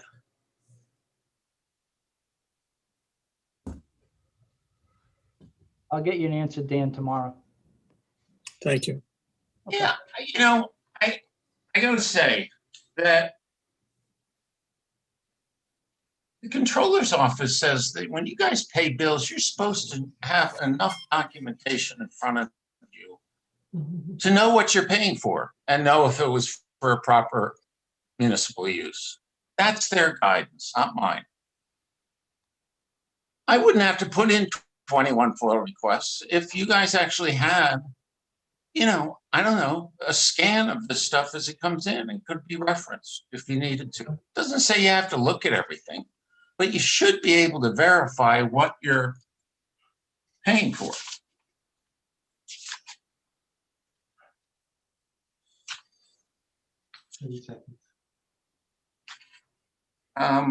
ABC Sports, I'm sorry, page 30. Bottom of the page, ARC Sport. Payment for 24 dozen softballs. Do we buy softballs for the leagues? I don't think I've ever seen that, a payment like that before. Or I would have assumed they supply their own balls.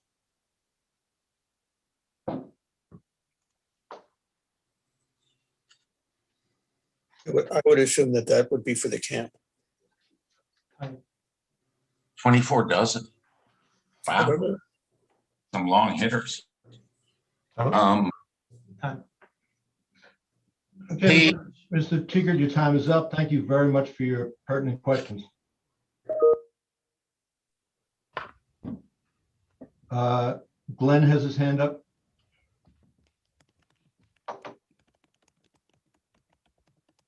Yeah, I know you're doing audit, but I actually had some questions on the 2022 expense report. There's a number of items that are under encumbered. And at the same time, the budgets were adjusted upwards, sometimes for the exact same amount. Could somebody explain what went on there?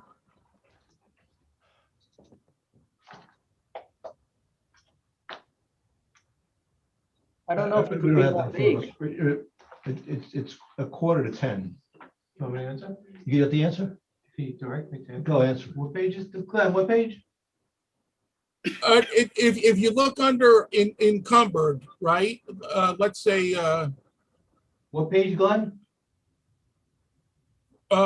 Marines and Docks, Department 2230.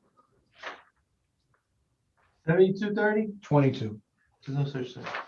No, I don't think he's talking about the audit of the bills, guys. No, I'm talking about the expense report. Right.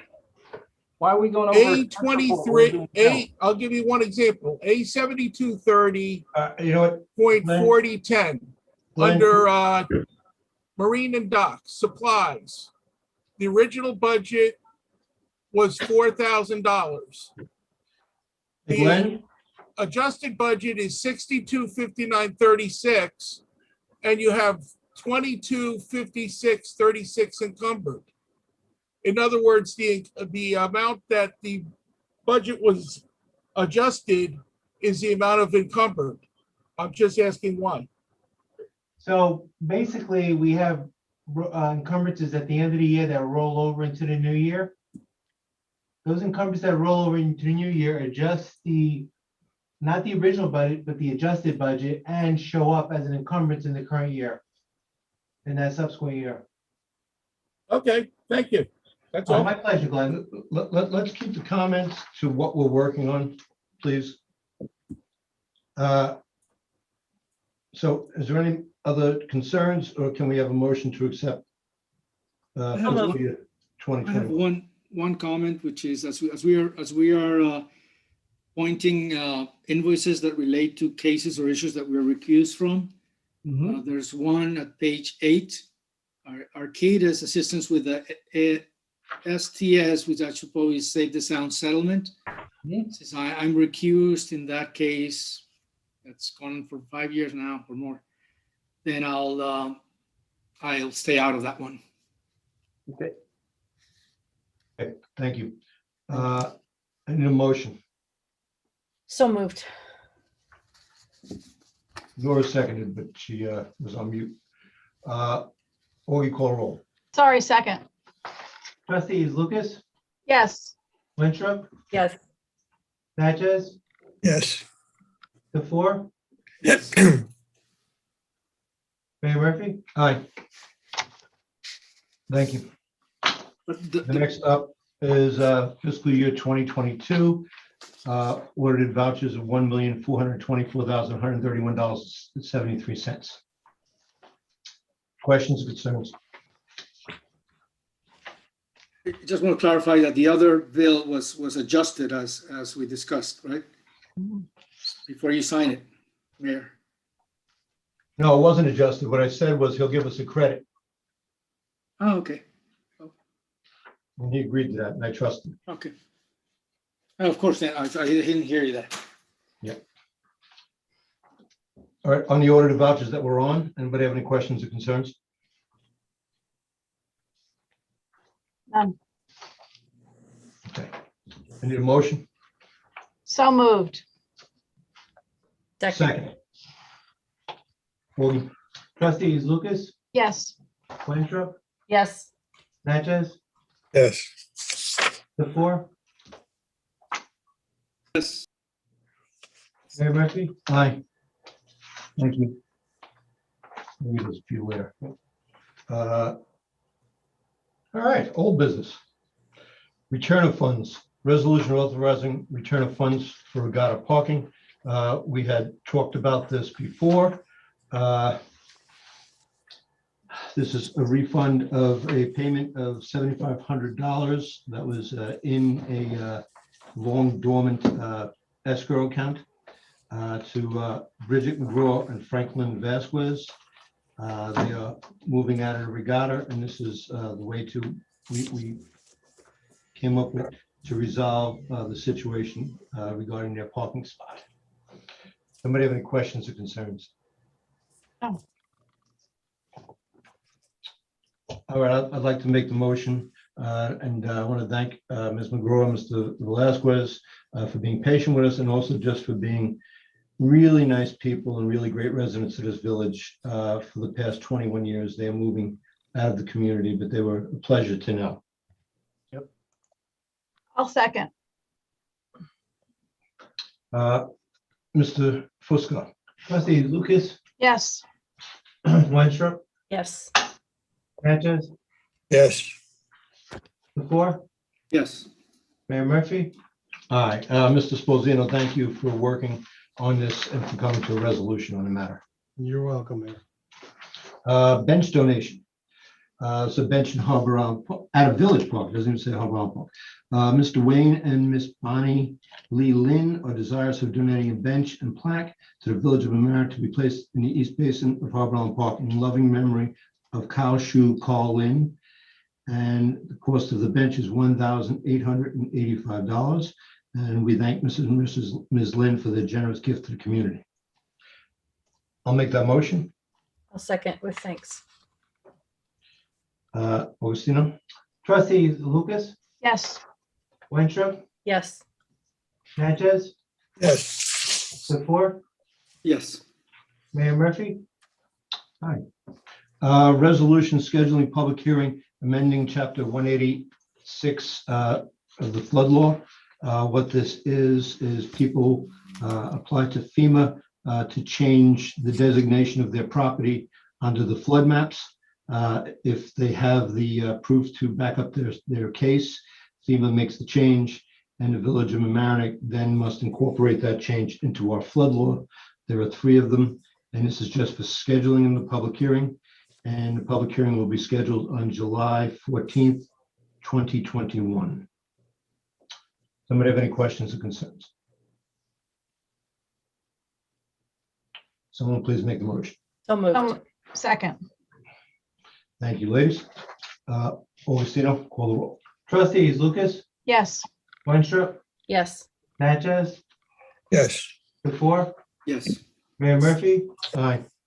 Resolution scheduling, no, I'm sorry, resolution authorizing Holsted Avenue pavement survey. We didn't get to that in the work session. Yep, we did not. We did not. Jerry, is it time? Did you need it tonight? Well, we're trying to time out the paving for, later in the fall. But we have to do it for the next meeting because it's $28,000, $28,500 for just the survey. It's the $3 million project, so it's not something that, we can just rush along. It's a giant project throughout the village that's going to happen. Okay, this will happen, the first item on the work session in 2 weeks. Jerry, is it possible to get an additional bid from somebody, from another surveyor? I mean, I have nothing against Spinelli Survey, they're a great surveyor, but it's a lot of money.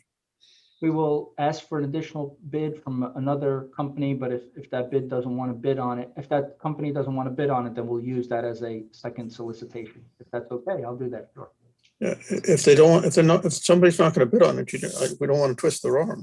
Yeah, that's right. But no Yeah, question, but I'll do that. We got a couple of weeks. I can do that. No problem there. thank you. Okay.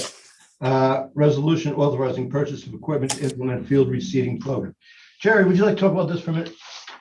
Mayor, this purchase will allow us to in-house a service that we currently pay in excess of $36,000 a year for. It will also replace the tractor that we use for the beach machine.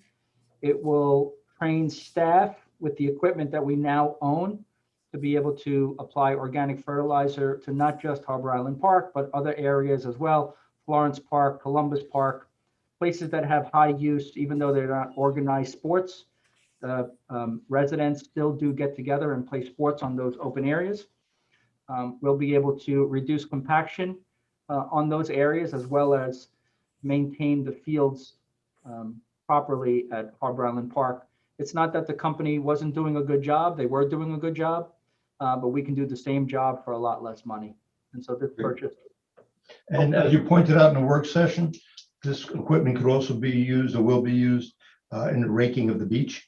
It'll be used daily in the raking of the beach. In addition to that, we'll use this equipment if we buy an attachment in the future to assist us with the snow plowing and snow removal. But this spreader that we're purchasing for the tractor can be our third tractor that we use to apply calcium chloride to the sidewalks and open areas, parking areas, things like that. Great. I'd be happy to, anybody have any questions or concerns? None? I think you have a hand up. Oh yeah, frequent flyer. Come on, Glenn. Short and sweet. Cost and how is it being paid for? Thank you. Cost is $89,000 and change for all the equipment, and it's going to be bonded. Thank you. Okay, I'll make the motion. A second. Augie? trustees Lucas, Yes. Winstrup, Yes. Natchez, Yes. the four, Yes. Mayor Murphy. Aye. The next item on the agenda, we were going to hold over the Holsted Avenue Bridge to get a changed resolution. Resolution authorizing additional funding, funding for additional days of operation of the spray ground. During budget time, we did not know that the community and the world at large would be opening up as well as it's opening up right now. And consequently, we cut the budget both to save money and because we didn't think it would be needed for the spray ground. Spray ground is a very, very popular item, especially for the under 10 crowd who use it a lot. The day camps use it. So this will allow us to pretty much run the spray ground on almost normal hours during the summer. And I know a lot of moms with young kids will be very happy about that. Questions or concerns?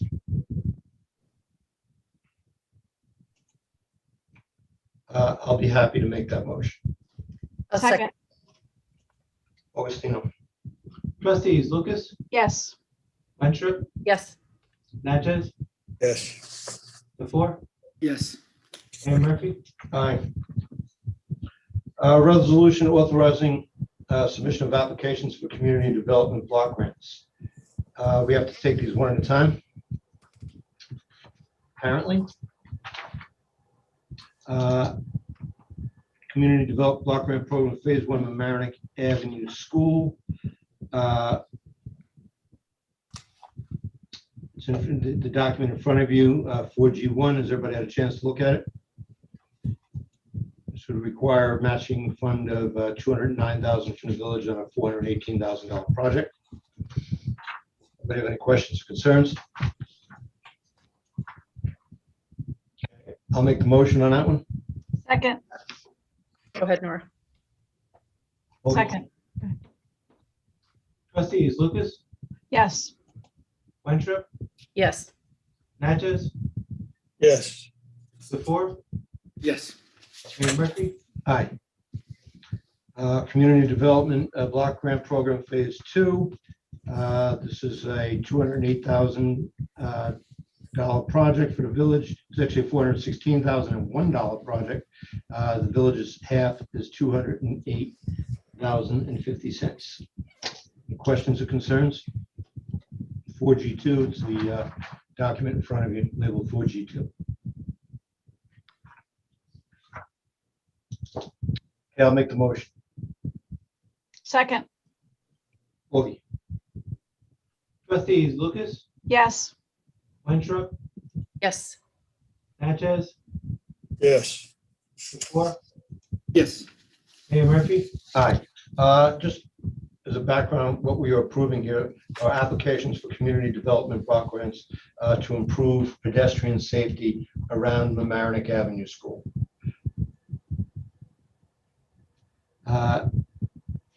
4G3, $485,000 project. The village share is $242,500. This is to create bump outs, ADA ramps, and to make it just safer for our community down in Washingtonville, reconstruct sidewalks between New Street and Elliott Avenue. Anybody have any questions or concerns? I'll make the motion. I'll second. Augie. Trustees Lucas, Yes. Winstrup, Yes. Natchez, Yes. the four, Yes. Mayor Murphy. Aye. All right. Community Development Block Grant 4G4. This is another bump outs, 8 ADA ramps at the intersection of Ralph and Elliott Avenues, drainage improvements for existing catch basins, 5 bulb outs, and reconstructing sidewalks on the north side of Ralph Avenue between New Street and Elliott Avenue. 223 linear feet of sidewalk. It would be $457,000 project. The village's share would be 228,000. It should be 228,500 is the village share. May I check out to you, Augie? Can I run it? You're kidding me, right? Yes, it's right.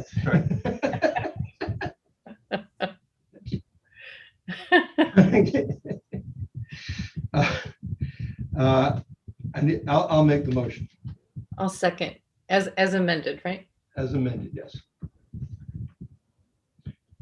Okay, please call roll. Trustees Lucas, Yes. Winthrop, Yes. Natchez, Yes. the four, Yes. Mayor Murphy, Aye. The nuns taught me math, but they taught me nothing else.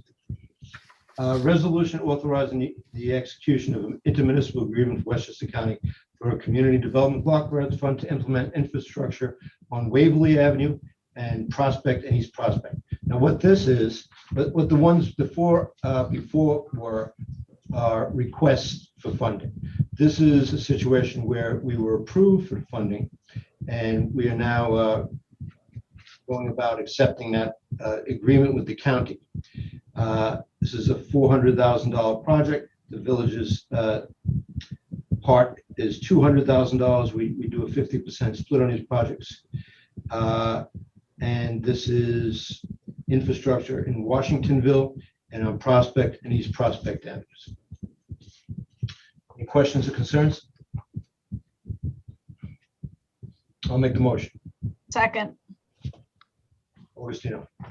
Trustees Lucas, Yes. Winthrop, Yes. Natchez, Yes. the four, Yes. Mayor Murphy, Aye. The next up is for I, resolution authorizing the Coast Guard Auxiliary Flotilla to serve beer at Harbor Island Park. Every year on the 4th of July, the Coast Guard, the volunteers down there, the Auxiliary Flotilla 75 has a little ceremony where all the ships parade past the Coast Guard station. There's usually a man of the cloth there who gives them a blessing, and they have some snacks, and sometimes they have a little wine, sometimes they have a little beer. I guess this year they're having canned beer. And just so folks know, to serve beer in Harbor Island Park requires the approval of the Board of Trustees. Although it's teetotaler, I will be happy to make this motion. I just have a question. Is this beer that's made available to the public, or is this just for the people in the flotilla? It's for whoever comes down for the ceremony. You know, it's the 4th of Just curious. July. Yeah. Usually it's George Latimer, me, maybe a couple of trustees, and Nancy Sullivan, and the guys from the flotilla. I don't think they've ever turned anybody away, but you know, it's not a big, it's not a big draw. Got it. Thanks. I'll make the motion. I'll I'll second. Augustino. trustees Lucas, Yes. Winthrop, Yes. Natchez, Yes. the four, Yes. Mayor Murphy, Aye. Next up is second communication. Glenn. Yeah. Couple of items. The trustees need to review the laws on food establishment, especially the idea of curbside service. You have another new type of restaurants that curbside service is actually part of their model. We've had chopped salad in front of the boards, and the way the law's written right now, they cannot operate with the model they have. The only fast food establishments that are allowed to have takeout service, which means the person can walk the food out to the car, right now are full service restaurants. There's no reason why a casual fast restaurant, if they wish, can't have an employee walk the food out to the car, especially with everything that's happened in the last 2 years. So it's something the board has to address. Lastly, we're getting into June. I hope that everybody has their shots. We're getting close to fully being operational again. And I just wish that everybody stay safe. We only got a couple of more months to go. And I do believe I owe a few people on this panel a lunch or a dinner. Right, Jerry? Take care. Good night. Okay. Update reports from the village manager. Mayor, there's a few items that I need to file for the records. The IMA Westchester County for the food scrap program, our agreement with WeatherWorks, which is our weather forecasting agency company, our agreement with PERMA, and then the agreement with the fireworks display for the 4th of July.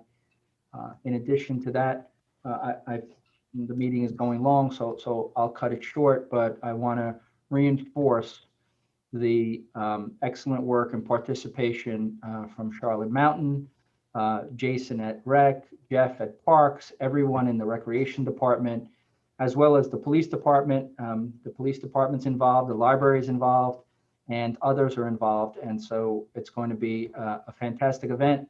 And early last week, I thanked Shannon Purdy for starting us on that journey to celebrate Juneteenth. And I think it's very important for this community to recognize that. That's it for me. Thank you, Jerry. Oh, wait, Jerry? Yeah. Water Quality Committee. Oh, I'm sorry, Water Quality Committee. So for several months, we've been asking for volunteers for the Water Quality Advisory Committee, a committee that I guess maybe stopped meeting before I joined the village. And I think it's important that we try to resurrect that. So if anyone is interested in the Water Quality Advisory Committee, I think it should be resurrected now that we're making the improvements and we have a lot of data from agencies like Save the Sound, entities like Save the Sound. I think it's important. But if someone is interested and wants to volunteer, please send it over to Sally Roberts. And the mayor knows Sally Roberts' email address. Sally Roberts' email is sroberts@vomny.org. Once again, that email, sroberts@vomny.org. Thank you. That concludes my report. Thank you, Jerry. Mr. Clerk Treasurer, do you have any report tonight? Yes, Mayor. First tax payments are due by July 1st. Online payments are available and on the website. You can also call into Village Hall if you want to make a payment by phone. The second item is that GP permits will expire on May 31st, or have expired on May 31st, and they may be purchased online or in office or by appointment. That is all, Mayor. Thank you. Mr. Village Attorney, you have no report tonight? Nothing from me, Mayor. Okay, we have minutes for commission, boards, and committees, minutes of the Board of Trustees work session or regular session on May 24th, minutes of the Board of Architecture review, May 4th and May 20th and June 1st, 2021, minutes of the Committee for the Environment meetings on November 17th and December 20th, March 16th and April 20th of 2021, minutes of the Flood Mitigation Advisory Committee on November 24th, 2020, minutes of the Arts Council on May 3rd and 19th, 2021, minutes of the Tree Committee of November 10th and December 17th, 2020, and January 26th, 2021, minutes of the Planning Board of March 24th, April 24th, April 28th, May 12th, 2021. What we need next, we don't get to adjourn tonight. We are going into executive session.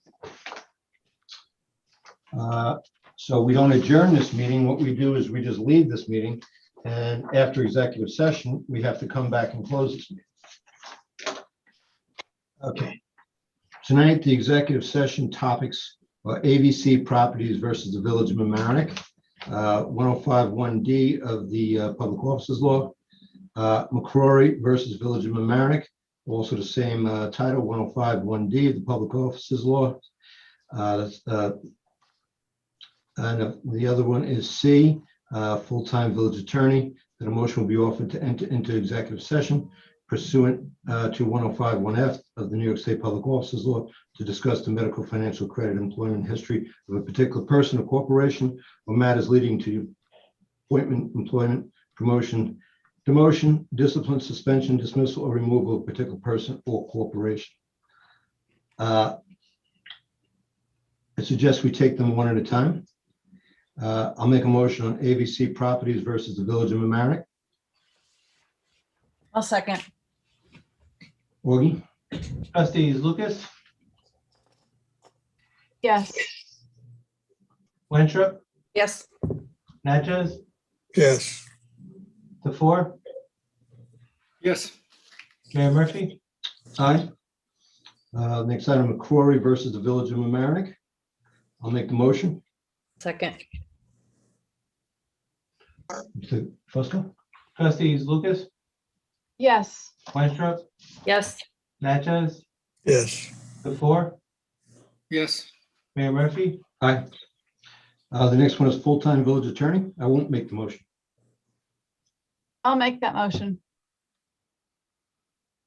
Second. Okay, here's my question. If we're not talking about particular people or particular applications, how is this executive session? Shouldn't that discussion be out in the open of whether and when to hire a full-time village attorney? I don't want to be caught up in, being accused of being an executive session again when we shouldn't be. I believe it is executive session based upon our past executive session and continuing that discussion. But I guess, Tom's seeking some clarification. Are you, planning on speaking about individual people or hiring a village attorney? Or a concept.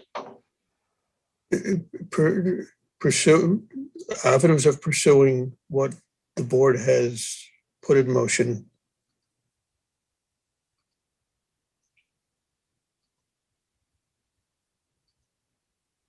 I guess I don't understand that. I don't either. Okay, is there a motion and a second? Does that relate, Mr. Nash, does that relate to the applications that have been discussed? That's the question. Yeah, yes. It had, Then it's the same. Okay, I understand it. the discussing moving forward on the village attorney, with people who have applied, et cetera, how to proceed. I think the question is with the et cetera. If we're going to talk about specific people, that can be an executive session. If we want to talk about whether to proceed, how to proceed, that's not executive session. And maybe we should divide the discussion into two parts. That was my point. There's a motion and a second. Mr. Fusco? Trustees Lucas, Yes. Weintraub, I don't think I understand it well enough to say yes, so I vote no. Natchez, Yes. DeFour, Yes. Mayor Murphy? No. And Okay. can I ask a question about AVC properties? Why are we going into AVC properties if we don't have the attorney? That was Natchez. Oh, yeah, He brought that up. probably that's it's the reason why sometimes we need to do this earlier when we do have the right counsel. Otherwise it's not going to be efficient. So do we strike that one or? We voted on it already. We just don't have to have a substantive discussion. But then We can talk amongst ourselves about it with other council. I mean, or we could do, go yeah, in that's and what say, we'll do. But okay. Jerry isn't that well? We'll ask Jerry about Yeah, that when we're in let's go executive into session. executive session instead of having it out here. All right, but please remember that you have to come out here at the end close of the the meeting. day to close the meeting. Here's my question. So what happens to this meeting? I put it on pause. He puts it on pause. With. I don't think, I don't think I got an executive. Okay, I know. Sorry, I have it. Okay. Okay, I'll meet you in executive session. Before we get this thing on executive session. Let me just shut this down. Mayor, we need 5 minutes or 10. All right, take 5 minutes. Take 5 minutes. Yeah, we need. Take 5 minutes.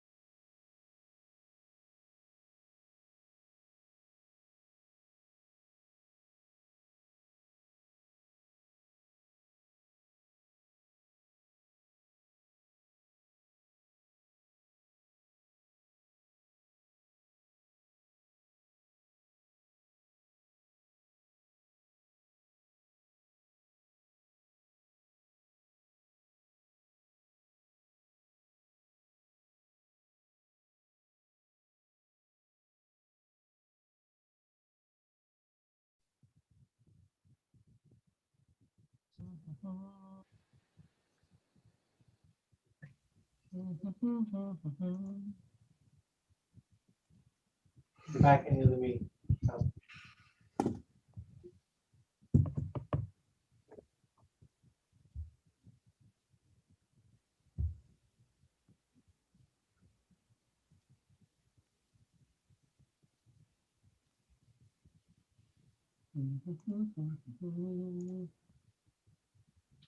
Dan Etchison? Yes. Move we adjourn. Before we adjourn, I have to report that in executive session, the Board of Trustees had a motion to pursue attorney's fees and costs in the matter of McCrory versus the Village of Mamaroneck. It was a 4-1 vote with Trustee Natchez voting no. And that's all there was to report out of executive session. I need a motion to close this meeting, and Trustee Tefor left executive session and is not here now. I need a motion to close the meeting. So moved. Second. Second.